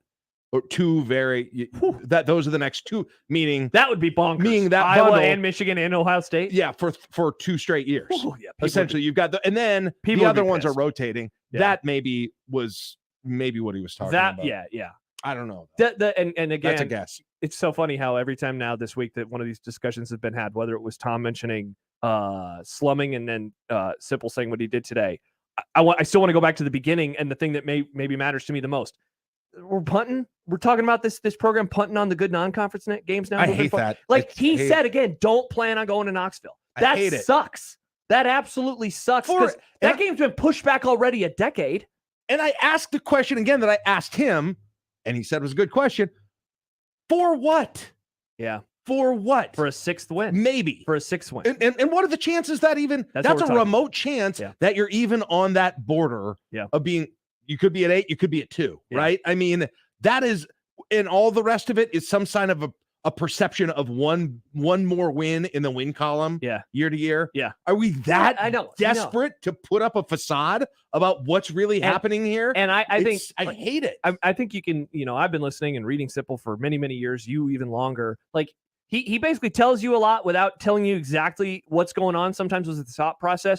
But if you noticed in there, he mentioned Bill Busch a couple of times. And it makes me just wonder what a former coach is saying when they have these conversations, whether it's on the air or off the air, about Yeah, I mean, going to Tennessee, that's not feasible. Going to Oklahoma again, that's not feasible. Going to Oklahoma State, going to Arizona, it's like, I mean, when you boil it down to, I don't know, man, I think so much of this discussion still is we are in the present mindset of they were 4-8 last year, 3-9 the year before, 3-5 the year before, 5-7 the year before, 4-8, 4. Like we're in this mindset of they have stunk, and you would hope in 2026 and 2027 that that's really not the case. What year is the Tennessee? Sorry, I didn't mean to interrupt. 6 and 7. 26. Those are the Tennessee games. Yeah. 26. Oh, so it's those years. Yeah. That he was talking about. Oh, okay. Yeah. I didn't realize that. Yeah. That would make a lot of sense. That uh-huh. might have come in the same conversation then. Yeah, and let me pull up real fast the Nebraska future schedules. All right, Nebraska future schedules non-conference wise. So Tennessee in 26 and 27. Is it on the road in 26? 7, and it's in okay. Lincoln So it's at first. home in Lincoln. Yeah. 26, you said, was the hard year. Yes. 28, they're hosting Arizona. 29, they're at Oklahoma. 30, they're hosting Oklahoma. 31, they're at Arizona. And then we go out to 2034, Oklahoma State, and 2035 at Oklahoma State. This drives me nuts. The amount of ifs and buts I know this strategy is built on so far into the future. The amount of ifs and buts this strategy of getting out of these games is built for. It's a mountain of ifs and buts. And I've said this to you, and I've said this to John, and I'm going to say it for a long time. This, in my opinion, is all one giant reaction to what the SEC did not do. If the SEC would have expanded to 9, I don't think we're talking about this. And instead, they're able to hide behind, well, we don't know what the playoff committee is going to want. No, that's not what this is about. This is about you viewing the SEC and saying, that's unfair, and so we are going to respond. And on one hand, I do understand because what the SEC is doing, I think, is weak as hell. But on the other hand, don't give in to them. I think they should force the committee. And maybe there's just, we don't trust anything in society anymore. And so maybe there's just this lack of trust with the committee that they're not going to reward Ohio State for playing at insert school. Let's say Ohio State's playing at Oklahoma, that they're not going to reward them if they lose, and they're going to get screwed out of a spot for Alabama, who played for bad teams. I think that's the play here, and I just don't like it. If you're taking Tennessee off the schedule in 2026 and 2027, you're adding Tennessee, Chattanooga. Again, it changes. So if you're between 5 and 6 wins, then at that point, guess what? That ain't going to be the thing, right? Yeah. That Tennessee game not being there ain't going to be the thing that makes everything okay. On the other side of it, if you're talking about having a better chance of the playoff or not being in the playoff, I guess I might. If we were looking back in 2027 and we're like, God, 2 losses this year, won the Big Ten or got to the Big Ten championship. That lost to Tennessee, though, if that had been someone, I guess that's the other scenario if you're individually looking at Nebraska in practicalities. But like I said, it is built on a mountain of ifs and buts. And the other thing, I'm also just a little bit annoyed. Yeah, Ohio State's been great consistently for a decade. But the amount of fluctuation in a whole bunch of these other teams that we talk about from year to year and how difficult an opponent. Tennessee? I mean, dude, I was just going to say, knows? Remember when Nebraska, well, I don't remember when they scheduled USC for the 2006 and 7 seasons, but I remember suddenly when we all realized collectively, whoa, that's going to be a big series. I remember when Nebraska scheduled Oregon and we were like, whoa, Chip Kelly. By the time that series rolled around, it was so different than what it had been years prior. 100%. I mean, we're talking about Arizona. Right now, I look at that and say, Arizona, that'll be an easy win. Who knows if I'm saying that in 2030, whatever. Oklahoma probably feels that way about scheduling Nebraska. By the way, I just heard from a source that this person has heard that the 26 and 27 Big Ten schedules are done and the schools have seen them. So I guess they have then. Well, that's wow. That pretty much shores up what. Wow. How bad? Okay, what's the worst case scenario then? What are we talking? Simple's talking like it's way worse. Let me pull it up real fast. All right, on the 2025 schedule, they have Cincinnati, the non-conference, and then in league play. This is the one that's existing right now. Yes, 25. This is existing. I'm going to name. Well, I'll just name all the Big Ten teams again. I'm going to do road first, then home. Okay. At Maryland, at Minnesota, at Ohio State, at USC. Now, first of all, real quick, that means that 2026 will be a 5 road game schedule because this is a 4 road game schedule. Maryland, Minnesota, Ohio State, USC, road games. Home games against Illinois, Iowa, Michigan, Rutgers, and UCLA. So again, tougher. I mean, we're talking about, so in theory, you're dropping off UCLA and Minnesota as the 2 plays. So you're adding 2 teams back. You're not adding. I mean, you could, I guess, like you just mentioned, what if Ohio State or Michigan or both were the 2 plays? You could, in theory, keep them on your schedule, and then you're bringing in 2 other schools. It's probably adding some sort of Wisconsin, Penn State, or both. But probably one of those difficult games goes on. I would say Michigan, Ohio State, or USC. One of those, if not 2 of them. Well, I guess that's what I thought would be dropping. Unless they've just put together. If they're just like, they're like, I mean, if they put those schedule and then they put on Wisconsin and Penn State and took off whoever, Rutgers and whomever. Yeah. But again, I will continue. I'm going to do some more digging. I will continue to say this. We still have these perceptions of these teams, and sometimes it probably benefits Nebraska, to be honest, in the way they're perceived. We still have these perception of these teams and acting like they have an established quality that is going to exist in perpetuity. Is ridiculous, and you don't pay any attention to college football year to year. Again, I mean, look at Illinois last year. Yeah, you just literally mentioned Tennessee. Like 2 years ago, people were like, "Hell yeah, Tennessee's on our future schedules." Now people are like, "Hell no, people, that's a tough schedule." Tennessee was a disaster. Well, Nick look Saban, at how Northwestern from year to year. Yeah, right? I remember Nick Saban in the offseason earlier. When they were figuring out their schedule, he was suddenly all worried, like, "Yeah, well, our 3 locked-in rivals are going to be Auburn, LSU, and Tennessee." And it's like, whoa. Let's not put Tennessee in this group now, given like they just did 1 good season. Right. But it just shows how things can fluctuate from season and why to season. Are we acting like UCLA is the, the Dallas Cowboys? Dude, what is the deal? Thank you. And this is on brands, like these brand perceptions that people extend to an infinite history, an infinite future. Well, they'll be 20 good. years. Oh They'll my always gosh. be good. Yeah. Guess what? That sort of happens with some programs, and it basically doesn't happen at all. I feel comfortable saying that about Ohio State. That's kind of it, for the most part in the Big Ten. Yeah. Harbaugh's gone. One of these years, Harbaugh's going to the NFL. What happens to that program? Yeah, Look at Michigan State. Some years you would have said, "Oh man, look at the last 2 years." Yeah, bowl team 11-2, 5-7. Like what? What are you talking about? We've got to quit this thing. Like we know that the schools have to stop doing this. The conference has to stop doing this. We all have to stop doing this, and just and being so weird about, they're good. They're going to be good. Who knows? One more before we get to content. Phil says, Trev said on his radio show that he knows who the 2 play opponents will be in 26 and 27. Didn't know he probably knew the full schedule. Wisconsin is definitely one of the 2 plays. I bet it is. Yeah, I bet. Yeah, you had Wisconsin. Wisconsin and Penn State. Yeah. I bet. And then they'll get Ohio, and maybe they get Ohio State and Michigan the 1 play that same year again, and they'll be off the next year. Yeah. And guess what? Then the 27 schedule will be quite a bit easier. Yeah, and Kobe says something I agree with. In 26 and 27 schedules are done. It's dumb not to release them. Yeah, what are we hiding? What's the Big Ten again? hiding? I don't know if they believe they're going to happen. Yeah, they're going to wait and see. Yeah, I think what you said is spot on. The way that they made this model, this does not sound like something they're planning to do for a decade or 2 decades. All right, when we return in Unsportsmanlike content, if we have time for all these questions, let's see here. The SEC schedule is being released tonight. We can talk about that. A new show on Netflix, and Jordan Larson. Okay. All that and more when we return here on 1620 The Zone. Now live on Twitch, YouTube, and 1620thezone.com. For nearly 50 years, Woodhouse has been your trusted friend for new and used cars, trucks, and SUVs. In that same time, the corner of 112th and Dodge has been a familiar location where Omaha buys its Chevrolets. Today, both are together with Woodhouse Chevy Omaha.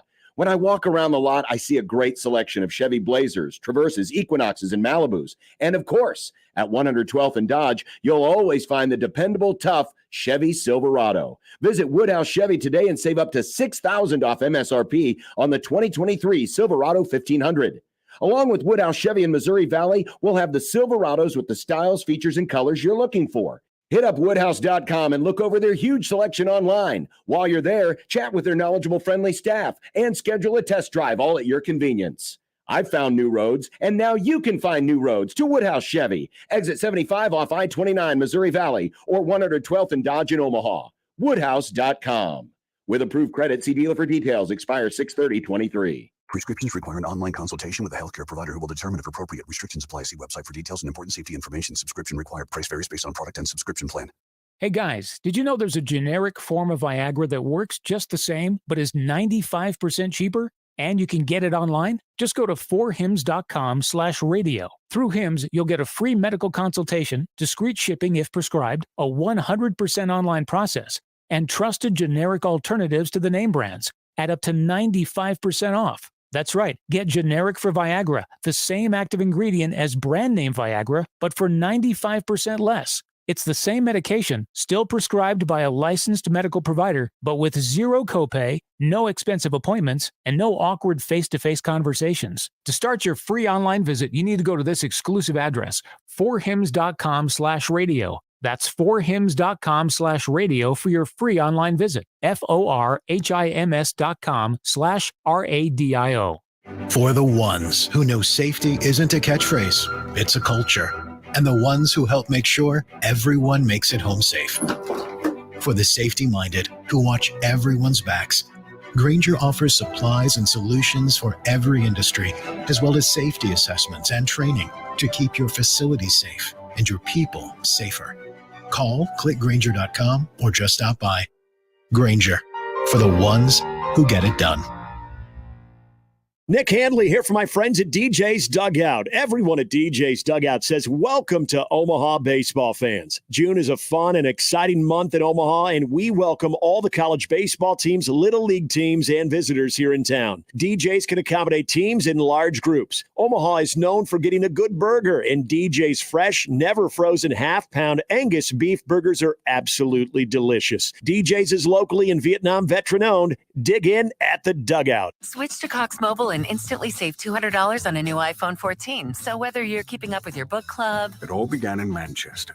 or sharing your latest recipe, you've got a plan that fits you based on the data you need. Switch today and instantly save $200 on a new iPhone 14 featuring the most impressive dual camera system on iPhone. The new Cox Mobile. We're different because you're different. Limited time offer for existing and new Cox Mobile lines. Prices exclude taxes and device activation. Other fees and charges are subject to change. Other terms and conditions apply. Learn more at cox.com/mobile.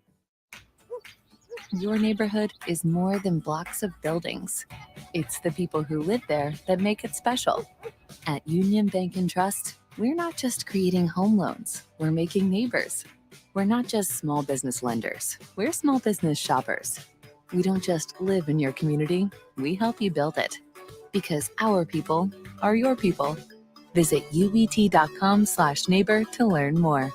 Union Bank and Trust, member FDIC. Hey everybody, it's Michael Smith for Ted and Wally's, 2 locations, one in the Old Market and in Benson. What goes better after a wonderful meal? Say you're in Benson looking for a great place to eat.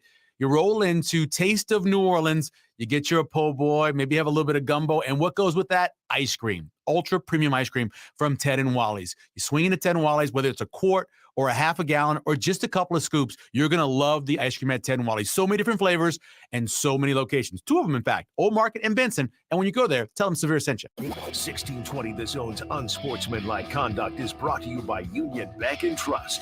Now back to the program. Look, I made you some unsportsmanlike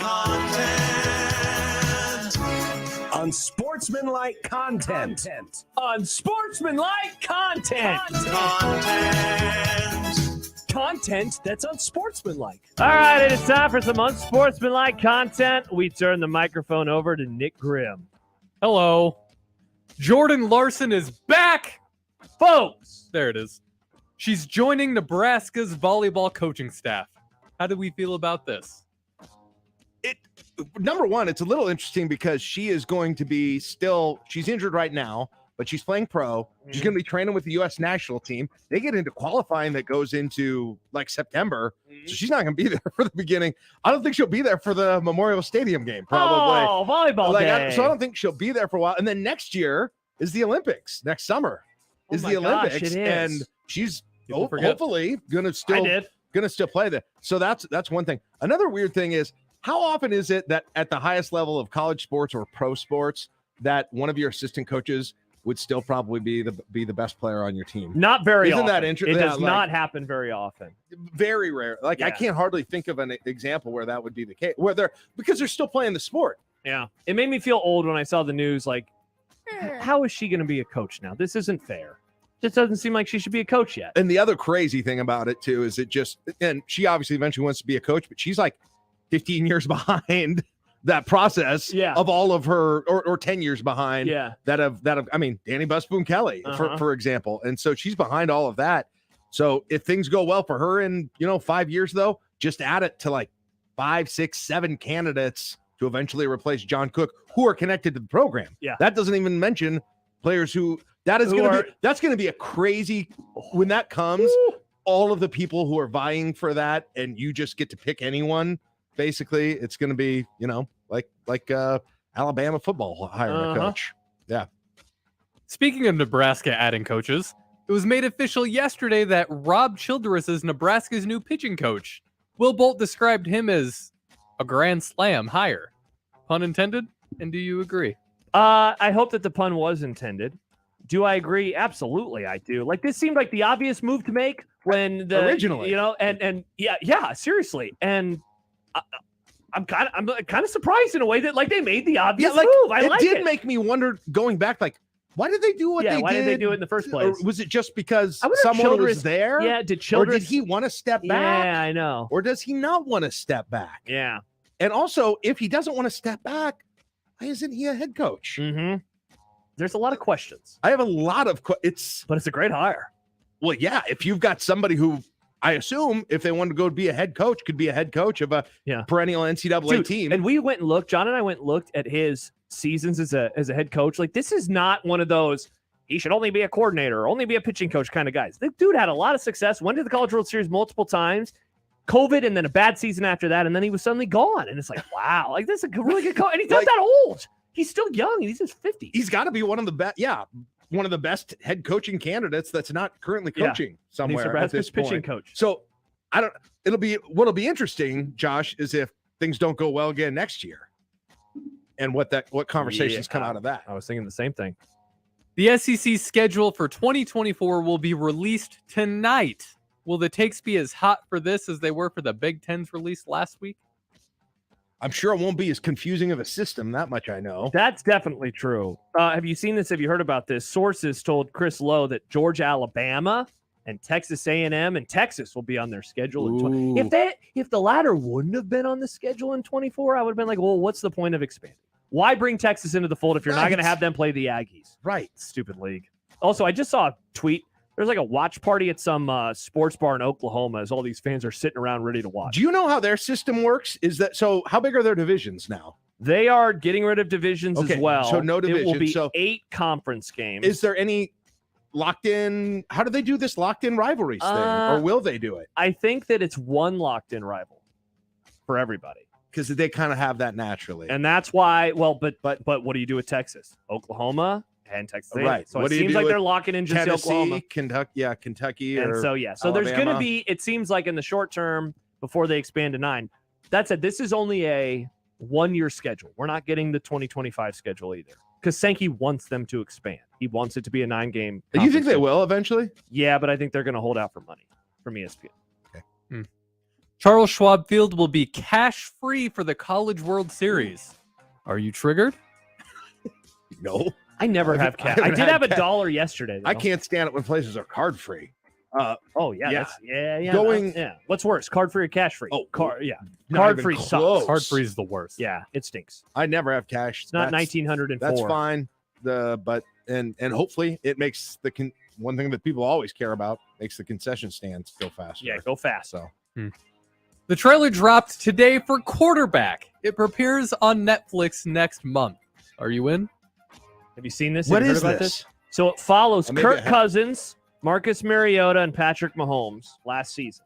It's like a Hard Knocks type thing, goes behind the scenes, but they're like mic'd up on the sidelines. Like there's one scene where you remember when Patrick Mahomes messed up his ankle against Jacksonville? Andy Reid's like, you're coming out of the game. And Patrick yells at, no, you're not taking me out of the game.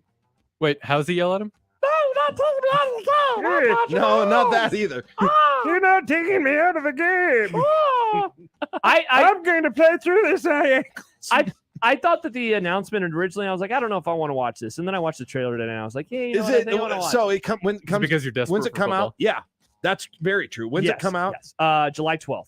Oh, faster. Why are we? You're going to Italy. It's okay. Why are we waiting until July 12th? There's preseason games on then already. No, not yet. There's How's that compared to Hard Knocks? I mean, Hard Knocks will be early August. I've said a million times last year. I was like, I would love a deep dive on what Marcus Mariota's been up to this year. You said that to me all the time. You kept texting me, and I said, finally, the Jack, NFL leave started me alone. answering my emails about Marcus Mariota Jack, deep dives. it's 2:04 p.m. I'm on the radio again, but we have to talk, Josh, about Marcus Mariota.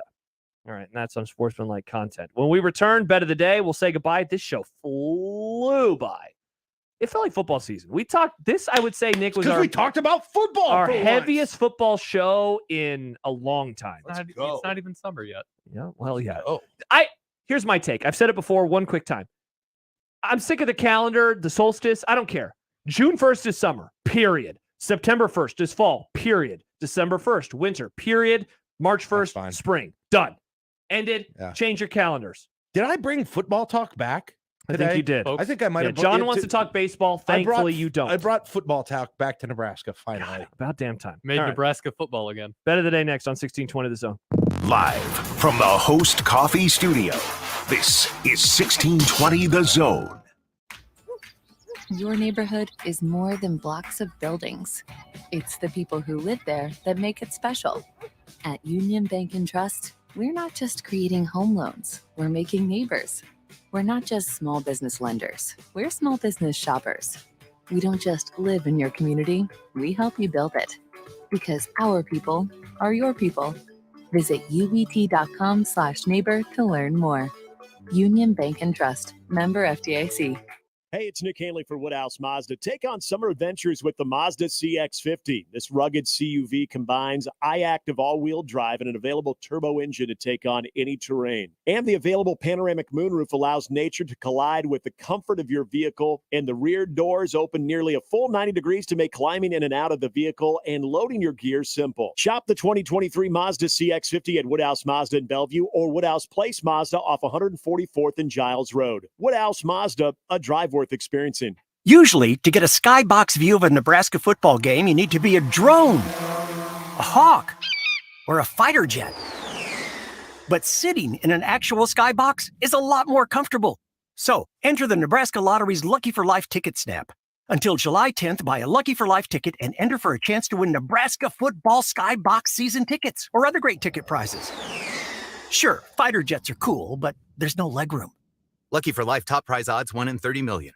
Are you here for the job interview? I just saw that ad that said, apply here for dream job. What qualifications do you have? What exactly would I be doing? Well, this is a dream job. You would be daydreaming. All day? Start at 8 a.m. and spend the day dreaming about all the millions you could win playing Mega Millions from the Nebraska Lottery. I'm good at that. We want people with big imaginations, not just the usual yachts and exotic vacations. Like a city built with bouncy houses or limo for dogs. You're hired. Mega Millions top prize odds 1 in 302 million. Duck Defense Midwest makes your home healthier and improves the life of your HVAC system. So improve the health of your home and everyone in it. Go to cleanairradio.com for a special duct cleaning offer for Zone listeners. That's cleanairradio.com. At the Rib Shack Smokehouse, you have the best of both worlds, barbecue and soul food. We're open Tuesday through Thursday from 11 to 9 p.m., Friday and Saturday from 11 to 10, and on Sundays from noon to 8 p.m. Let us cater your next event or dine in and enjoy our delicious ribs, fried catfish, collard greens, and so much more. Don't feel like leaving the house? Then get your food delivered through DoorDash or call for takeout orders at 402-502-6695. Welcome to the Rib Shack. Are you ready for the biggest party of the year? Nickelback. With a live show unlike any other, October 3rd, Pinnacle Bank Arena. Nickelback, the Get Rollin' Tour. With Brantley Gilbert and Josh Ross. Tickets on sale now at Ticketmaster.com. Get rolling and get your tickets now. Nick Hanley here for Templeton Rye Whiskey for the strong-spirited. Excitement is in the air as the College Baseball Championship returns to Omaha, and fans come from all around. Celebrate this year with Templeton Rye Whiskey for the strong-spirited. With a 4-year, 6-year, and 10-year reserve, the whiskey is a home run all around. To learn more about Templeton Rye, check out their Instagram, Templeton Distillery, or visit the On-Site Distillery, just a short drive outside of Omaha. Enjoy responsibly. Templeton Rye Spirits, Templeton, Iowa Rye Whiskey. Tired of having a website that doesn't reflect the quality of your brand? At JM Online, we specialize in custom websites for unique business needs. Your website should be more than just a digital billboard. It should be a powerful tool that grows your business. Awarded Omaha's best web developers in 2023, we're dedicated to local business success. So if you're ready to take your website to the next level, go to jmonline.com and request a call. It's unsportsmanlike conduct. So I can come punch you in the face. The 1620. The Zone. And you know why I'm laughing, don't you? Now, it's time for the unsportsmanlike conduct bet of the day. Just a little bit under where some folks would like to see this one wind up. Brought to you by nobody. You gotta be kidding. Really, we don't have a sponsor. Sorry. All right, yesterday in the bet of the day, Mr. Mike Schaefer picked against your Royals by taking the Reds. He was a winner because the Reds were winners. Wow, they scored 5 runs in the second, and that was all they needed for the whole game. Good Lord. Surprising. Let's see. Nick had a parlay, and the Braves let you down, Nick, or did the Mets The let Mets you down? let me down. The Mets meet the Mets. I had the Golden Knights minus 1.5 goals. They won by a lot, so didn't have any concerns there. Give me the Yankees tonight. They don't have to travel too far. They're going to Queens to play the Mets. The Subway Series, they call it. Some call it that. Yankees minus 102. Used to be very exciting. Now it's not that cool. It really is. What's your pick? So you said I could do the U.S. Open? You can, All yeah. right, Yeah, for sure. I got because I'm not coming back. I got to be aggressive because I don't get a bet on here very often. That's true. So I'm going to. I don't know what odds he's getting, but I'm going to pick Ricky Fowler to win his first ever. Holy crap. His first Plus ever. 5,000. Okay, I'm winning Wow. big. All right. Give me Jack. Fowler plus Dude, 5,000. that would be awesome, Jack. If you He's won been this. playing better. He has? I don't know. Okay. I'm going to do one that's goofy, but for the funsies. Okay. Everybody's been waiting for this matchup. It is the Tampa Bay Rays and the Oakland Athletics. You taking the A's? I'm taking the A's, plus 230. 7 in a row, it would be, I think. That is crazy. Why are they good now? Congrats to the Major Rays League. on that one. It's the The reverse strike. That's reverse the, strike works. oh, yeah. That was cool. That's Yeah. the bet of the day. Iowa. Did they get fans there last night? I forgot Yeah, that. they were silent at the beginning of an inning for the first pitch, and then they whole stadium crowded sell this team or sell the team. Whoa. Like, it was. I should have looked yeah, it was for it. correct. That's cool. We should have talked about that I before. was now. reading the Jonathan Franzen novel last night. Is what I was doing. That would have been Jack. why you Yeah. weren't watching it. Yeah, indeed. So, was it sold out? No, I don't know that it was sold out, but it was. I mean, it was a big crowd, and it was they were there to make a statement. I've never really seen anything like it. It was cool. Yeah, it's very different. That is really cool. Scaring all the feral cats in the stadium, though. It's what Nebraska football's been doing, a reverse empty stadium. A reverse sellout. Yeah, reverse sellout. All right, coming up tomorrow, Shafe's back in the building. We have Ravi Lula. We have Robin Washit. We have Dumb Debates. This is the last Dumb Debates for a couple of weeks. By the next time we do Dumb Debates, it's going to be the end of June, and John is going to be really, really upset. 27,000 in Oakland last night. Thank you, Jordan and Jacob, for that number. Oh, yeah, it was a big versus number. 4,000 normally. Jack, this was awesome. Thank you. Thank you for having me. Hey, thank you for Jack. bringing football back into the I nomenclature. I thought it needed to be talked about, and it hasn't been being talked about on sports radio. So glad I could do that. It was cool to see you in person. Yeah, it's good to be here. Thanks for This having was me. really great. All right, for Jack, I'm Josh. Also for Nick. We'll be back Hi. tomorrow with Ravi. The College World Series is 2 days away. Have a great rest of your Wednesday. Goodbye.